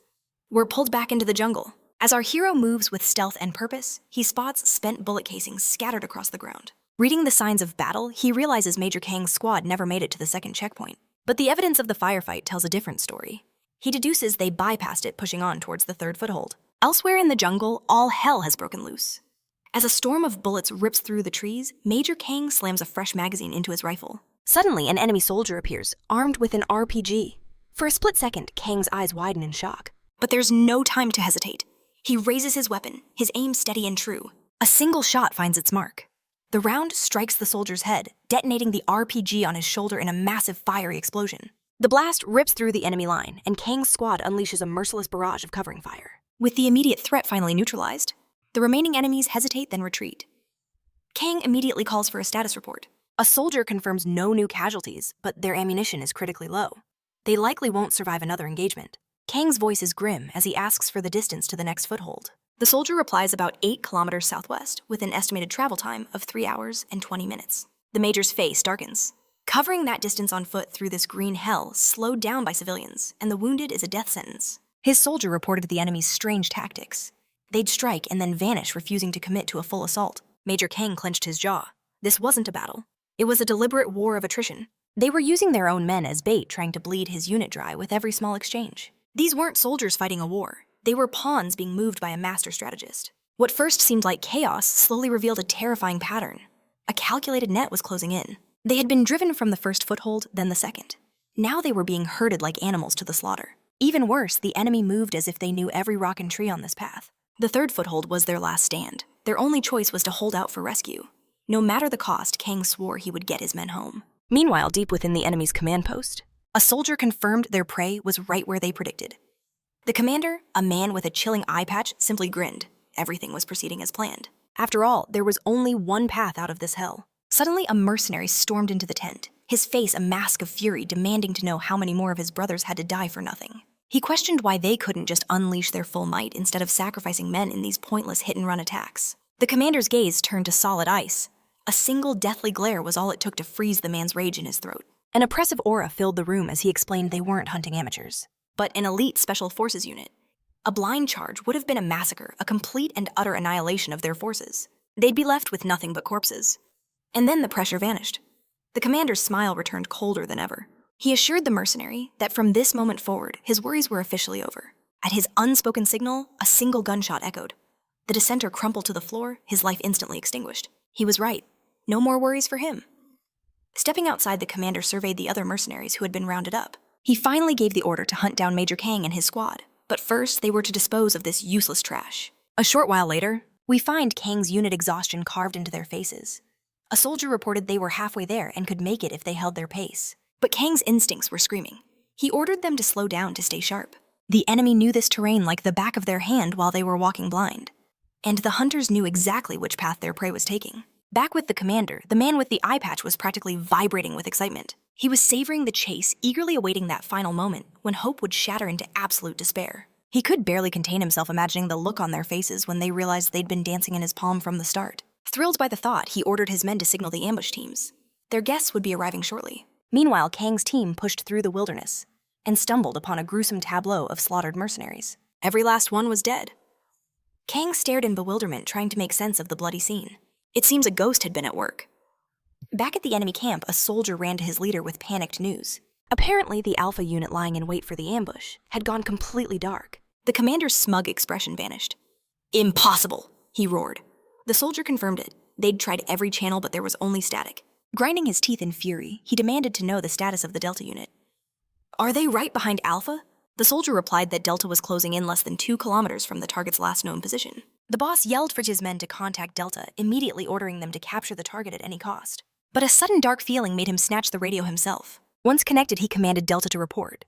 The voice that crackled back was laced with pure panic, screaming that they were under heavy fire. The commander was stunned into silence. He demanded to know what in the hell was going on. In response, the soldier on the line yelled that they'd been ambushed on their way to the target point. The boss demanded to know who they were fighting. The man screamed back that they had no idea who the enemy was. But before another word could be spoken, a massive explosion ripped through the transmission, and the line went dead. The commander stood frozen, his teeth clenched in pure rage. The hunter had just become the hunted. And somewhere in the darkness, a lone phantom continued its work, turning the entire operation upside down. A hailstorm of enemy fire erupts. But Jin moves like a ghost between the bullets, a dance of death that defies belief. Major Kang needs 30 minutes to secure the third foothold. Jin's mission: hold their attention until then. He's buying time for his comrades for their safe escape. Sliding low across the dirt, he raises his rifle, a predator locking onto its prey. His sights align. A single perfect shot rings out, dropping one enemy without a moment's hesitation. He pivots, claiming a second target. Another soldier falls before he can even blink. They pinpoint his position, a fatal mistake. Before they can retaliate, Jin unleashes hell, a storm of lead that tears them apart. Reinforcements swarm in, opening fire instantly. Bullets shred the air around him as Jin dives for cover, narrowly avoiding the onslaught. He's on the move again, confident they'll never track him in this rugged terrain. He will use their confusion to his advantage and strike from an entirely new angle. Back with Kang's unit, the sound of battle echoes from afar. A soldier reports the gunfire is coming from the route they just cleared. Kang is baffled. The mercenaries they were sent for were already dead when he arrived. So who is fighting with such intensity? He voices his confusion, admitting that none of it makes sense, but they will hold their position until the rescue party arrives. As they lie in wait, the sharp crack of a rifle echoes once more. Enemy soldiers begin dropping, left and right, silenced by an unseen guardian. They return fire wildly, but our hero is already behind solid rock, completely untouchable. He knows they've realized the truth. It's a one-man army against them. He's been hopelessly outnumbered from the start, but panic is setting in as their forces are cut in half. He spots 3 more soldiers disoriented and blind to his location. With chilling precision, he lines up the shots and puts them down instantly. A quick glance at his watch reveals 14 minutes remain until extraction. As dawn breaks, Kang's men maintain their vigil. One of them shouts that the rescue unit is finally approaching for landing. A wave of relief washes over the rescued civilians at the news. But Kang's sharp voice cuts through. "Stay alert until we are out of this hell." The sudden deafening silence from the battlefield sends a chill down his spine. Just then, their radio crackles to life. A calm voice reports, "This is Jin, ETA 3 minutes?" One of the soldiers murmurs that the name sounds strangely familiar. But for Major Kang, the pieces slam into place. The impossible firefight, the abrupt silence. He knows exactly who was out there. Looking ahead, he sees a lone figure walking towards them, hands raised. Through his scope, his fear is confirmed. It's Jin. The other soldiers recognize him too, their minds reeling with confusion. What is he doing in this war zone? Major Kang is in utter disbelief, refusing to accept what his eyes are seeing. As if on cue, the roar of rescue helicopters fills the sky. Kang storms towards Jin, grabbing him by the front of his shirt. "What the hell are you doing here?" he roars. But Jin's gaze is steady as he simply says, "I know this region better than anyone." Kang shoves him back, his voice raw with emotion. "You're out. That mercenary life is over for you." Jin's reply is simple yet heavy with meaning. "That's why I came. I didn't want to live with any regrets." The moment he heard Major Kang's unit was in danger, he knew that if he did nothing, that regret would haunt him for the rest of his life. Rage and fear war in Kang's eyes. "You're just a kid," he yells, his voice cracking. But then his anger shatters. He pulls Jin into a desperate hug, and the hardened soldier finally breaks, tears of relief streaming down his face. The chopper touches down. The rescue team floods out, securing the area and tending to the survivors. Elsewhere, the man with the eye patch receives a chilling report. Alpha unit has been completely wiped out, and 17 out of 20 Delta troops are dead. Though the details are scarce, the subordinate is certain. Alpha was annihilated instantly while Delta was ambushed and dismantled on the move. Hearing this, the commander grinds his teeth, pure, unadulterated fury radiating from him. His rage was justified. The plan was flawless. The prey was cornered and there were supposed to be no reinforcements. All he needed to do was close the trap. Yet some ghost managed to obliterate Alpha and decimate Delta, a fighting style he'd only seen once before, from the one who took his eye. As the memory of Jin floods his mind, the old wound begins to throb with a phantom pain. And then the horrifying realization dawns on him. Our boy had to be the one behind all this chaos. His subordinate notices his commander's strange reaction, and the man with the eye patch points out that this is precisely the kind of combat 001 was known for. The underling insists that Subject 001 was eliminated years ago, but his boss commands him to check again, ordering a full analysis of the current situation. They must consider the terrifying possibility that 01 is still alive. The scene shifts to the SW Corporation's training grounds, where guards are pushing through their rigorous daily routine. Among them, Sioku and Jin move with purpose while Yona watches from the sidelines. The regimen is brutal, starting with a grueling run and a demanding rope climb. Seoju's gaze is locked on Jin, his frustration growing as he struggles to even match the man's pace. After the ropes, they face the next challenge, a desk jumping course. Side by side, Sioju and Jin brace themselves, a silent challenge passing between them. They explode into motion at an unbelievable speed, but Jin effortlessly pulls ahead, vaulting over desks with a grace that seems almost supernatural. The onlookers, Yeana included, can only stare in utter awe, wondering if there's anything Jin can't do. Once the course is cleared, the recruits finally take a moment to recover. Shoku is gasping for air, completely drained. But when he glances over at Jin, a shock runs through him. The man hasn't even broken a sweat. Later in the men's locker room, Sioku's admiration turns to focus as he notices something on Jin's arm, a fresh spot of blood. Jin sees the crimson stain too, but casually dismisses it. "It's nothing," he says, pulling on his school coat. But Sioku is stunned knowing that only a deep gash would bleed through like that. And yet Jin had dominated the entire training session without even flinching. Finding his voice, Sioku admits that looking at Jin makes him feel like he's spent his entire life in a tiny pond, never knowing a true ocean existed. He might not know Jin's story, but he knows one thing for sure. This guy is on a completely different level. A veteran of a game Sioku is just beginning to understand. He saw it when Jin rescued Yana, and he felt it watching him conquer the training course. Shoku confesses that ever since he was a kid, everyone hailed him as a prodigy. But Jin's presence has forced him to face his own limits, and the reality is infuriating. He then declares with fire in his eyes that he will not be outdone again. Jin raises an eyebrow. "So that's why you've been staring daggers at me?" Shoku flinches, caught off guard, but Jin points out the obvious. It's hard to miss someone trying to burn a hole through your back during every single drill. Still, Jin admits he gets it. Being the same age, he understands the instinct to compare to compete. Shoku's silence is all the confirmation Jin needs, changing the subject. Jin asks if the rumors are true that Sioku is more than just Yona's bodyguard, but has been trained to be her official aide since childhood. Seokju seems surprised by the question, but confirms it's more or less the truth. His grandfather is the chief secretary to the chairman of SW Corp, and his own father serves as an aide right beside him. Shokju's path was set from birth. He was always destined to join SW Corp. Since he and Yana grew up together, he was groomed to become her aide to support her when she eventually takes her place within the corporation. That's when Jin confesses that he wouldn't have the first clue how to be an aide. With a knowing look, he states that everyone has their own part to play. As Jin turns to leave, Seoju rushes to his side, declaring he won't lose in training or sparring. Jin simply looks at his new rival and smiles. After all, the fire of a good rivalry only forges stronger steel. Stepping out of the locker room, they find Yana waiting for them as always. She congratulates them on their hard work, then turns to Jin, asking if he's been busy noting his absence from school. Jin just says he had things to handle. An unspoken tension hangs in the air until his phone buzzes to life. The caller ID reads Major Kang. Jin answers, and the Major's voice comes through reporting that Gwangyik's surgery was a success. There's nothing to worry about. A wave of relief washes over Jin. The Major adds that if they had been even a moment later, Gwangyik wouldn't have survived. His life was saved all thanks to Jin. Kang thanks him again, his voice heavy with emotion, saying that if Jin hadn't been there, the entire unit would have been wiped out. In the background, Jin can hear the other members of the squad shouting their own heartfelt thanks. But then Major Kang's tone shifts, becoming deadly serious. He tells Jin he never wants to see him on the battlefield again. He admits it's a strange thing to say to the man who just saved all their lives. But it doesn't feel right. Jin has a family now, a new life he needs to protect. But Jin calmly reminds him that it was because of the Major that he found that family.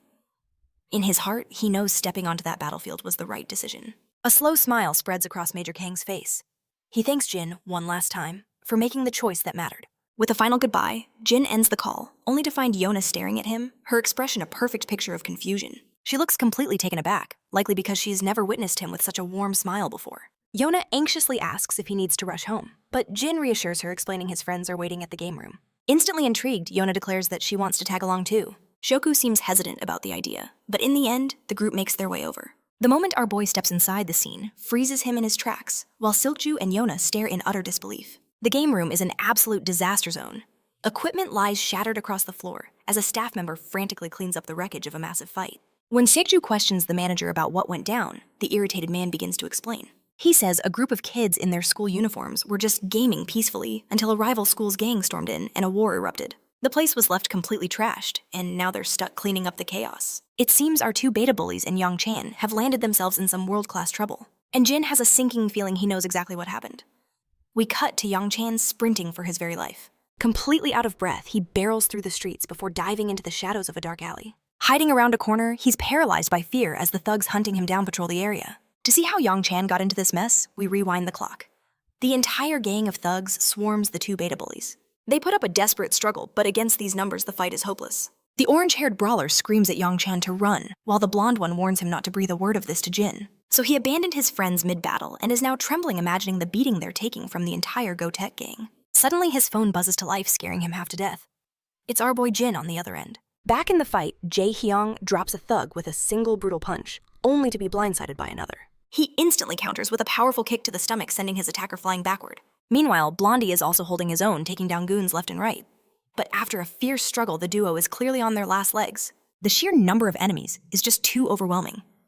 A thug stands behind his minions, mocking our duo's efforts. Not half bad, he smirks, adding that he finally understands why his boys kept getting beaten. It turns out this is the infamous top dog of Go-Tech himself. Our beta bullies are in shock. Never in their wildest dreams did they think they'd face the notorious In-chan-gu and his crew. As Orangehead taunts him, asking if he's afraid of looking weak in front of his lackeys, In-chan bites, charging forward like an enraged beast.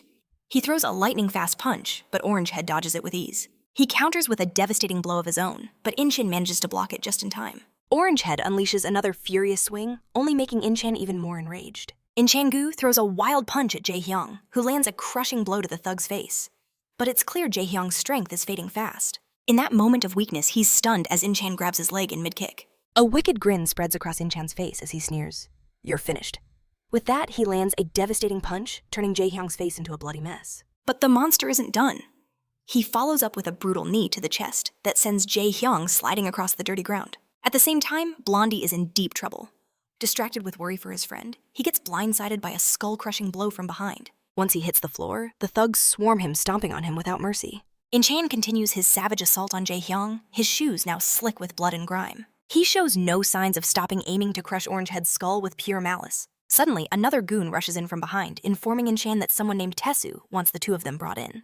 The lackey then asks what to do about the one that escaped. In-chan gives the order. Everyone is to gather at the club and hunt down that third guy. They're definitely talking about Yang Chan, who, as it turns out, has just stumbled right into our main character. He frantically explains everything that happened, how the Go-Tech bastards ambushed them. He says they were furious about the beatdown they received a few days prior. Yang Chan continues explaining they were caught by surprise, but Jae-hyung and Hook Jin fought back valiantly until Inchanu himself appeared. Jin has no idea who that is, so the terrified boy explains that Taisuke is the king of Go-Tech, and Inchanu is his monstrous right-hand man. Their reputation was legendary, wanted by gangsters before they even graduated.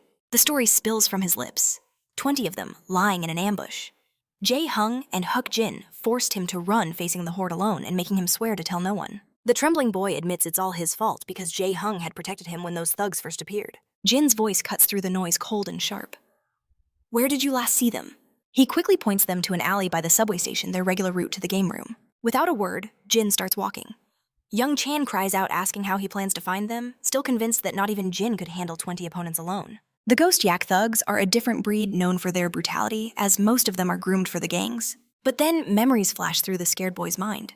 All the good times they shared, the laughter and friendship. With those moments fueling him, his resolve hardens like steel, shattering his fear. He confidently joins Jin's side. The two of them march forward, leaving Yana standing there completely lost. Seokju, however, remains silent and still until the bodyguard's voice cuts in. "Aren't you joining your friends?" The question startles Seokju. The bodyguard asks again, his tone pointed. "They are your classmates. Are you not going with them?"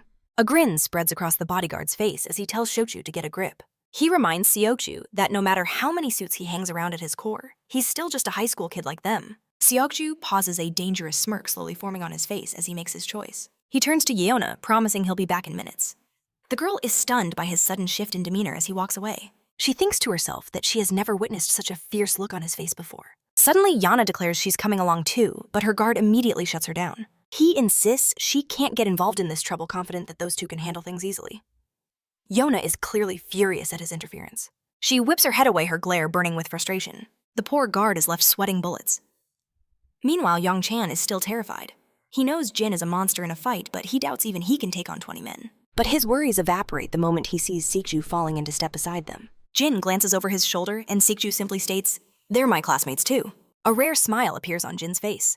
The trio now struts forward with absolute, unshakable confidence. When the trio arrives at the alley, they're greeted by a grim scene, broken sticks and splatters of blood everywhere. Yang-chan starts to panic, certain this is where it all went down. He wonders if they escaped, but Sukju spots 2 shattered smartphones and realizes the grim truth: they were taken. Yang-chan confirms the phones belonged to their bullied friends. Sukju notes the phones were left behind as a message, and Jin is certain he knows whose blood stains the ground. Suddenly, a group of thugs appears down the street. They spot the trio, immediately recognizing their high school uniforms. Then their eyes lock onto Yang-chan, the one who ran away. The thugs close in, spewing insults, saying they've been hunting for this little rat. While Yang-chan is paralyzed with fear, Seokju feels a sense of relief. They won't have to search for answers because the answers just walked right up to them. Jin strides forward, his aura radiating pure intimidation. The thug scoffs at his attitude and throws a punch, but Jin deflects it effortlessly and counters with a solid blow to the thug's face. Another thug swings, but Jin delivers a brutal strike to him as well. He grabs the man by the head and slams a knee into his face. At the same time, Sikju is moving like a phantom, dismantling thugs with cold, calculated precision. In mere moments, all the goons are on the ground, defeated and covered in their own blood. Yang-chan's expression has shifted from terror to utter disbelief as he witnesses Jin and Sikju demolish them in an instant. A goon groans in agony. Jin immediately approaches him, demanding to know where his friends were taken. The thug remains silent, his face a mask of rage and defiance, even after being beaten. He shoots Jin the middle finger, telling him to get lost. In response, our guy slams the thug's head into the ground with incredible speed. He's knocked out cold, his eyes rolling into the back of his head. Yang-chan looks on horrified at how Jin just smashed the thug's face into the concrete. Seokju decides it's his turn to handle the questioning. He figures Jin isn't the best choice for a delicate interrogation. At last, they arrive at a club where the goons have gathered and the place is crawling with them. Amidst the chaos, the so-called bullies are nothing but ragdolls tossed around like garbage. Yang-chan's head snaps up at the sound of brutal, crushing impacts, and his eyes widen in sheer terror. A tattooed demon is unleashing hell with a baseball bat, painting the room in vicious splashes of red. This monster is Taogi, the undisputed king of this entire territory. As he's busy pulverizing another victim, his underlings appear, announcing they've captured the 2 remaining thugs. At this news, the storm of his rage finally subsides. He casually tosses the blood-soaked bat aside and gestures for a smoke. His terrified lackey scrambles to obey, as Taogi sinks into his chair, a thunderous and murderous expression on his face. His fury stems from the hell his own boss gave him, all because 2 high schoolers allegedly took down 10 of his elite fighters. We flash back to a chilling meeting. Taogi stands before his superior, being grilled over the humiliating rumor: 10 of their men defeated by 2 mere students. The boss is seething, reminding him that his crew are hardened recruits, not cannon fodder to be crushed by random high school kids. The air crackles with tension as the boss delivers a chilling ultimatum. If this is how Taogi handles his business, then his position is forfeit. Back in the present, that humiliation still burns within Taogi as he glares at the captured duo. His gaze is like ice. "Are you the ones who caused me so much trouble?" His underling confirms, but Taogi demands, "Where is the third?" The lackey nervously admits one slipped through their grasp, but foolishly promises his swift capture. Taogi is stunned, incomplete. The news of this failure hits him like a physical blow. This messy outcome was never part of his calculation. His men sense the dangerous shift in the atmosphere. Taogi's mood has become lethally foul, still poisoned by his boss's words. Desperate to calm the storm, the lackey offers a quick, pathetic apology. Taogi's rage simmers down to pure disbelief. He scoffs. "You expect me to believe these twigs took down 10 of my men?" He demands to know who their allies are. But Jae-hong just spits defiance, earning a brutal kick to the face for his insolence. As Taogi exhales a cold cloud of smoke, his underlings continue their savage, relentless beating. Finally, Taogi grinds out his cigarette. It's time to make them a little arrangement. He lays out the terms. The first one to talk walks away free. The other becomes his personal pawn. He even offers a chance to escape, but with a cruel promise that his men would hunt them down, drag them from their school, and make their lives a living hell. Nanishe. But then, a snicker escapes the blonde one, and soon both of them erupt in manic laughter, as if they've heard the funniest joke in the world. That's it. Taogi's patience shatters. His men brace themselves, knowing all hell is about to break loose. Just as they feared, the enraged leader charges, swinging his bat in a devastating arc that sends blood flying with a sickening crack. Even his own men watch in horror as the situation spirals into sheer unrestrained brutality. The monster continues his furious onslaught, until a sudden commotion from outside forces him to freeze. A quick glance reveals the guards who were patrolling the club are now scattered across the pavement unconscious. A deathly silence falls over the room as the door creaks open. Every head turns as our trio strolls in radiating an impossible level of confidence. The boss explodes with rage, demanding to know how these brats managed to neutralize his men guarding the entrance. But a different emotion grips another. Young Chan's blood runs cold as he sees his friends battered and broken on the floor, lying in pools of their own blood. A lackey shouts, "That's him, the one who ran away!" And suddenly the room fills with condescending laughter. They mock the newcomers, sneering, "Is this pathetic duo really the backup you ran to get?" We're trembling. At that moment, a wave of pure terror washes over young Chan. He starts to question everything. Was infiltrating this place a fatal mistake? The boss lets his bat fall with a heavy thud. "I've been in this game a long time. But I never imagined a couple of scrawny punks would have the nerve to march right into my den looking for a death wish." He turns to his second-in-command with a cold smirk. "So, what should we do with these insects?" In response, the underling roars to his men, ordering them to crush the intruders and force them to their knees. The thugs swarm forward, weapons raised, ready to end this now. A sense of relief washes over him, thinking at least this nightmare will be over tonight. He can't even bear to imagine this dragging on any longer. But little does he know, he and his entire crew have just stepped into the jaws of a living legend. Just as predicted as Sokju and our hero are already tearing through these bastards. Inchan's crew turns ghost white as sheer terror grips every punk standing around. Our boys casually drop their bags, and Inchan stares dumbfounded to see 4 of his thugs already on the ground. The rest of the lackeys swarm forward, but Sokju and Jin simply brace themselves unimpressed. Ready for war, they unleash a storm of fury, treating these thugs like nothing but garbage to be cleared. Our guy launches into the air with inhuman grace and lands a devastating blow right on some poor fool's jaw. Seokju isn't holding back an inch. Every punch sends another thug flying a one-hit knockout every time. Young Chan can only watch in absolute awe as his friends completely dominate the battlefield. They're dismantling the entire crew like it's just another Tuesday. As the arrogant leader watches his men get utterly demolished, the cigarette falls from his stunned lips. The beatdown is a blur of motion until every last goon is sprawled on the ground. Their leader stares in total disbelief, wondering how this is even happening. He looks at our heroes, who've barely broken a sweat, yet they just wiped out 30 of his men single-handedly. Our boy begins his advance, and Inchan standing nearby trembles violently. But Jin walks right past him, a silent dismissal, as if he's not even worth the effort. Or so it seemed until Sokju steps in and delivers a bone-shattering punch, dropping Inchan for good. Panicked, the boss grabs his bat and takes a stance, but Jin's advance is relentless. They're finally face to face. The boss swings wildly, only for Jin to counter with a vicious slap of his own. Jin's hand strikes the boss's throat. He grabs his head and in his signature style, he smashes the bastard's face into his knee. Blood erupts from his nose, but this arrogant punk refuses to stay down. He knows if his own boss hears about this humiliation, he's out of the clan forever. Desperate, he plays his last dirty card and pulls a dagger lunging at Jin. But Jin simply catches his wrist, and a sickening crack echoes through the alley, leaving the thug whimpering in agony. To end it once and for all, Jin slams him into the concrete, finally putting the cocky boss down for the count.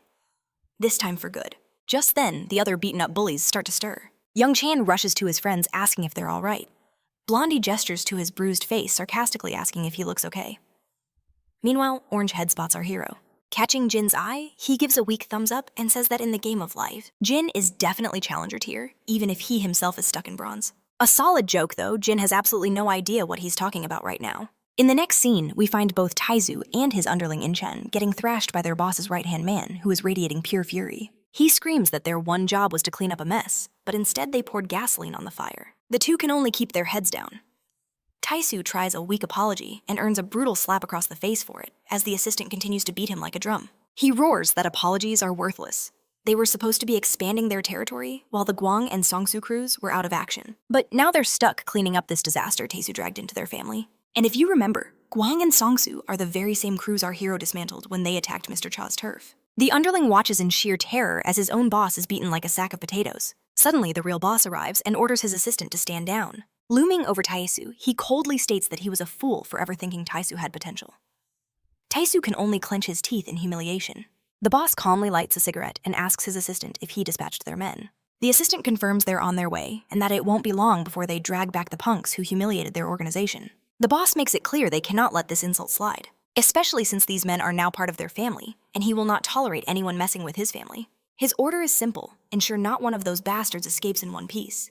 The assistant bows, promising it will be done. Back on Cha's turf, a mountain of a man bursts into the club.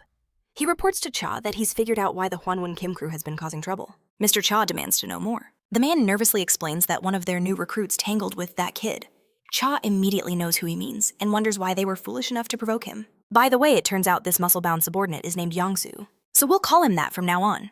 Yongsu reveals that the kid completely annihilated them, and now the entire family is out for blood. They can't afford to lose face, not when their forces were crushed by a single high school student. A cloud of smoke escapes Cha's lips.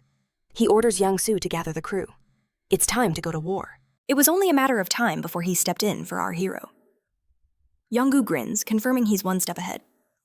Turns out some of the old guard just happened to be in the neighborhood. He explains that with the Kim family and Gong already crushed by Cha, all the old soldiers are crawling out of the woodwork. A low chuckle rumbles in Cha's chest as he rises. He muses that these lovable idiots are just itching for a fight, and an excuse to get wasted. Swinging the door open, he's greeted by a sea of familiar faces. Every single man loyal and ready. Cha's presence fills the doorway. A smirk plays on his lips as he takes in his crew. He tells them it's damn good to see them all again. He admits it's been too long since they last raised hell together. But first, there's a little business to take care of before the drinks start flowing. Meanwhile, on a dark city street, Yona and Shioku's path is suddenly blocked. A pack of street rats has cornered them. Their leader grins a predator who's just found its prey. He sneers that they've made his job far too easy. He gives a fake apology for interrupting their little date, before declaring they're both coming with him like it or not. But just as they lunge forward, the screech of tires fills the air, a fleet of black sedans boxes them in. Men in sharp suits emerge, creating an iron wall around the thugs. There's no mistaking it, SW Corps Elite have arrived. Yona's personal guard looks down at the street trash with pure fury in his eyes. Without a word, he seizes one of the punks by the skull. In that moment, everyone knew, these thugs were already corpses. Even Yona pities these fools. They just signed their own death warrants. Elsewhere, Cha's crew moves like a storm bats cracking against bone as they clean house. And at the heart of the chaos, Cha casually strolls into a very familiar club. The very same den where our hero and Shoku took down 30 men. The local boss freezes his face, a mask of disbelief. He can't believe Duchik-cha is standing right before him. Even his 2 lieutenants are paralyzed with fear. They're staring at a living legend. The boss of the Duch gang himself. The most feared man in the city. The local leader stammers, asking what brings the legend to his humble turf. He pleads his case, insisting they never cross Cha's territory. It must be a mistake. Cha's voice is calm, yet chilling. He states that the kids should have been left to their own squabbles. It's pathetic, he says, for a grown man to interfere. Of course. The boss is stunned, demanding to know what he means. Then the horrifying realization dawns on him. Are you here? He trembles because of that kid. A wicked smirk plays on Cha's lips. You decided to get involved with him, he declares.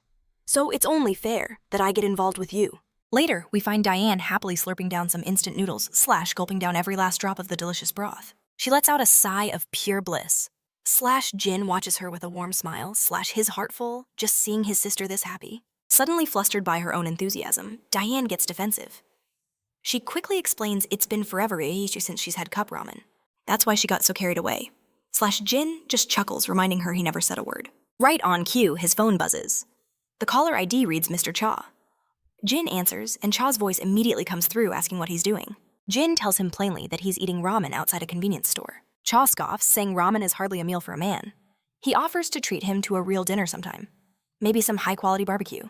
Jin politely refuses, saying that won't be necessary. Cha teases him, asking if he's scared to eat with a gangster. But Jin is firm, saying he prefers convenience store ramen.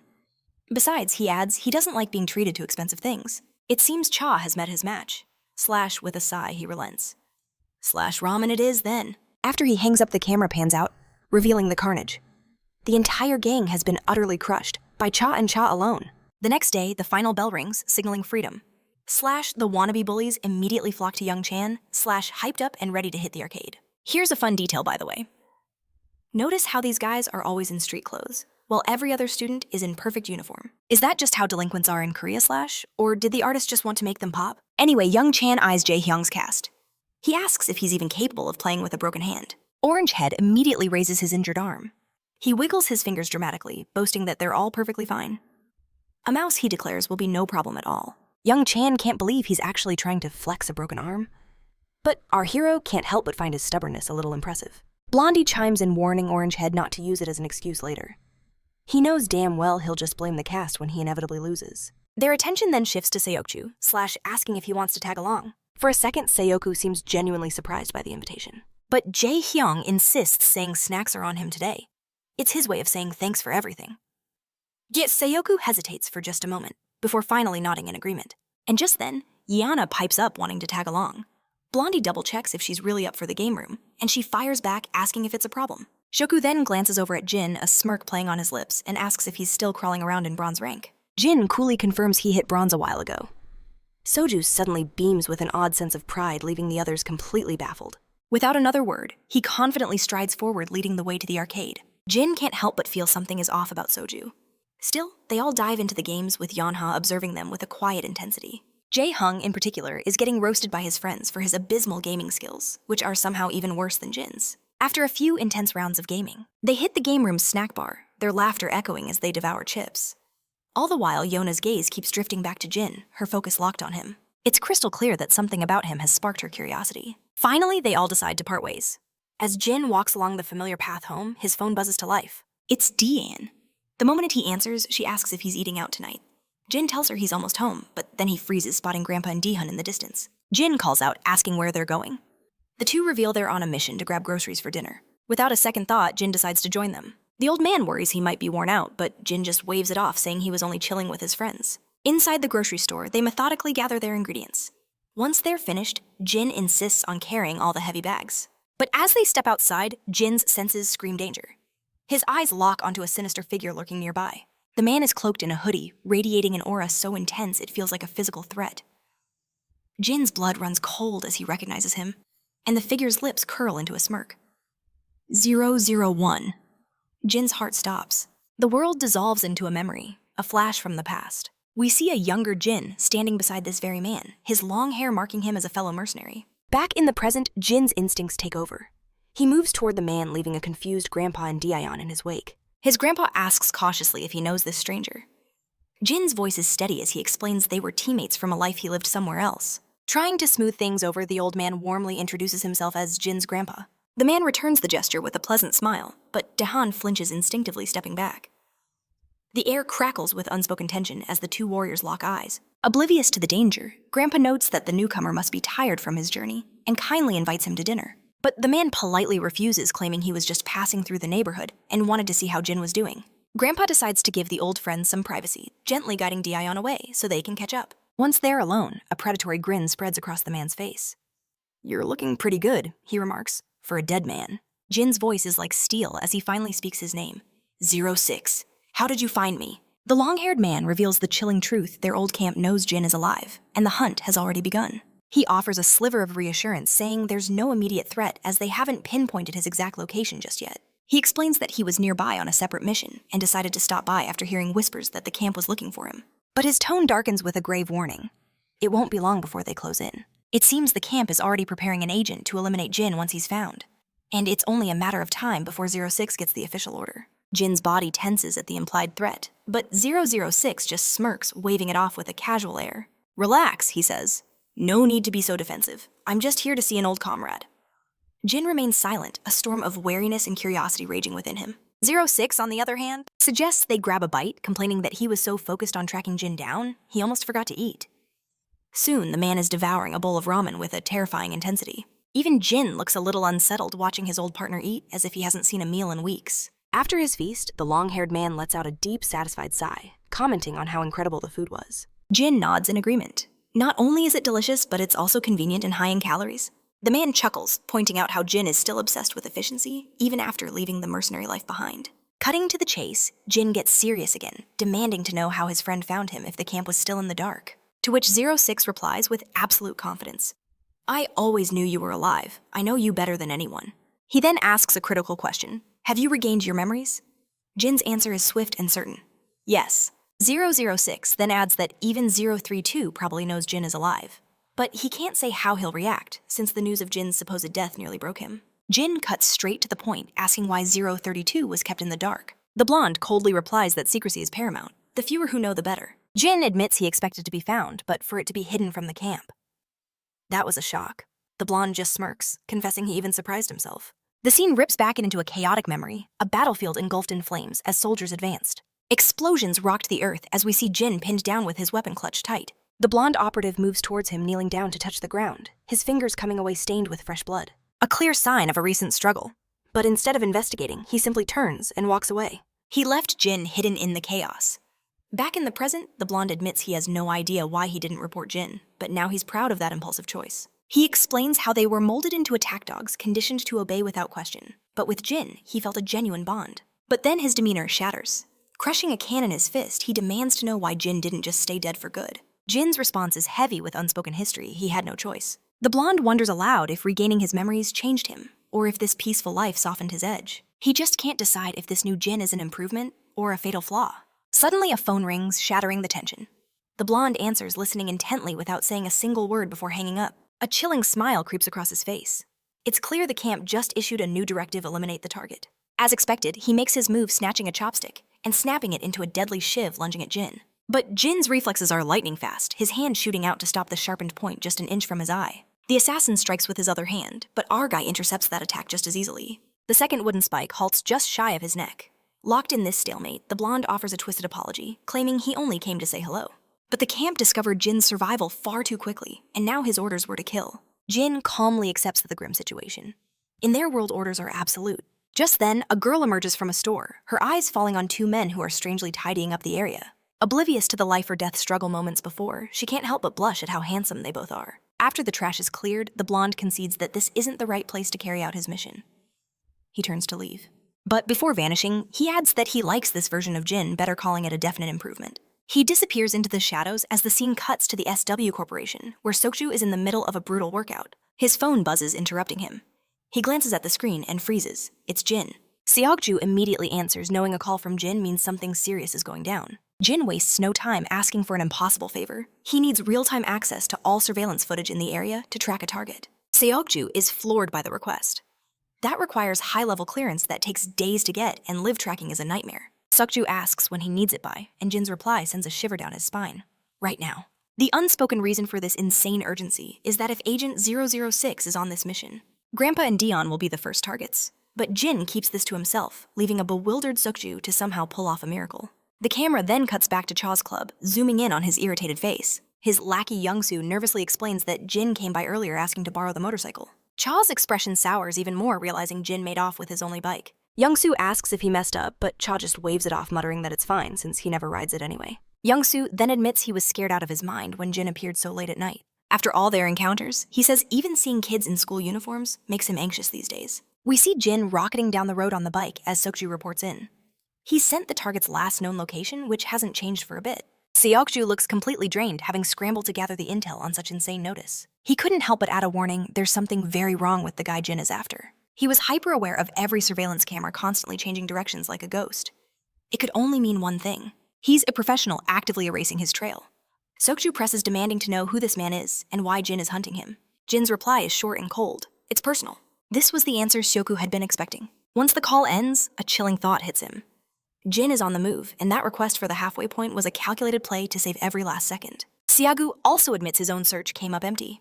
This mysterious foreigner was a ghost, leaving no trace behind. When Jin arrives at the desolate location, his senses are on high alert. He reasons that 06 must be a recent arrival. Any more time and his family would have already been targets.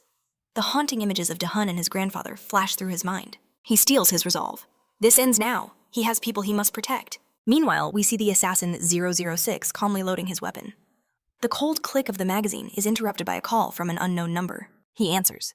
The voice on the other end drops a bombshell: 001 is alive, and he's in Korea. Before the caller can continue, 006 cuts him off, his voice laced with ice. He and Jin go way back to the brutal training days. He knows all his secrets. He coolly explains he just wrapped up a job in the area and decided to confirm the rumors himself. He makes one thing crystal clear: he will not stand by while a traitor lives and breathes. And the man on the other end of the line, none other than the ominous figure with the eye patch. The order is given: take Jin out by any means necessary. There is no one better suited for this grim task. But he issues a stark warning. Be careful. Jin wasn't designated 001 for nothing. The blonde assassin scoffs, claiming too much time has passed. The eye patch man agrees. After hiding for so long, Jin is bound to be rusty. With that, the line goes dead. He'll be waiting for good news. But as the call ends, a reflection on the phone's dark screen makes his blood run cold. Jin is standing right behind him. He scrambles for his gun, but it's useless. Jin closes the distance in a heartbeat, grabbing him and slamming him hard onto the concrete, the weapon skittering just out of reach. Both men leap to their feet. Annoyance flashes across 006's face. He was certain he wasn't followed. "Was it those damn cameras?" he mutters. As they stare each other down, the assassin admits he expected Jin to hunt him down. But he has to ask, why the incredible speed? It hasn't been that long since their last goodbye. Jin's silence is his only reply. So the new version of 01 doesn't waste words either. In the next instant, they explode into action. A whirlwind of strikes and blocks erupts a battle too fast for the naked eye. Jin deflects a crushing blow and unleashes a counter, but Blondie sidesteps with fluid grace. But Jin presses the attack, following up with a brutal shoulder smash that sends his opponent stumbling backward. As Jin launches a kick, Blondie catches his leg. In a dirty move, a hidden dagger flashes, slicing a deep wound. A wicked grin spreads across the assassin's face. He mockingly compliments Jin, saying his skills have sharpened even more since their training. As Jin falters from the injury, Blondie lunges like a viper. Jin barely twists away the cold steel grazing his throat. A deadly dance of blades begins with Blondie relentlessly trying to land a finishing blow. In a desperate gambit, Jin allows the dagger to sink into his shoulder, creating an opening. Before Blondie can react, Jin ducks under his arm, grabs his wrist, and with a sickening twist, sends the dagger flying through the air. Blondie shoves him back with a kick to the chest, then desperately scrambles for the pistol on the ground. He gets his hand on it and tries to take aim, but his own blade comes spinning back, plunging deep into his other shoulder. Screaming through the pain, he fires a wild barrage of bullets as Jin dodges.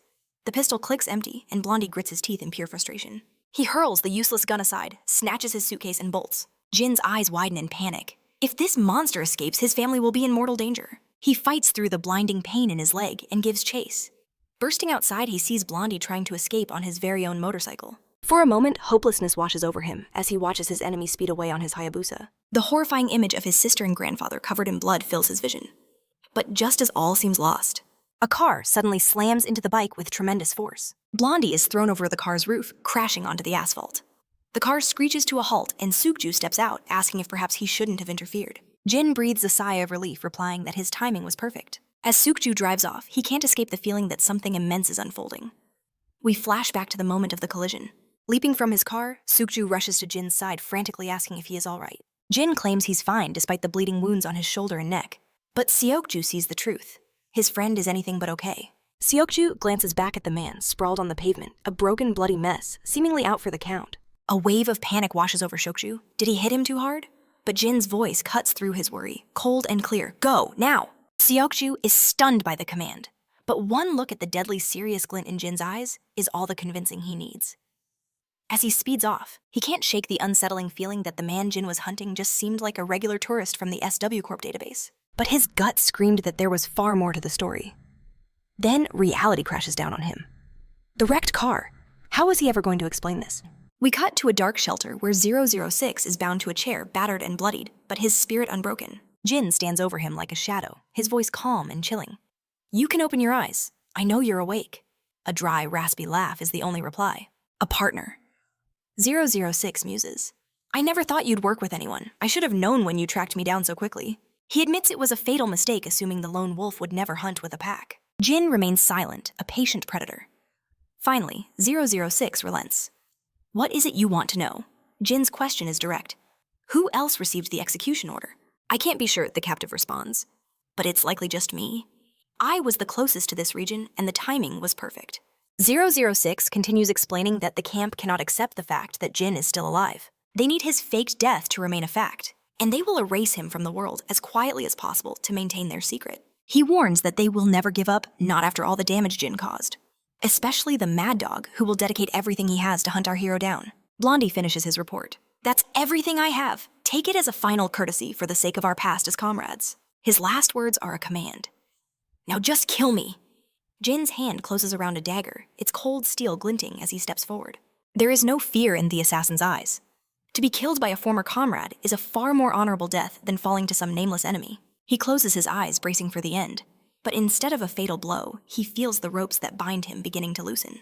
What the hell are you doing? Blondie growls in confusion. Jin's response is simple. I'm freeing your legs. Why aren't you killing me? He demands. Jin looks back at him, his gaze piercing. Why should I? Jin then reminds him of the one reason he has to keep living. The very same reason he could never truly escape the camp. I understand that reason, Jin says, his voice softening slightly. I have a family now. I know what it feels like. So go live for them. Your mission failed. You're already a ghost to the camp. Disappear where they can never find you. As 006 staggers to his feet, he offers one last warning. Your family. They'll be in constant danger. The camp will use them to get to you. Jin simply nods. I'm aware. He adds with chilling intensity. If you had targeted my family first, this would have ended differently. I will guard this life with everything I am. A faint smile touches Blondie's lips. I'll lead the camp on a chase for as long as I can. And with that, he turns to leave. But he stops asking one final question. Tell me your real name. After a long moment of silence, Jin finally speaks his name. The other man smirks, offering his own in return, Liam. He lets out a dry chuckle. It only took us 10 years to learn each other's names. With this strange, heartfelt farewell, Liam vanishes into the shadows. The scene then shifts, taking us to our hero's apartment. He arrives like a phantom, opening the door without a sound and slipping inside. But before he can reach his room, the creak of another door freezes him in place. His heart plummets. He's been caught. It's his grandfather standing there with a shocked expression, seeing Jin returning at such an ungodly hour. Jin forces a warm smile, carefully hiding the wound on his shoulder. Grandpa, why are you still awake? The old man explains that he couldn't sleep, blaming it on the coffee he had earlier. With a gentle smile, he tells Jin to get some sleep, adding that he must be tired too. With that, his grandpa shuffles back to his room. As Jin turns to his own room, his sister's voice calls out to him. She quietly reassures him. Don't worry too much about him. He was just waiting up for you, she explains. He's still worried about whether you're having a hard time settling back into life here. She then gestures to the table. I left you some dinner. I know how much you've missed home-cooked food. After their quiet exchange, she returns to her room. Jin walks over to the delicious meal laid out on the table. And for the first time that night, a genuine smile spreads across his face. The scene cuts away to Sichu. His phone suddenly lights up the darkness with a message. It's from Jin. The message is short, a note of thanks for slamming 006 with his car, and for providing the precise location. Seeing the praise from his friend Seokju can't help but feel a little embarrassed.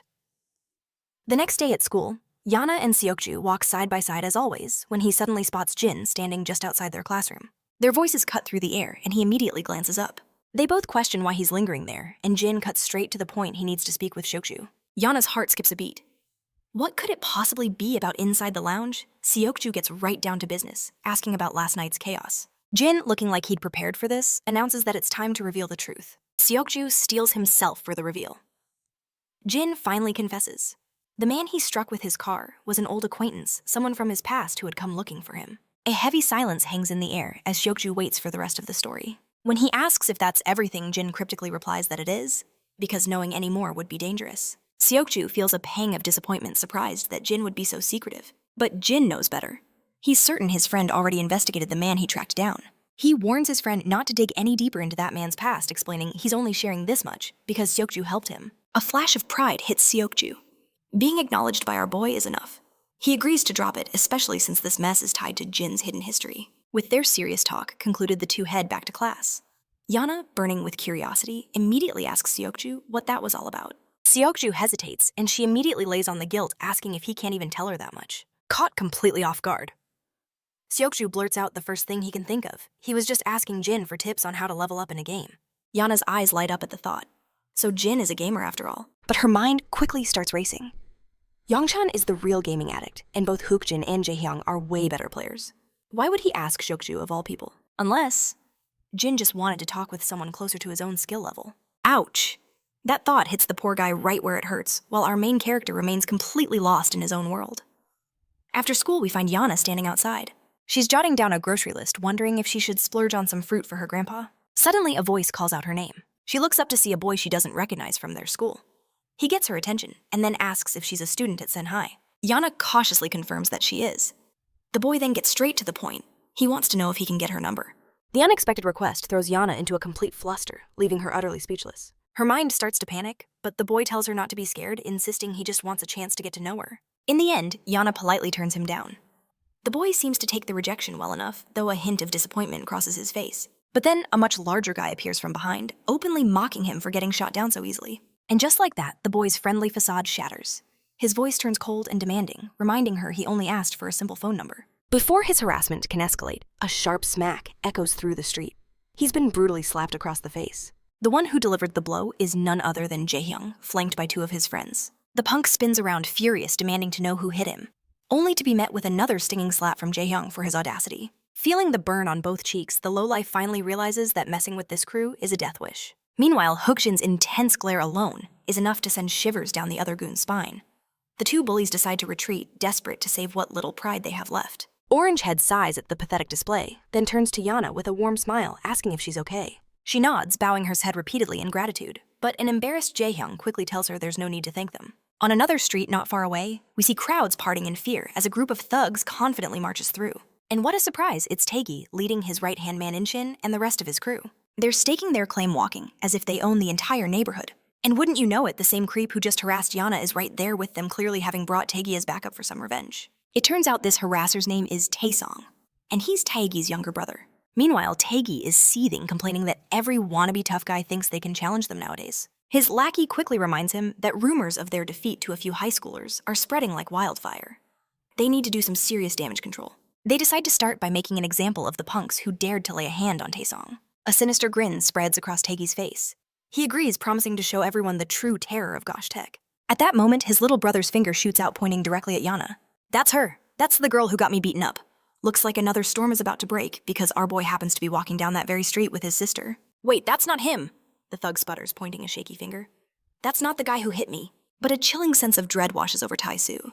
He knows he's seen that face somewhere before. As his eyes lock onto our hero, the recognition hits him like a physical blow, and his world shatters. His entire crew starts to tremble.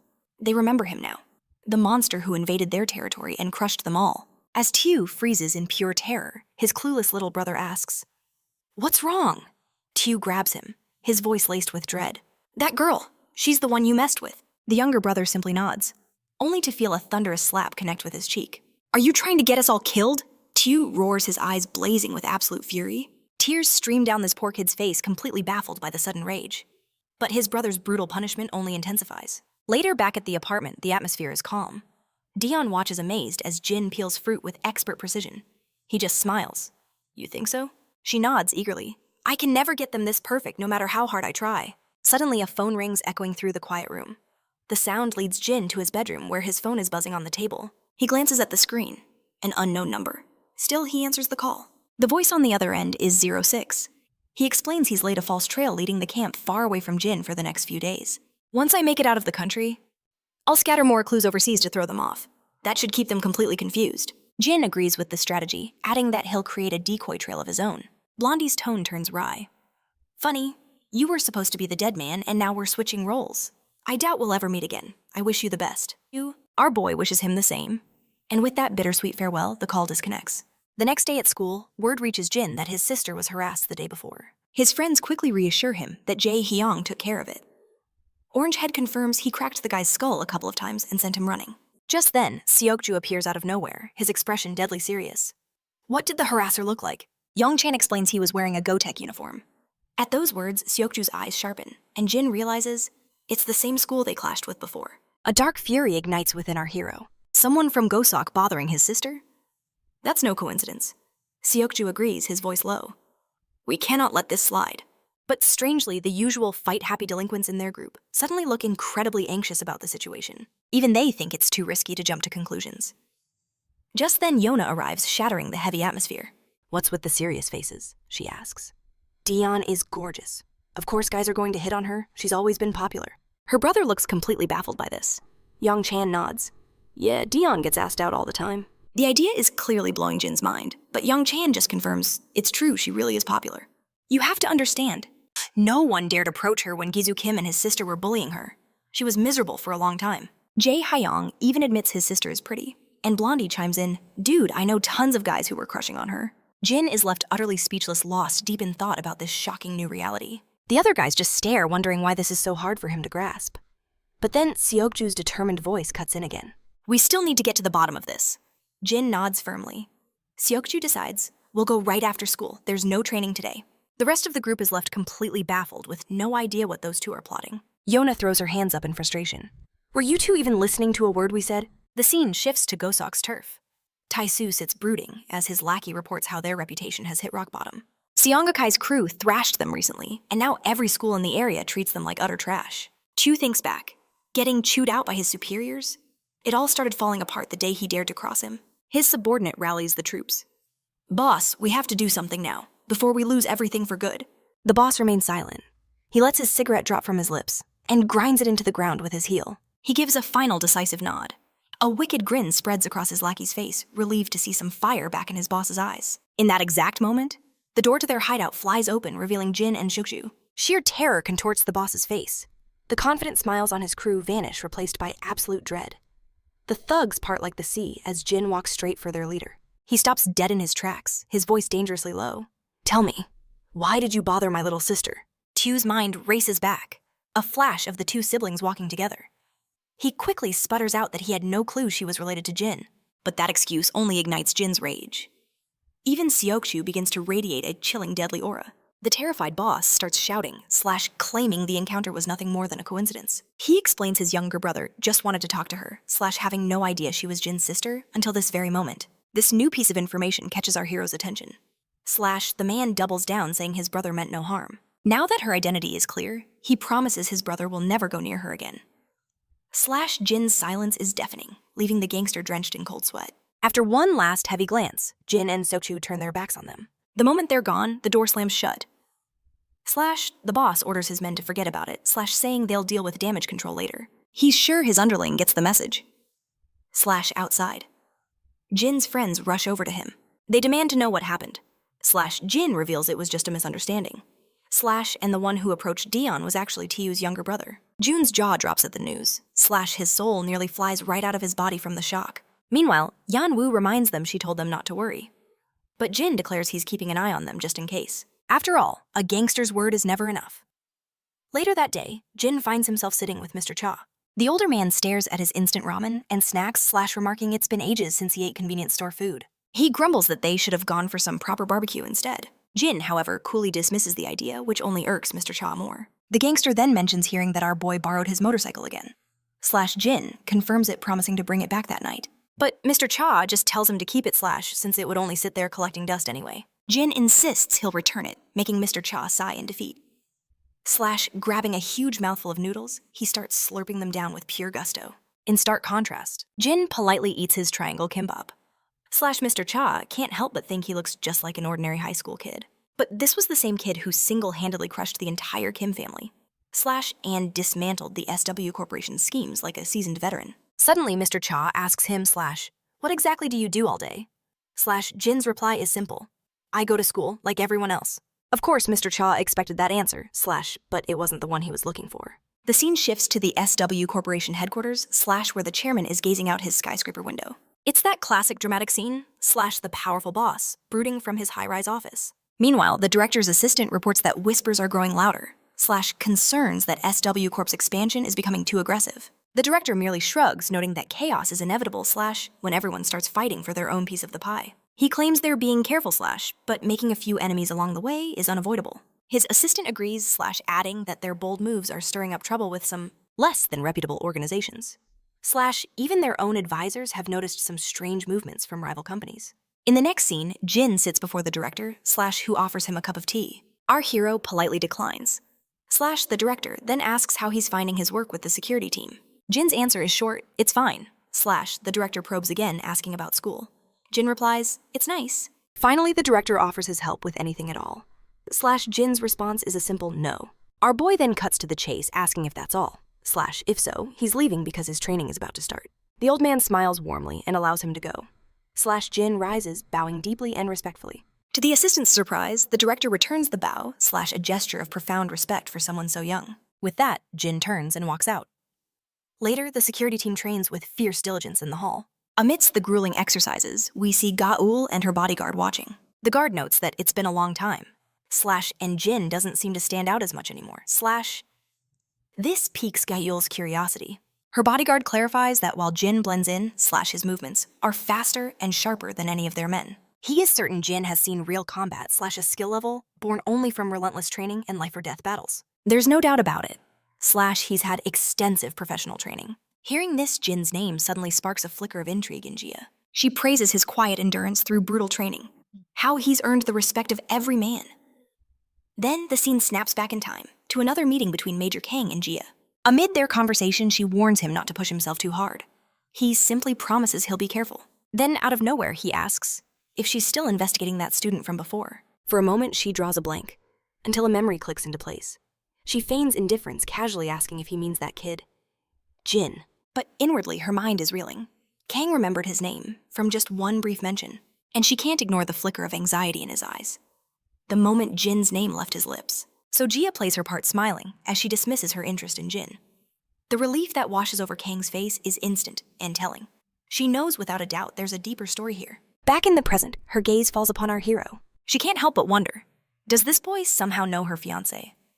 Short while later, they're speeding down the road with Jin sitting right beside her. She casually pitches the idea of him joining her talent agency, tempting him with world-class training in acting or singing. But Jin's rejection is swift and absolute. He has zero interest. His instant, unwavering refusal only deepens Gia's curiosity. Couldn't he at least pretend to think about it? His complete lack of hesitation is strange. Finally, she drops the real question. Does he know Major Kang and then the bombshell? He's her fiancé. The revelation hits Jin like a physical blow. His mind flashes back to Kang mentioning he had a fiancé to meet. There's no doubt in his mind. This is the woman. But as she studies his reaction, she's utterly baffled. Jin is perfectly calm, completely unfazed by this shocking news. Our boy's composure is so absolute, it's almost eerie. This level of calm is unnatural for him. Even she can feel it. Something about him has changed, but she just can't pinpoint what. Sometime later, they arrive at their destination. Gia makes her way into the towering corporate building. Meanwhile, Jin and his senior head to a staff-only area to get cleaned up. But Jin's mind is still racing, trying to process the fact that Gia is Major Kang's fiancé. As guards stand watch outside the women's restroom, Gia is inside touching up her makeup. But she's not alone. Another figure silently enters, and there's no denying it. This newcomer radiates a dangerous, shadowy aura. The woman moves to a sink just over Gia's shoulder, a predator closing in. In a flash, while Gia is distracted, the shadowy woman strikes, pressing a chloroform-soaked rag over her face. As Gia collapses unconscious, the scene outside reveals a grim truth. The guards have already been neutralized. The dark-haired woman orders her accomplice to move the package. Just then, a frantic report crackles over the senior bodyguard's radio. Mr. Sin has vanished. His escorts, Jin Soo and Kei Yong-woo, have been discovered unconscious on the floor. Without a second's delay, the senior barks out orders. Lock down all exits. Secure the surveillance tapes now. The moment the news hits, our hero explodes from the room. He sprints down the hall, his mind racing. The intruders have their target, which means they'll be making their escape by car any second now. He barrels down the stairwell, finally bursting into the parking garage. He spots a man entering a vehicle and instantly moves to intercept. But it's just some random clueless civilian. At that very moment, the true culprits are flooring it, peeling out from the other side of the garage. Jin launches himself into a dead sprint. He leaps directly into their path. But the ruthless kidnappers don't even tap the brakes, aiming to run him down. As the criminals try to speed away, our hero urgently radios in the vehicle description, a black minivan on the move, wasting no time. Jin vaults over parked cars, closing the distance to the van. At the same time, other guards converge on the exit spike strips at the ready. But it's too late. The driver slams on the accelerator, plowing through the guards and everything in their path. They escape onto the street, with our hero desperately clinging to the back of the van. The van fishtails violently down the road. Jin fights just to maintain his grip as he's thrashed about. As his knuckles turn white, his mind flashes back to a conversation he once had with Major Kang. In that memory, Kang was explaining the meaning of family, how it's different for everyone, but always something precious. Jin didn't quite understand then, so Kang offered him an example. Perhaps his fierce dedication to his country stems from the fact that it's where his family resides. Jin's innocent question hangs in the air. Would a man truly give his life for his family? Kang, caught completely off guard, fumbles for an answer. A warm smile spreads across his face as he finally replies, "If it came to that, I'd do it in a heartbeat." Back in the present, Jin's knuckles turn white as he clings to the side of the speeding minivan, his jaw set with grim determination. He slams his fist against the window, the force of the blow causing cracks to spiderweb across the glass. The driver, startled by the chaos, looks away for a fatal second, failing to see the car barreling into the intersection. The collision is catastrophic. Jin is thrown from the vehicle like a ragdoll skidding across the asphalt nearly 10 meters away. In that moment of chaos, the kidnapper floors it, the minivan vanishing into the distance. Without a second's hesitation, Jin scrambles to his feet, sprinting after the fleeing car. From inside, a dark-haired woman glances back, a mischievous glint in her eyes. Despite his efforts, the gap widens until the van is nothing but a speck on the horizon. His lungs burning, he finally grinds to a halt, completely exhausted. But just then, the senior guard pulls up, demanding to know which way the van went. Jin doesn't waste a word. He simply leaps into the passenger seat. The senior guard is furious, ordering the kid to get out immediately. But Jin cuts him off, commanding him to drive, and pointing in the exact direction the kidnappers fled. Gritting his teeth, the senior guard slams his foot on the accelerator. He radios his team, reporting that the targets took a side road to the right, and orders them to coordinate with the police to dispatch all available units. He then turns to Jin, reminding him that he's just a kid and should go home since he's not an official part of the security team. He insists that this mess has nothing to do with him, but Jin fires back, stating he's here for practical training by his own choice. He declares that he alone is responsible for being here tonight. He then professionally reports seeing one male and one female in the van, both appearing to be Asian, with no other accomplices in sight. As the senior guard turns to argue, he finally notices the blood and bruises on Jin's face and hands. His anger instantly vanishes, replaced by genuine concern. "Are you all right?" he asks. Jin simply nods, saying he's fine. The senior struggles to process what just happened. This kid clung to a speeding vehicle and was the first to track down the criminals. He held on for as long as humanly possible, pinpointed their escape route, and even rescued Miss Yona once before. At this moment, the senior realizes there's no one he'd rather have by his side. Jin has more than proven himself. Meanwhile, Yona receives the shocking news Madame Ga has been abducted. Her guard explains that they've left minimal security behind, sending every available agent to find her. Team 2 and NGU are hot on the kidnapper's trail. Yona's eyes widen at the mention of one name, Jin. The bodyguard confirms it. Jin was on duty when the incident occurred. A short time later, Jin and the senior guard arrive at a derelict factory, the kidnapper's last known location. And right on cue, they spot the minivan. The kidnappers are pulling Miss Jai, still in her wheelchair, out of the vehicle. The senior knows they can't wait for backup.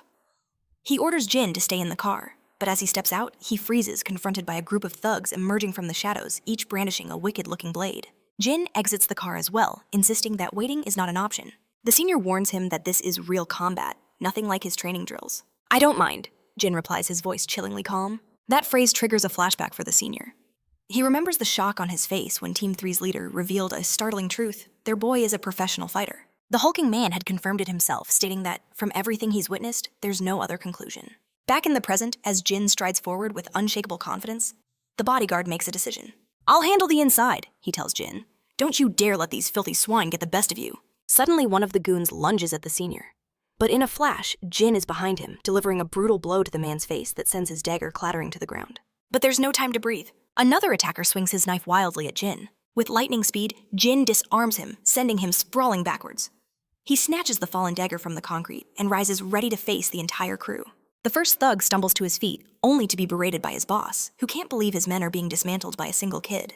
He sneers at Jin, mockingly asking if the security detail lets children carry knives now. The other goons start to move away, telling their buddy to deal with Jin while they pursue the senior. It's clear they have dangerously underestimated their opponent. Their arrogance shatters as they watch in horror, jaws agape as Jin grabs another thug, and the sickening crack of breaking bone echoes through the night. A thug lunges forward with a knife, but Jin flips the script in a heartbeat, gutting the man before burying the dagger in his shoulder. As the body hits the floor, a wave of fear washes over the others. Jin's deathly glare says it all. This kid is the real deal. Without hesitation, Jin explodes into motion, carving a path through the remaining goons. One by one, they fall until a single thug remains. The last man standing barely manages to block Jin's assault. As the thug swings wildly, Jin intercepts his arm, slashes his stomach with a flash of steel, and kicks his legs from under him. The cold blade presses against the thug's throat. But instead of ending him, Jin uses the pommel to knock the man unconscious. Elsewhere, the kidnappers are still dragging Miss Jai deeper into the shelter. The woman in charge is furious. Security is catching up far too quickly. Her partner reports that the client has been notified. It's earlier than planned, but they have to move to the next point before they are cornered. And speak of the devil. The leader of Team 2 smashes through the door. The male kidnapper instantly identifies him as the head of their target's security detail. The senior officer glares at them with pure hatred, but someone is already sneaking up from behind. The veteran sidesteps the ambush with ease. When the brute charges again, the senior catches his fist and delivers a bone-crushing punch to his face. Another goon rushes in with a dagger, but the senior dispatches him just as swiftly. Just as it seems the tide is turning, the situation takes a deadly twist. No matter how skilled a martial artist can't beat a bullet. One of the kidnappers draws a pistol, its barrel gleaming menacingly as he aims it directly at Jai's head. They snarl a cold warning, promising they won't hesitate to pull the trigger. The threat hangs heavy in the air. The senior is trapped, his face contorted with pure rage and helplessness. The gunman makes it clear if he moves an inch, she dies. The senior freezes, unable to risk it. Then a single gunshot echoes. The kidnappers put a bullet through the senior's shoulder, the shock and pain draining all the color from his face. The shooter seems almost impressed, noting that the senior barely even flinched from the shot. His female accomplice urges him to finish the job. They're running out of time. The gunman raises his weapon again, as the senior officer looks at Jai one last time, accepting his fate. Just as the monster is about to fire, the senior whispers an apology to Jai. But this dramatic end is cut short. 2 daggers fly from the shadows, piercing the gunman's hand with pinpoint accuracy. As the woman in black evades the chaos, Jin rushes to Jai, grabs her wheelchair, and bolts with everything he's got. The remaining goon stares in absolute disbelief. Even the other senior's face goes pale with shock. The wounded gunman starts firing wildly as Jin desperately tries to create distance. In that moment, the wounded senior tackles the shooter, bringing them both crashing to the ground. Jin glances back, but his senior screams at him not to look back, to just keep running.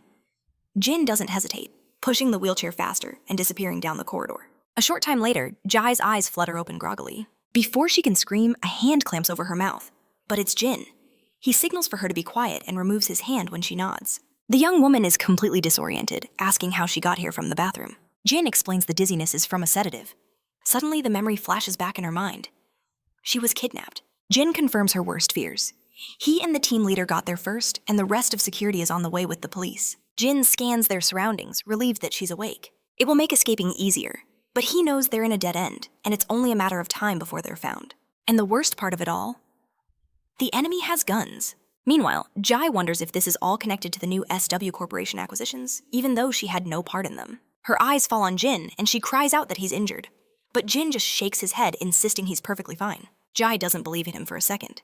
She can see his battered shoulder and his wounded fingers. And on top of it all, he isn't even her real bodyguard. Why would he risk his life like this? A strange feeling washes over her. A feeling of complete reliance on him. Just then, a chillingly familiar voice echoes down the hall. It's the woman who orchestrated the kidnapping.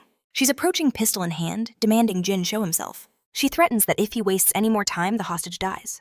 She sneers that they should end this now before things get much, much worse. Her threat sends a jolt of pure terror through Jia.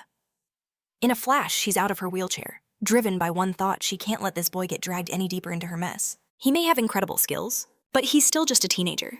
She feels a desperate need to protect him, to stop him before he does something reckless. But Jin holds up a hand, silencing her. He makes a quick, cryptic gesture with his fingers, a signal that means nothing to me. Jia, however, understands it perfectly. She freezes her trust absolute. And with that, Jin steps out from the shadows, his hand raised in a quiet surrender. The kidnapper smirks, certain that Jia must be cowering behind that container. She thinks back to the moment she saw this boy hanging from their van, a mere kid, yet so unnervingly tenacious. She mocks him now, saying he's seen too many action movies. In the real world, she sneers even a hero can be killed. And she has a point. No matter how brave you are, you're no match for a gun barrel pointed straight at your heart. But Jin remains impossibly calm, even with the weapon trained on him. Just then, Jia rushes out, screaming for the woman to wait.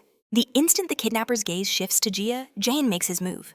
A blade flashes through the air, tearing into her hand and crippling her grip. Before she can even register the pain, another dagger sings past her ear. At that exact moment, Jin vaults over her, sending them both crashing to the ground as her gun skitters away. She reacts instantly, pulling a concealed dagger from her thigh and swinging wildly at Jin, but he flows backward just in time, and they both create distance. The woman then launches herself at Jin, and their deadly dance of hack and slash truly begins. After a fierce and brutal exchange, she takes a devastating blow to her gut, sending her tumbling backward as her weapon falls to the ground. Her eyes immediately lock onto her gun. She scrambles for it, aiming with a triumphant smirk, believing she finally has the upper hand. But Jin moves like lightning. He seizes the weapon, twists it from her grasp with brutal efficiency, and now the gun is pointed right back at her. The woman's face is a mask of sweat and utter confusion. Jia watches, completely blown away by Jin's fluid movements, while our boy just stands there cool as a cucumber. The woman's smirk returns, laced with poison. "You really must have watched a lot of movies." She pokes at him. "You might have the skills to fight, but I have to wonder, do you really have the guts to fire a gun?" She scoffs that bodyguards might practice at a range, but shooting a living, breathing person is a whole different ballgame. Well, she was dead wrong about that. Jin doesn't hesitate for a single second before putting a bullet straight into her thigh, causing blood to erupt. The woman is absolutely stunned, unable to believe he didn't even flinch before pulling the trigger. What terrifies her even more are his eyes. They remain dead still, as if he's done this 100 times before. She can't understand how a boy from such a peaceful country could know how to fight with such cold-blooded lethality. But when she looks closer, a horrifying recognition dawns on her. A chill runs down her spine as she realizes those eyes belong to code 001. Before she can utter his name, Jin slams the butt of the gun across her face. She's knocked out cold, crumbling to the ground. Jia is left breathless, watching how effortlessly Jin took down a monster as if it were nothing. Meanwhile, back with the senior bodyguard, he seems to have finished dealing with his own opponent. But he's severely injured, with blood dripping from his shoulder. To make matters worse, he now finds himself completely surrounded by goons. The bastard in the cap gets back on his feet, calmly puts his hat back on, and retrieves his gun from the ground. A bulky thug swings a heavy punch at the senior, but he deflects it with ease and lands a sharp counterpunch of his own. Suddenly, the leader aims his gun at the senior and admits, "I must say I underestimated the head of security for the SW Association." He acknowledges that they never would have succeeded in the kidnapping if they hadn't waited for his shift to end. On the other hand, it looks like the senior is reaching his absolute limit. He only fought this long to buy Jia and Jin time to escape, but he has no idea if they got away, not since that woman went after them. For some reason, though, the senior has a gut feeling, an unshakable faith that Jin will handle it, and he feels a surprising confidence in that kid. He's so confident, in fact, that the man aiming a gun at him can't help but notice the small smile spreading across the senior's face. He finally asks what's so funny, but the bodyguard doesn't say a single word. He just keeps that smile on his face. The cab guy scoffs, warning that if he thinks Jin is safe just because a woman went after him, he is gravely mistaken. He boasts that not a single man in their crew could ever defeat that woman. And now that she's angry, Jin will soon be begging her to put him out of his misery. The senior's smile finally fades, his teeth gritting with frustration. The kidnapper adds that he didn't even send men after Jin because she'll be done with him before they could even get there. The cab guy then slowly starts to squeeze the trigger of his gun, ordering the senior to focus on his own survival because his life was about to end. Suddenly, a gunshot shatters the silence. A crimson flower blooms on the thug's hand as blood splatters violently. He stumbles back in shock, his pistol clattering uselessly to the ground. The senior's head snaps toward the sound, his eyes widening in disbelief, to see Jin standing there, a smoking gun held steady in his hand. Sweat pours down the injured man's face, his blood dripping onto the pavement. Pure fury burns in his eyes as he tries to process what just happened. A wave of panic crashes over him. If Jin is here, what happened to Priscilla, the one he sent to take care of him? It seems his confidence in her was fatally misplaced. Without a word, Jin fires again, a bullet sinking into the thug's thigh. He then pivots, aiming his weapon directly at the senior. For a terrifying second, the senior's heart stops cold. But before he can even flinch, Jin unleashes a storm of lead. To the senior's utter astonishment, the bullets fly right past him, each one finding its mark on the thugs swarming him from every side. When the last shell casing hits the floor, the senior looks around. Every single enemy is down, groaning in agony on the cold concrete. What truly stuns him is Jin's cold precision. Not a single wasted movement, not a moment of hesitation as he put down those bastards with one perfect shot each. In the background, Ji stands frozen hands clamped over her ears. As the gunfire ceases, she slowly dares to look up. The bodyguard's mind flashes back to the words of Team 3's leader, "Jin is a true professional." Right on cue, sirens wail as reinforcements flood the entire area. The police move in with practiced efficiency, slapping handcuffs on every last goon. A few soldiers rush over to GA, checking to see if she's unharmed. With a steady voice, the lady assures them she is perfectly fine. Her gaze then falls on our boy Jin, who is calmly giving his report to the officers. Once they confirm he's with the security team, medics immediately begin to treat his injuries. GA approaches him, her voice filled with concern. "Are you all right?" He nods, saying he's fine. But GA can't accept it, questioning how he could possibly be fine in his state. Our boy simply states that his mobility isn't compromised, so it's nothing serious. He adds that a few bruises are a small price to pay for preventing a VIP's kidnapping. A favorable outcome, he calls it. Then Jin speaks again. "There is one favor I need to ask." Ji looks startled, quickly asking what he needs. Jin explains he doesn't want to worry his family while he's injured. He needs to tell them he's away at a security team workshop. Jia seems a bit confused, as if she was expecting a much bigger request. She simply turns to leave, telling him to get his wounds treated properly. But just before she goes, she looks back, offering a sincere thank you for everything he's done. A moment later, the senior bodyguard joins him, placing a firm, respectful hand on Jin's shoulder. He offers a warm smile, telling Jin he looks forward to seeing him again. With that, GA and her loyal guard depart. The scene shifts to a hidden location, where a mysterious figure sits cloaked in the shadows of a dimly lit office. An underling stands before him, delivering the grim news that their operation to abduct GA was a complete failure. The boss just smiles. He explains that capturing her was never the real goal. The entire incident was merely a message for the SW Corporation. He elaborates that now they will tread more carefully, fully aware of the trouble their expansion can bring. And that fear was his true objective all along. The scene changes again, cutting to a dark chamber where the female mercenary from the kidnapping attempt is seated. Her face is a mask of irritation, as she says she never expected a monster like Jin to be on their payroll. She's talking about a legendary mercenary, a true force of nature. The man before her remains silent, listening. The woman continues, saying if she had any idea he was working for SW Corporation, her approach would have been entirely different. In fact, she admits she likely would have never taken the job in the first place. The man feigns ignorance, but she cuts him off, telling him not to play dumb. She points out that Jin the mercenary is known for always keeping his face hidden. But she recognized his eyes. She'd had the misfortune of crossing his path once before. She recalls how, about 6 months ago, Jin completely disappeared from the grid.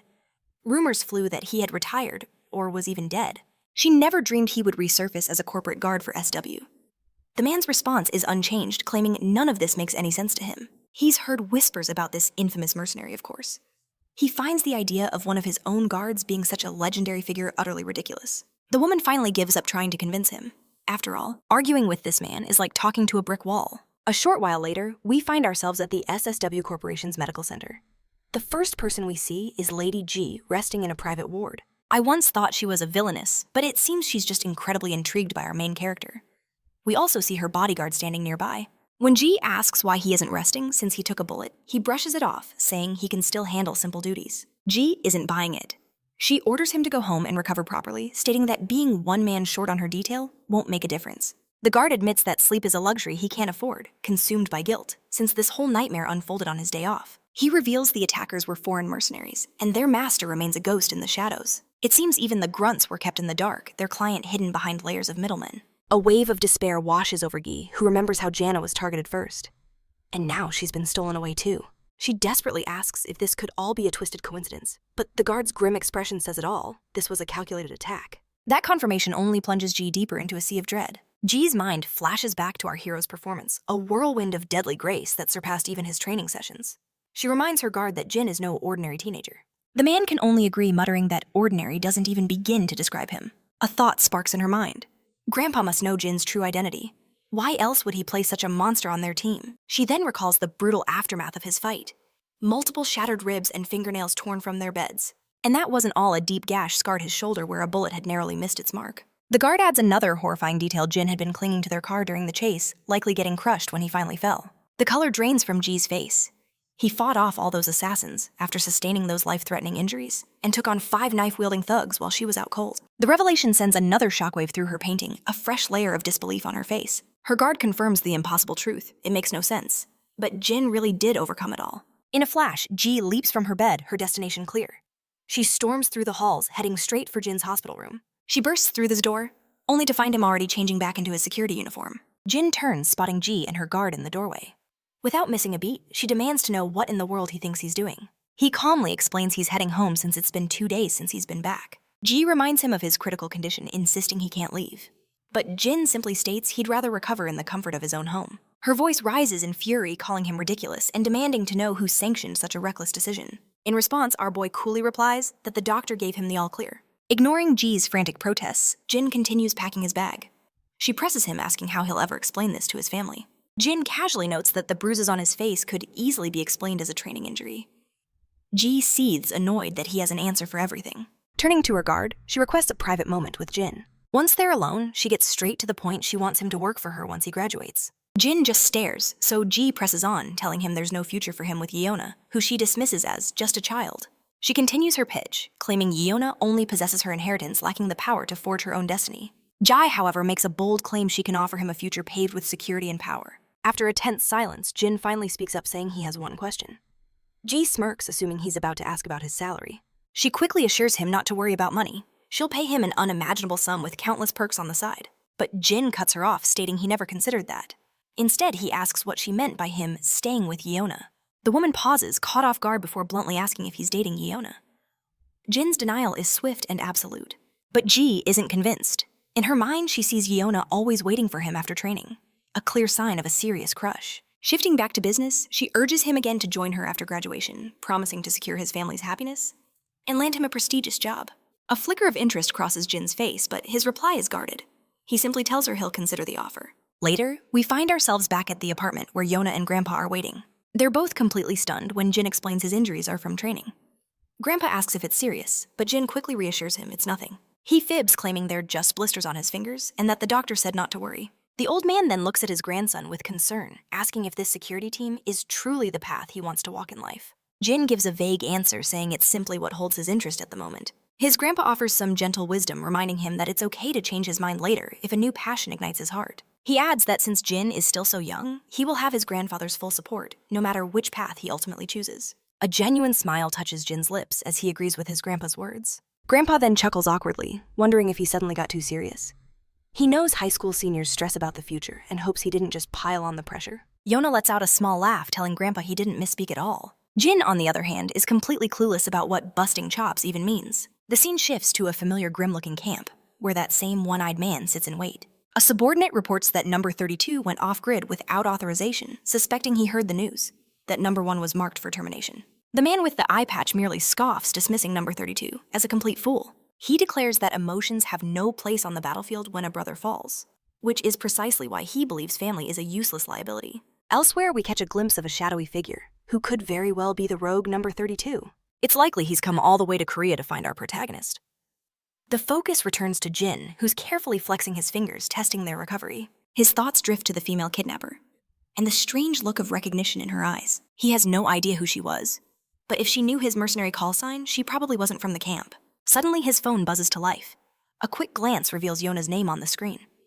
A short while later, Jin is standing outside a convenience store. Unsurprisingly, Yona is already there with a mountain of triangle kimbap laid out on the table between them. The girl quickly claims she missed dinner and was just really craving some. But even so, Jin can't help but think this is an insane amount of food for one person. Still, she gestures for him to eat, certain that he must have skipped his dinner as well. She tears one open, asking if he's okay now, after hearing how badly he was injured. He gives a simple, reassuring nod. Yona explains she tried to visit the hospital, but they turned her away, saying he couldn't have any visitors. Even GA told her to stay away for now. She admits that she was genuinely worried when he didn't show up for school the day before. Jin simply says his grandpa told him to rest. Yona is touched by how obediently he listens to his grandfather. Her expression then turns somber, mentioning how he had to rescue GA all by himself from a life-or-death situation. But Jin immediately corrects her, saying that's not the whole story. The real hero was the leader of Security Team 2. The team leader was the one who tracked their location. He coordinated with the police and the SW security team, and even took a bullet as a diversion so Jin could get away. That leader stayed behind to the very end, ensuring Jin's escape. Without him, our boy admits he would have been powerless to help GA. Yona looks flustered by the truth. She probably never expected such a detailed and honest breakdown of the events. Sukju agrees that if Jin's account is true, the team leader was undoubtedly the core of the entire rescue operation. Jin immediately confirms it, but Soju astutely points out that even the team leader couldn't have succeeded alone. And the official report leaves no doubt about Jin's own critical contributions to saving GA. Our boy just shakes his head, emphasizing that they are a team. The mission is to protect the VIP, that's all. It's not about arguing over who gets the most credit. Sukju nods in complete agreement. You're absolutely right. Yona feels like a total outsider, completely lost in this world of professional duties she knows nothing about. Just then, Jin's phone buzzes. As he checks the message, Yona asks if something is wrong. Jin looks up sheepishly, explaining he's needed at the game room. Jae-hun just texted that they're a player short and to hurry over. But Yona instantly objects, reminding him of his injury. How could he possibly play games with his hand in that state? Jin just shrugs, admitting it makes no difference since he's terrible at games anyway. Yona is once again taken aback by his blunt honesty. The scene changes to Dion walking alone and wondering what kind of food she should get for Jin. Her mind wanders to a recent memory when a group of girls swarmed Yona, demanding to know where Jin had been. Yona had told them he was on a short trip and had hurt his hands a little. The girls gasped, immediately asking if the injury was serious, but Yona calmly reassured them it was nothing major. Their worry instantly turned to relief, glad it wasn't his face that got hurt. They couldn't bear the thought of a scar on a face like his. Yona had silently agreed, thinking to herself that Jin's popularity seemed to be skyrocketing lately. Suddenly, the sound of aggressive voices shatters Dion's thoughts. She looks over and spots a group of thugs nearby. A wave of panic washes over her as she realizes the street is completely empty. There's no one to call for help. But as she peers closer, she recognizes one of them. It's the same guy who awkwardly tried to get her number the other day. The memory flashes in her mind. He didn't seem like a bad person back then. Maybe he would actually listen to her. Stealing her nerves, she walks right up to the thugs, her voice trembling slightly as she makes an excuse to get their attention. The leader snaps back cockily, asking who the hell she is.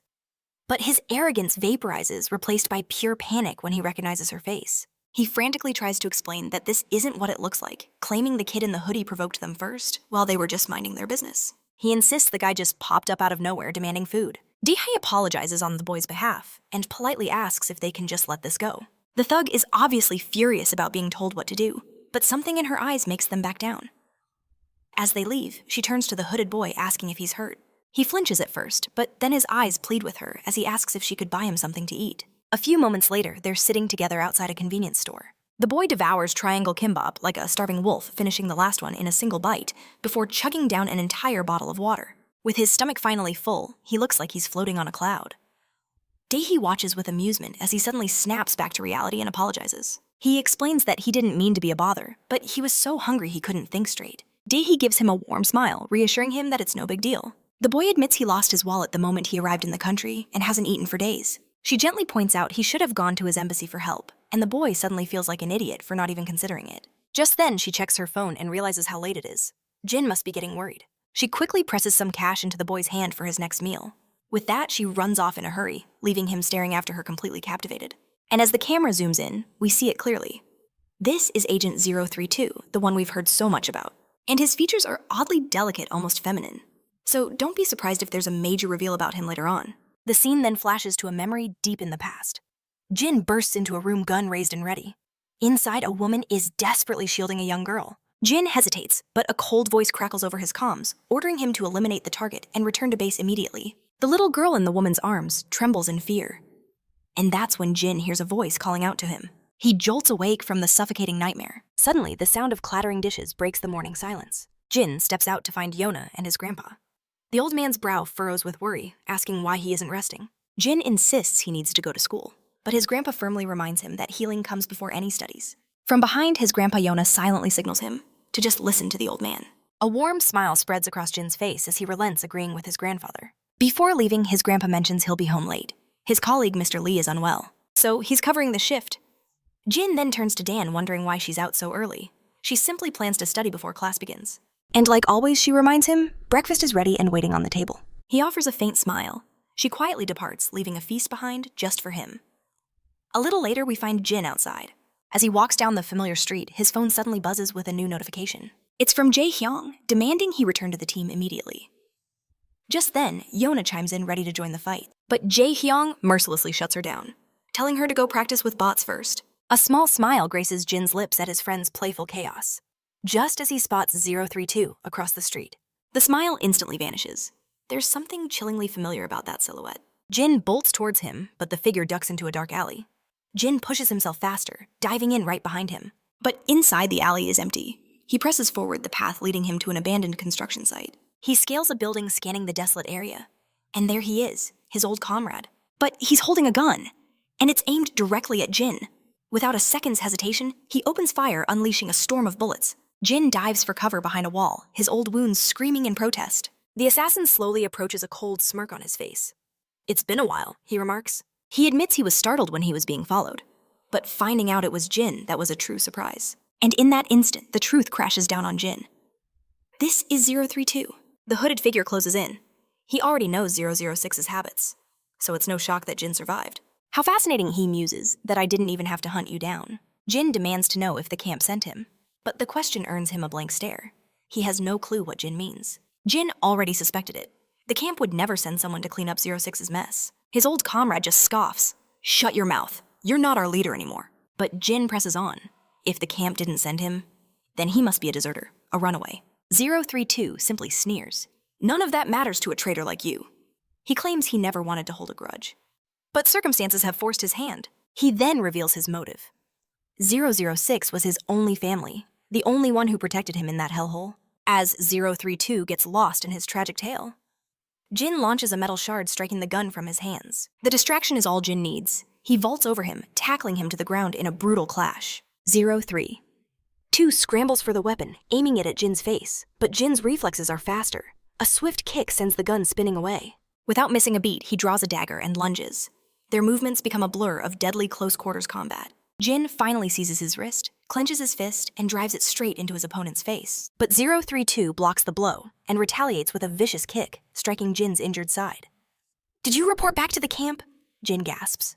032 just dodges the question. "Since when did you become so chatty?" He reminds Jin of his new status. "You're not our leader, you're just a target." With those chilling words, he shoves Jin back and slashes with his dagger. As they separate, a fresh cut bleeds across Jin's stomach. Meanwhile, back at school, the lecture drones on, but Dahyun's mind is elsewhere, worried, hoping Jin didn't skip his breakfast. She knows he needs to eat well to truly recover. Back at the fight, the deadly dance continues. As the dagger lunges again, Jin grabs the arm and lands a devastating punch right on target. The hooded figure stumbles back from the force of the blow. He's breathing heavily, completely winded. Jin clutches his bleeding side, asking one last time, "Are you reporting back to the camp?" The assassin dodges the pointed questions, wondering why Jin has suddenly become so talkative. He then spits out his answer. He'll never talk to the traitor who murdered his friend 06. With that, he unleashes another vicious strike, but Jin vaults over him, crashing a devastating punch into his face. Jin follows with a whirlwind of attacks, landing a brutal blow to 032's stomach that sends him reeling backward. Through the haze of pain, 032 spots the gun just over his shoulder. Before Jin can react, he snatches the weapon and aims it point blank.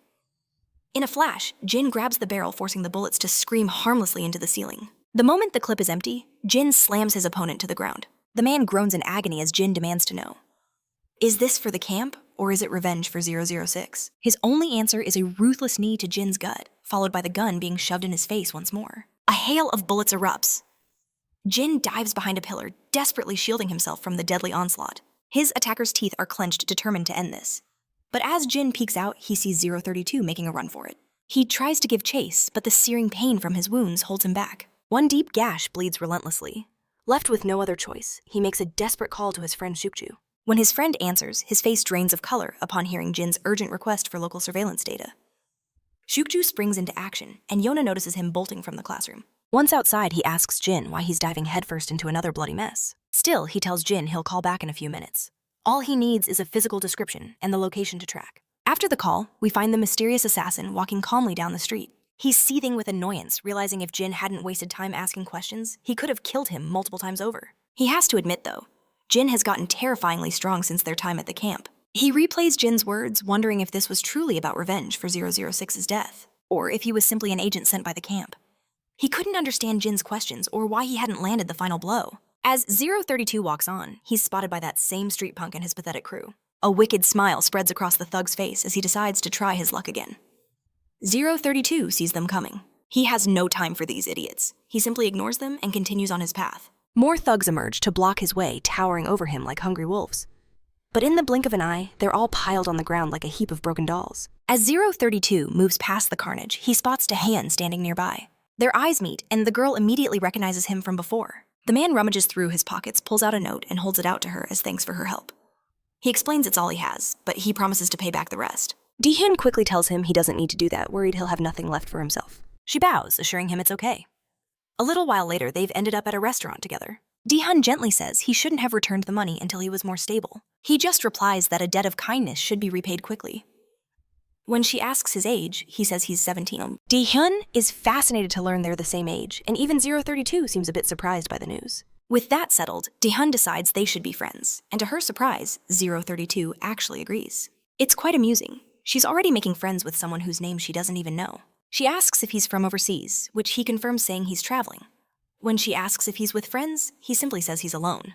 Yona is intrigued, finding it amazing that he's traveling the world by himself. She asks how many countries he's visited, and he admits he's not sure, but it's probably been close to 20. As they continue their chat, Jin finally arrives only to freeze when he sees 032 sitting there, and his eyes nearly pop out of his skull when he realizes who he's with Daehyun.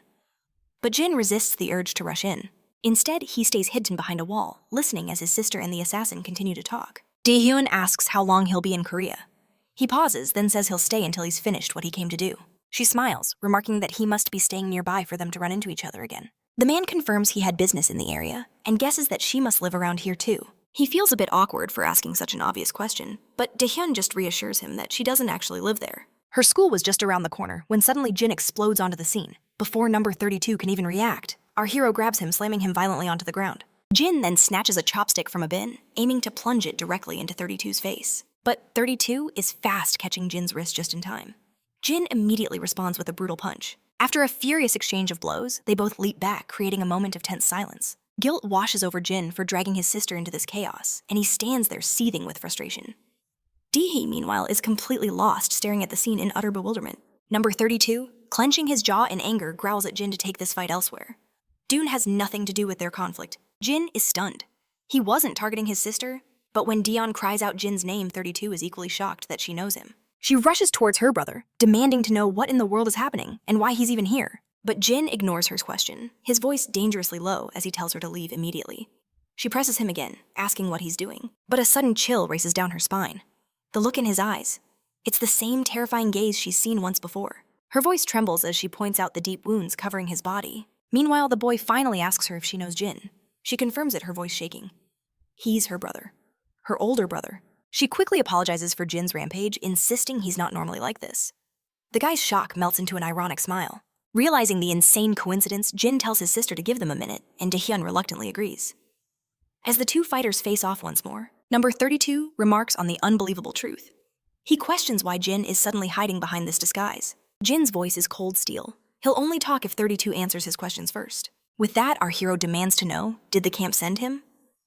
Or is this personal revenge for his so-called betrayal? Number 32 is visibly agitated by the relentless interrogation, and finally he snaps. He yells, asking what's the point of these useless questions now that everything is ruined. But as he stares into Jin's unwavering eyes, the truth spills out. He left the camp the moment he heard Jin had killed their friend.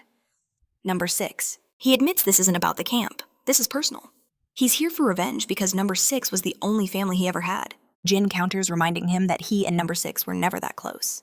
So why this sudden burning need for vengeance? The boy hesitates, admitting they never saw each other outside of missions or training. He confesses he's not even sure if revenge is what he truly wants anymore. He doesn't even know why he deserted the camp. After a heavy silence, Jin drops a bombshell. Their friend Number 6 isn't dead. The revelation hits like a lightning bolt, making the boy's eyes practically bulge from his head in disbelief. Jin continues explaining that Number 6 faked his own death. He vanished to escape everyone, especially his old comrades. The guy is officially floored. He stammers, asking if Number 6 is truly alive, and Jin confirms it without a hint of doubt. The truth crashes down on him. A wave of guilt washes over him as he realizes why Jin kept asking the same questions over and over. Jin explains he had to be sure of his true motives before revealing such a dangerous secret. If the boy had still been loyal to the camp, he would have reported everything in an instant. Jin simply couldn't risk exposing his friend until he knew for certain who he could trust. Overwhelmed by it all, the hoodie-wearing guy collapses into a chair and lets out a dark, cynical laugh. He then looks at Jin, asking what he's doing here. Jin, for a moment, seems at a loss for words before simply stating that he came back home. The guy is stunned. He asks if that girl is really his sister, because the Jin he knew had lost all his memories. Jin confirms his memories recently returned, though they're still fragmented. Number 32 asks if that's why he betrayed the camp. Jin shakes his head. It was because he could no longer follow their twisted orders. Suddenly, Jin remembers Dion. His eyes harden into a deathly glare as he demands to know how 32 met her. Number 32 is visibly terrified by Jin's sudden killing intent. He's certain that if he doesn't answer, Jin will end him right here and now. He nervously blurts out that Dion helped him a while ago. Jin presses for more, but 32 just looks away, insisting that's the whole story. Jin's murderous aura finally subsides, and 32 breathes a silent sigh of relief. He's still shaken, though. The look in Jin's eyes just now was far more lethal than anything he showed during their fight. Despite the tension, Jin begins to clean up the mess they made, and his friend joins in to help.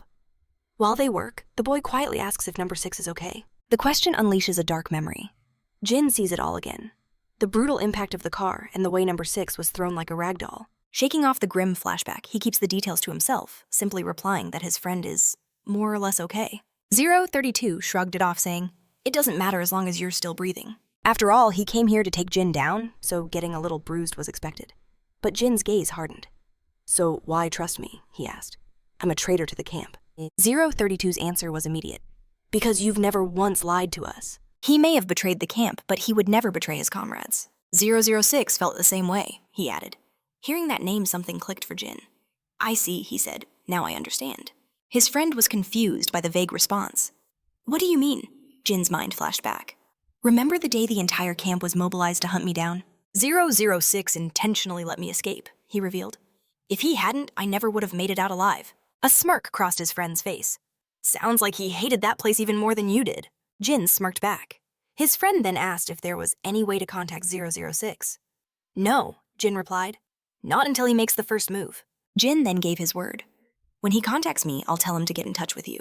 His friend cursed himself for his foolishness for lashing out at Jin and nearly getting himself killed over a misunderstanding. He then realized that 006 had gone into hiding just to keep him safe. Jin confirmed it, explaining that if the camp ever discovered their close relationship, they would have used 032 as leverage. That's why 006 vanished without a word.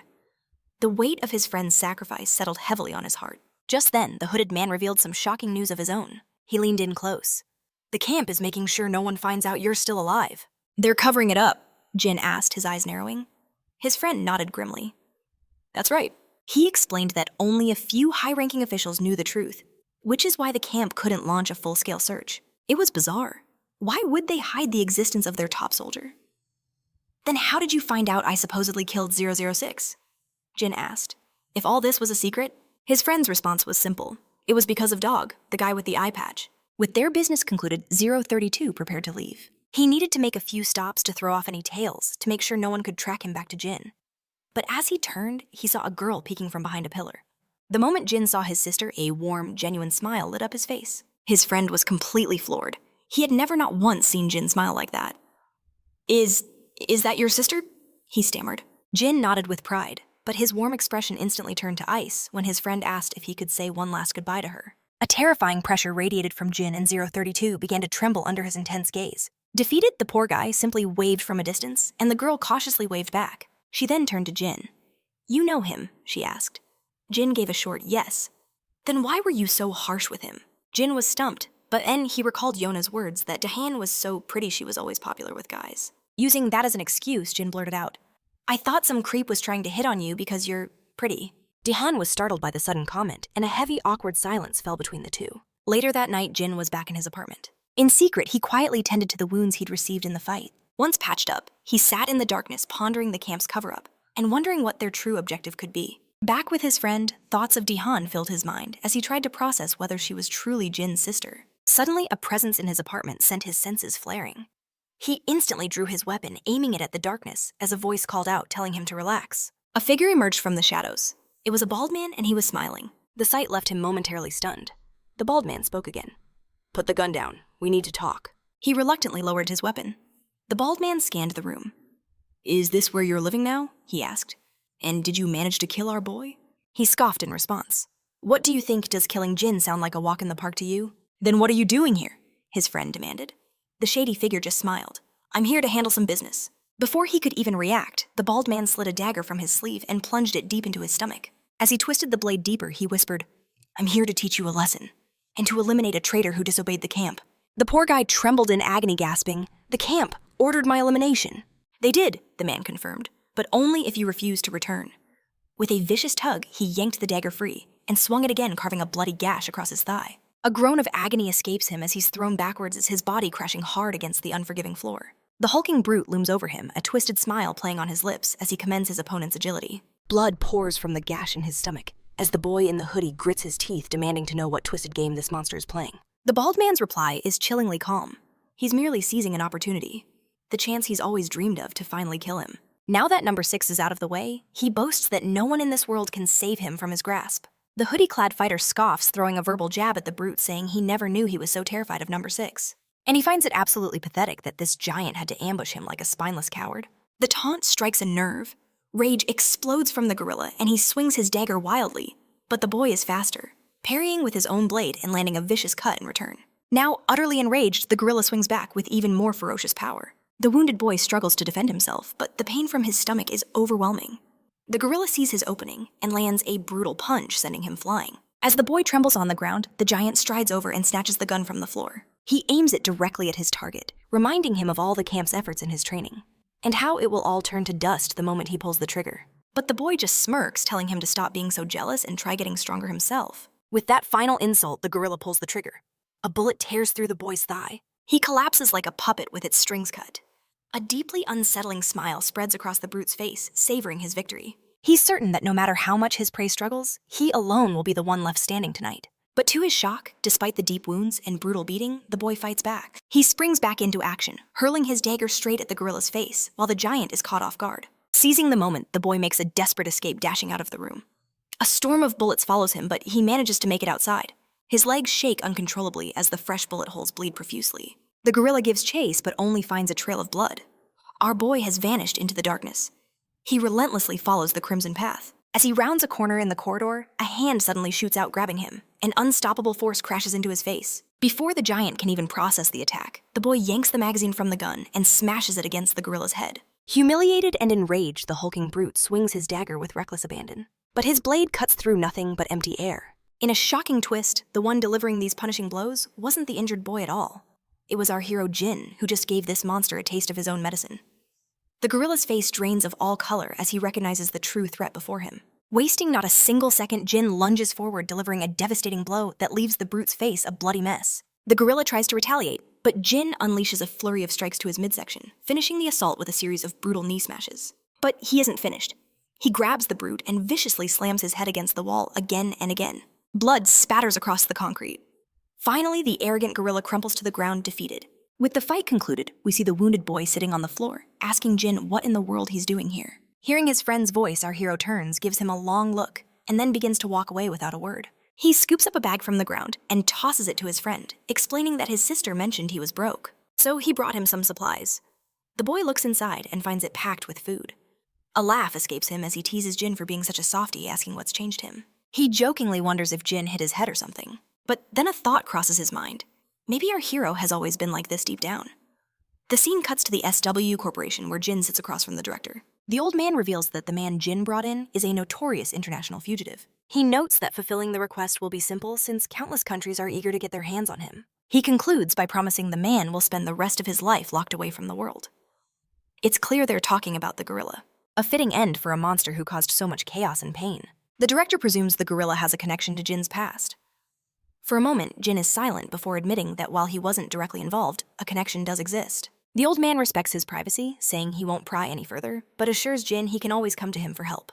Jin gives a simple nod, stands, and exits the room without another word. The assistant remarks on how shocked he was to get Jin's call for help, especially since it involved a dangerous criminal and gunfire. As Jin leaves the massive corporation building, his thoughts drift back to his friend who is still fighting to recover from his terrible injuries. Jin whips out his phone, insisting he knows a place, somewhere safe to get those wounds treated. But his friend waves him off, confident he can patch himself up. Just need to stop the bleeding, he says, and clean it out. Jin argues, saying a makeshift job won't cut it. But his friend counters it's too risky. It would take too long and the camp would start asking questions. Jin's eyes widen in disbelief. You're going back to them. He confirms it with a grim nod. But Jin reminds him of the chilling truth the camp issued a kill order on him. In response, Femboy clarifies the situation. The gorilla's mission was to bring him back alive. But that brute despises 006 and the other numbered agents, so he took matters into his own hands, turning a capture mission into an assassination. Jin presses the point. Returning to that viper's nest is still suicide. His friend just scoffs at the danger. They already think Eerie 6 is dead, he explains. Why would they kill him for simply searching for Jin? Besides, Femboy sees no other path forward. If he goes into hiding, they'll hunt him relentlessly, which would put 06 in the crosshairs too. He continues, a determined glint in his eye. If my plan succeeds, I'll erase every trace of you. He says it's the only way to repay the life debt he owes Jin. The chaos 006 left behind will be the perfect distraction keeping the camp occupied for ages. With a final look, he wishes Jin luck in protecting his precious real life. A voice cuts through the memory sharp and clear. Lady Jai's call yanks Jin back to the present. What brings you here? She asks with a curious smile. He brushes it off as a simple errand. But she notices his condition, her brow furrowing with concern. Are you sure you should be out? Your injuries haven't fully healed. The moment she says injuries, Jin's mind recoils. A brutal memory surfaces of Femboy's kicks and blows, each one aggravating his already battered body. He forces the memory down, masking the pain with a bright smile. I'm doing great. He lies. Her own smile returns, and she leans in. Are you free? Let's get something to eat. It's clear she's interested in him. So interested, in fact, that she's willing to ditch a meeting, just for a chance at dinner with Jin. But to her surprise, he politely refuses. He has to get home family dinner plans. You can see the shock on her face. She clearly wasn't expecting to be rejected by a high schooler. A flash of embarrassment crosses her features. Desperate to save face, she quickly backpedals. Oh, right, I just remembered. I have some work to do too. Behind her, her bodyguard's face turns pale. He can't believe the blatant lie she just told. That meeting, after all, was the entire reason for their visit. Changing tactics, she offers him a part-time job, promising the pay would be excellent. But once again, Jin shuts her down with a simple, not interested. She sighs in defeat and makes one last offer, a ride home. The answer is still a firm no. As Jin turns to leave, Lady Jai's guard calls out to him. Get well soon, we need to train together again. He adds that the other trainees have been asking about him. Hearing this, a secret smirk plays on Lady Jai's lips. Jin was fitting in even better than she had anticipated. Even her incredibly selective bodyguard had taken a liking to him. As soon as our main character is out of earshot, the guard asks the question. Are you planning to add him to Seoha's security team? She confirms it. After that recent stalker incident with Seoha, she thinks he'd be a perfect fit. Just a simple escort detail, nothing too dangerous. She asks for his opinion, and he agrees it should be fine. Meanwhile, as Jin walks down the street, he spots a familiar figure, his grandfather standing just ahead. Grandpa? What are you doing here? He calls out. The old man just shrugs, claiming he's out for a stroll. But then he drops a bomb. Dan's birthday is just a few days away. The news clearly catches Jin completely off guard. The old man confesses his dilemma. He's a boomer, completely out of touch with what the youth of today like. He asks Jin for advice. What kind of gift would a girl her age want? Does he know any of her hobbies? But Jin is just as clueless as his grandpa. An awkward silence hangs between them, as they both realize they're in the same boomer boat. Back in her office, Lady Jai's phone buzzes to life. A glance at the screen, and a slow, cunning smile spreads across her face. She answers, a hint of surprise in her voice. It was Jin. He was actually calling her back. That alone was a major development. Our boy cuts to the chase, asking about the offer she made earlier, and if it's still on the table. A triumphant smile plays on her lips. He must be calling about the dinner invitation. She decides to play it cool, muttering that she's busy but might be able to squeeze him in. But her smug expression vanishes when Jin clarifies he's calling about the part-time job. The annoyance is plain on her face. It was about the job, not about her. Our main character persists, asking again if the offer still stands. "So, you're interested?" she asks, her tone shifting. Jin confirms it. "My studio," she commands. "Tomorrow at 4 p.m. The scene shifts, landing us in a game room. Jin and the other trainees are kicking back, lost in the world of games and easy conversation. Jae-hyung drops the latest scoop on superstar Soha-cha. Instantly, his friends swarm the monitor completely hooked. He reveals she's the lead in a new drama, a Webtoon adaptation about teenage mercenaries. But then Blondie drops a bombshell, / he's seen her in person and she's an absolute goddess. The orange-haired friend nearly spits out his drink in shock. / Blondie smugly explains he saw her during a part-time gig at his cousin's ad agency. Jae-hyung's mind is completely blown, / he's been a die-hard fan of Soha-cha since her debut. That's nearly 8 years of unwavering devotion to the actress. Young Chan leans in desperate to know, / what was she really like up close? Blondie just sighs. Her beauty is on another level. He'd never seen anyone so breathtaking. The guys turn red with envy, calling him one lucky bastard. Jae-hyung even begs Blondie for a connection. / if his cousin's company ever needs more part-timers. The scene shifts to a bustling commercial set. The entire crew holds its breath, waiting for the star Soha-cha to emerge. Inside her dressing room, Seoha hears some unexpected news. / a new bodyguard is being sent to escort her. A staff member confirms it, but she's confused. / her agency already has security covered. But the staffer clarifies, / this guard is from the legendary SW Corporation. He tried to reassure SW there was no real threat, / but they insisted, worried about her recent stalker problem. He assures her it's just a single agent, / someone, to shadow her discreetly, so it won't be a big deal. But her current gorilla-sized guard scoffs, / saying the new guy is just a trainee. / this news doesn't sit well with the actress at all. Why on earth would they send a rookie, / for a situation this serious? Just as the shoot is about to begin, / a sharp, confident sound echoes through the studio. Every head turns captivated by the aura of the man who just arrived. And you can bet your life that it's our main character about to make his grand entrance. Meanwhile, back in Soha-cha's dressing room, the hulking guard explains that SW sent the trainee / purely for field experience. He promises to keep the kid on a tight leash.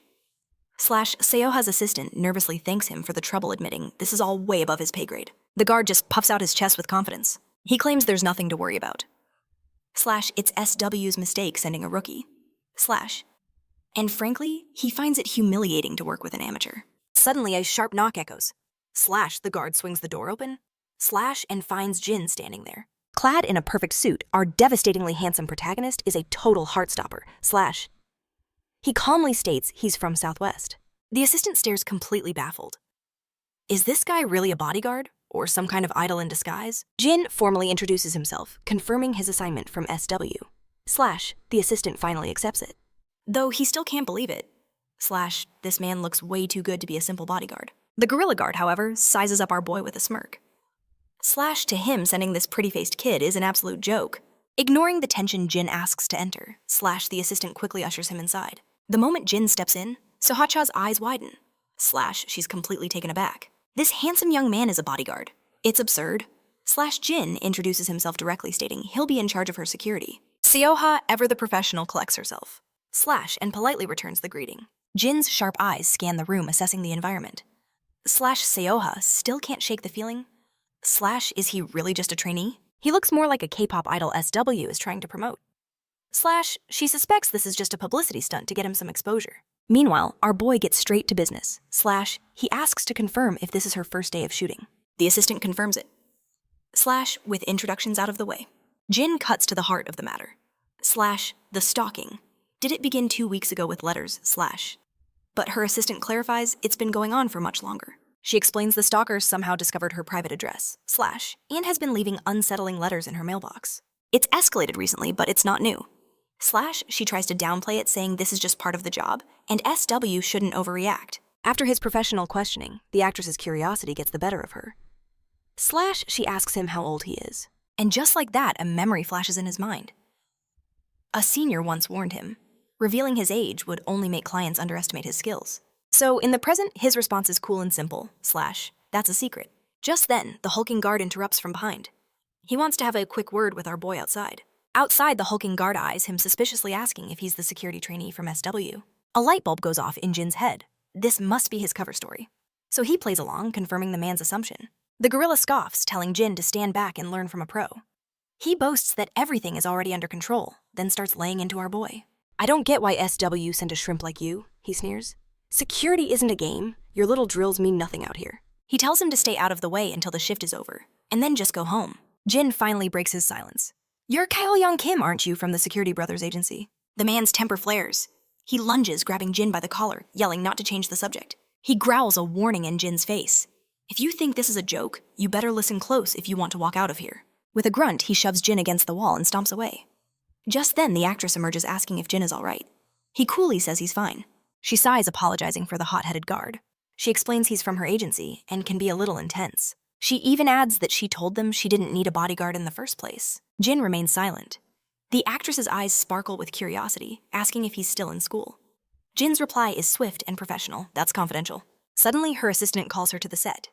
Before leaving, the star gives Jin a reassuring smile, saying, just relax, okay, nothing bad is going to happen here. And with those famous last words, she heads off, leaving him standing alone in the hallway. Elsewhere, GA wonders if he made it to the studio. On the phone, a guard asks if she's talking about Jin, and she confirms. The guard reports that he received confirmation Jin arrived at the studio without a single problem. GA voices her concern. Was it really okay to send him? He hasn't fully recovered yet. But the guard reassures her, explaining that for top celebrities, threats and stalkers are just part of the job. Someone of Seo-ha's status has seen it all. Plus, her agency just assigned a personal bodyguard, so Jin's role should be minimal. GA agrees, saying that was her exact intention. A simple assignment so he can recover without stress. He might even complain about being bored. She chuckles. The guard smiles faintly. Somehow I don't think Jin is the type to ever get bored. GA laughs, taking it as good news. She calls the job a cakewalk, certain it will be incredibly easy for him. The guard hesitantly agrees with her. Yes, you're absolutely right. Meanwhile, GA is incredibly proud of herself for using trendy slang. The guard can only watch in awkward silence as she celebrates. Back on set, as the crew prepares to film, the hulking bodyguard reappears. But even with the top actress right in front of them, all eyes are mysteriously drawn to Jin. His presence is impossible to ignore. The big brute storms over. Where have you been? He demands. This isn't a school field trip. Jin's answer is calm and direct. I was scanning the perimeter. The man's face turns red with rage. Perimeter! What does a punk like you know about securing a perimeter? Suddenly, the director calls, and cut. As the staff offers a round of applause, Seo-ha's assistant brings her a bottle of water. But as she raises it to her lips, Jin's voice cuts through the entire studio. Nobody leaves this room. The entire crew freezes, all attention fixed on him. The police are on their way, he announces. Everyone must cooperate with the investigation. The actress looks completely bewildered. Investigation? What's going on? Jin calmly holds up an envelope. Nestled inside is a tiny hidden camera. What is that? She asks, her voice trembling. It's a spy camera, Jin explains. I found it in your waiting room. The revelation drops like a bomb, shocking the actress, her assistant, and even the gorilla bodyguard into stunned silence. Whispers ripple through the staff. How could a hidden camera have been planted in her private room? The actress begins to shake. Jin continues his report. I checked the building's CCTV, but there are no cameras covering the entrance to your room. This means there's no easy way to identify who planted it. Predictably, the gorilla explodes, yelling at Jin for not reporting it sooner. But his rage is met with a wall of pure indifference. Jin continues unbothered. Ms. Cha has not used the waiting room since the camera was discovered. I waited to avoid disrupting the shoot. Since then, no one has entered to retrieve it, and no one has left the studio. The bodyguard's face contorts with fury. Veins pop on his forehead as he realizes this kid just set the perfect trap. Losing all control, he lunges for the evidence in Jin's hand. Give that to me, he roars. But Jin sidesteps the clumsy attack with impossible grace, a look of pure disinterest on his face. The brute's patience finally snaps, demanding to know what kind of stunt Jin thinks he's pulling. But Jin coolly suggests Ms. Cha's assistant should be the one to handle the camera. The hulking guard then pivots to the assistant, insisting he hand over the camera for a proper police staging. The poor assistant, caught completely off guard, fumbles for a moment before reluctantly giving in. Without a word, the giant snatches the camera from Jin's grasp, his aggressive move sending a ripple of unease through the room. The moment they're outside, the senior guard gets in Jin's face, demanding why he wasn't the first to know about something this critical. Jin fires back without missing a beat, questioning why he ever should have. After all, the guard himself claimed his thorough investigation of the waiting room turned up nothing. The man's face contorts with rage. He growls, asking if Jin knew about the camera when they first spoke. Jin confirms it. That admission sends the brute into a frenzy, roaring at Jin for bypassing the chain of command. But Jin makes one thing perfectly clear: you are not my superior. And with that, a line is crossed. The guard swings, aiming to teach the rookie a lesson, but Jin isn't some pushover. He intercepts the blow with lightning speed, his eyes burning with fury. The older man finally backs down, snarling that Jin would be a dead man if not for SW Corporation. Later, their van speeds down the highway. Inside, the actress and her assistant break the tense silence. She asks how long it will take to trace the camera's origin. The assistant explains the forensics team is on it, but she seems unconvinced. She sighs, sensing they all think she's making a mountain out of a molehill. Her senior guard, trying to sound dependable, tells her not to stress. He vows to launch his own personal investigation. The actress looks melancholic, and though Jin notices, he remains silent. When they finally reach her residence, she exits the vehicle with Jin moving to follow. But the assistant stops him, offering to drop him at the nearest station. Jin simply declines, saying he'll find his own way back. After a quick goodbye, the car pulls away, leaving Jin alone on the quiet street. The moment the car is gone, Jin begins circling the actress's property. Just then, a disguised figure slips out of the house, masked and capped. She takes only a few steps before a presence behind her makes her jump, and she whips around in alarm. There he is, standing right beside her. Startled, she asks why he's still here, and Jin calmly replies he was just securing the perimeter. A blush creeps up her cheeks as she explains she was just popping out to the corner store, asking if even that isn't allowed. Jin responds that she can do whatever she wants, and that is precisely why he's here. A spark of joy lights up her eyes. A little while later, she's happily slurping down noodles outside that very convenience store. She gestures to Jin, telling him not to just stand there like a statue and to eat something too. She admits she planned to eat at home, but with him around, eating outside felt safe. Looking down at her bowl, she confesses that when the stress gets overwhelming, she just likes to walk around her neighborhood to clear her head. Being famous for so long means she's lost that freedom, and she never had a chance to make real friends. She then asks Jin what he does for fun with his friends. He simply says they sometimes hit the arcade after school. Her eyes widen. She asks him to repeat that. An arcade? He confirms it, and the shock on her face is real. For a moment, it feels like she's just talking to a normal teenager. As Jin watches over her, his eyes catch a familiar sight. It's his own friends, their jaws hitting the floor as they see him with the one and only Cheshia. Jin hangs back like a silent shadow while the famous actress gives his friends a warm, welcoming smile. Soon enough, Jin's friends have all joined their table, and the whole group ends up at the arcade. Jae-hyung can't believe it, exclaiming he never dreamed he'd be gaming with a superstar. The actress laughs, admitting she never expected to be at an arcade either, since she's usually a home gamer. Jun feels a shiver run down his spine, remarking how her smile is even more dazzling in person. She thanks him for the kind words, but playfully adds that she won't forget how they all called her terrible at the game. Youngchan, with a completely straight face, confirms it. "You were terrible," he states. "There is no doubt." Even Jae-hyung, her biggest fan here, chimes in that in the world of gaming, there is no mercy for noobs. The blonde friend agrees, looking utterly drained from the effort of carrying both Jin and the actress. Jae-hyung advises her, with all due respect, not to call herself a gamer, because it's just an insult to the craft. Hearing this, she bursts into a bright, genuine laugh. At the end of the night, it's finally time for them to go their separate ways. With a final cheerful wave, Jin and the actress head off, leaving the boys completely starstruck, unable to look away. Youngchan is still reeling, unable to believe he actually grilled the famous Seohacha on her gaming skills. Ji-hung agrees, admitting the whole experience feels like a wild dream. As they leave, they clutch the precious autographs Seohacha signed right onto their uniforms. Later, a sleek Mini Cooper cuts through the city streets. Inside, Seoha is still processing the fact that her bodyguard is just a high school kid. Jin feels a little out of his element seeing her so bubbly and excited. Seoha can't stop talking about how much fun she had, admitting she never imagined herself in a public arcade. She explains she usually just plays games by herself at home. Jin suggests that if going out is hard, maybe she could invite friends over. Seoha's face falls a little. She's been a trainee since middle school, so she never really had a chance to make any real friends. After her debut, her schedule became an endless whirlwind of work, leaving no time for genuine connections. Sure, she hangs with people from work sometimes, but she admits they aren't exactly true friends. She turns the tables, curious why he's working a bodyguard job while still in school. Jin reveals he's saving up to buy a birthday gift for his little sister. Seoha is taken aback, deeply touched by his sincere reason. What an incredibly sweet older brother. She remarks he must be close with his sister, a world she can't quite imagine since she's an only child. She then offers to give him a ride home, but Jin politely declines, stating his job isn't over until she's safely inside. It's worth noting throughout their entire conversation, Jin has maintained a strictly professional tone. He still calls her Miss Cha, prompting her to insist he just use her name Soha. Finally, they arrive, and Jin exits the vehicle.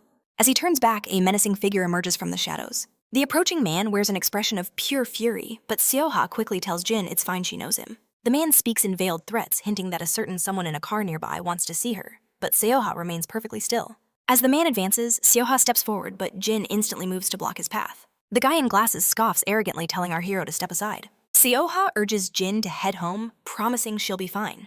But Jin refuses to leave her side, his calm, resolute face leaving her speechless for a moment. She finally forces a smile, telling him to rest. As she walks away, a shadow of sadness crosses her face. She can't drag him into her messy life. The moment Seo-ha is in the other car, the man unleashes his anger, demanding to know why she ignored his calls. He scolds her for her lack of respect. But Seo-ha's voice is like ice as she asks why on earth she should have to answer him. Her defiance stuns him for a second before a nasty smirk spreads across his face. He warns her not to push her luck. He claims he has his limits, trying to excuse his dates with other girls as just business that she shouldn't be upset about. Seo-ha cuts him off cold. She doesn't care who he sees. They broke up a month ago. That means he has no right to call her or ambush her like this. She states it firmly. She'd prefer if he never called or showed up again. As she reaches for the door, the coward lunges, grabbing her wrist and snarling that he's about to teach her a lesson. He sneers that a little fame doesn't make her some untouchable superstar. His threats escalate, boasting about how easily he could ruin a rising actress and even expose her family's identity. He asks if she's finally grasping her reality. But before another vile word escapes his mouth, Jin's fist shatters the luxury car window. Glass explodes everywhere as our hero grabs the rich coward by the collar, ripping him from his seat. He hurls him onto the hard asphalt, leaving him scraped and utterly defeated. Seo-ha is completely frozen by the explosive scene. Jin immediately turns to her, checking if she's been hurt. She says she's fine, though. Her worried gaze darts toward the man on the ground. So you're a fan of this manhwa and hyped for the anime, right? Let me know what you would rate this story in the comments. I'm really enjoying our stoic main character finally showing some emotion. Give me your score from 1 to 10.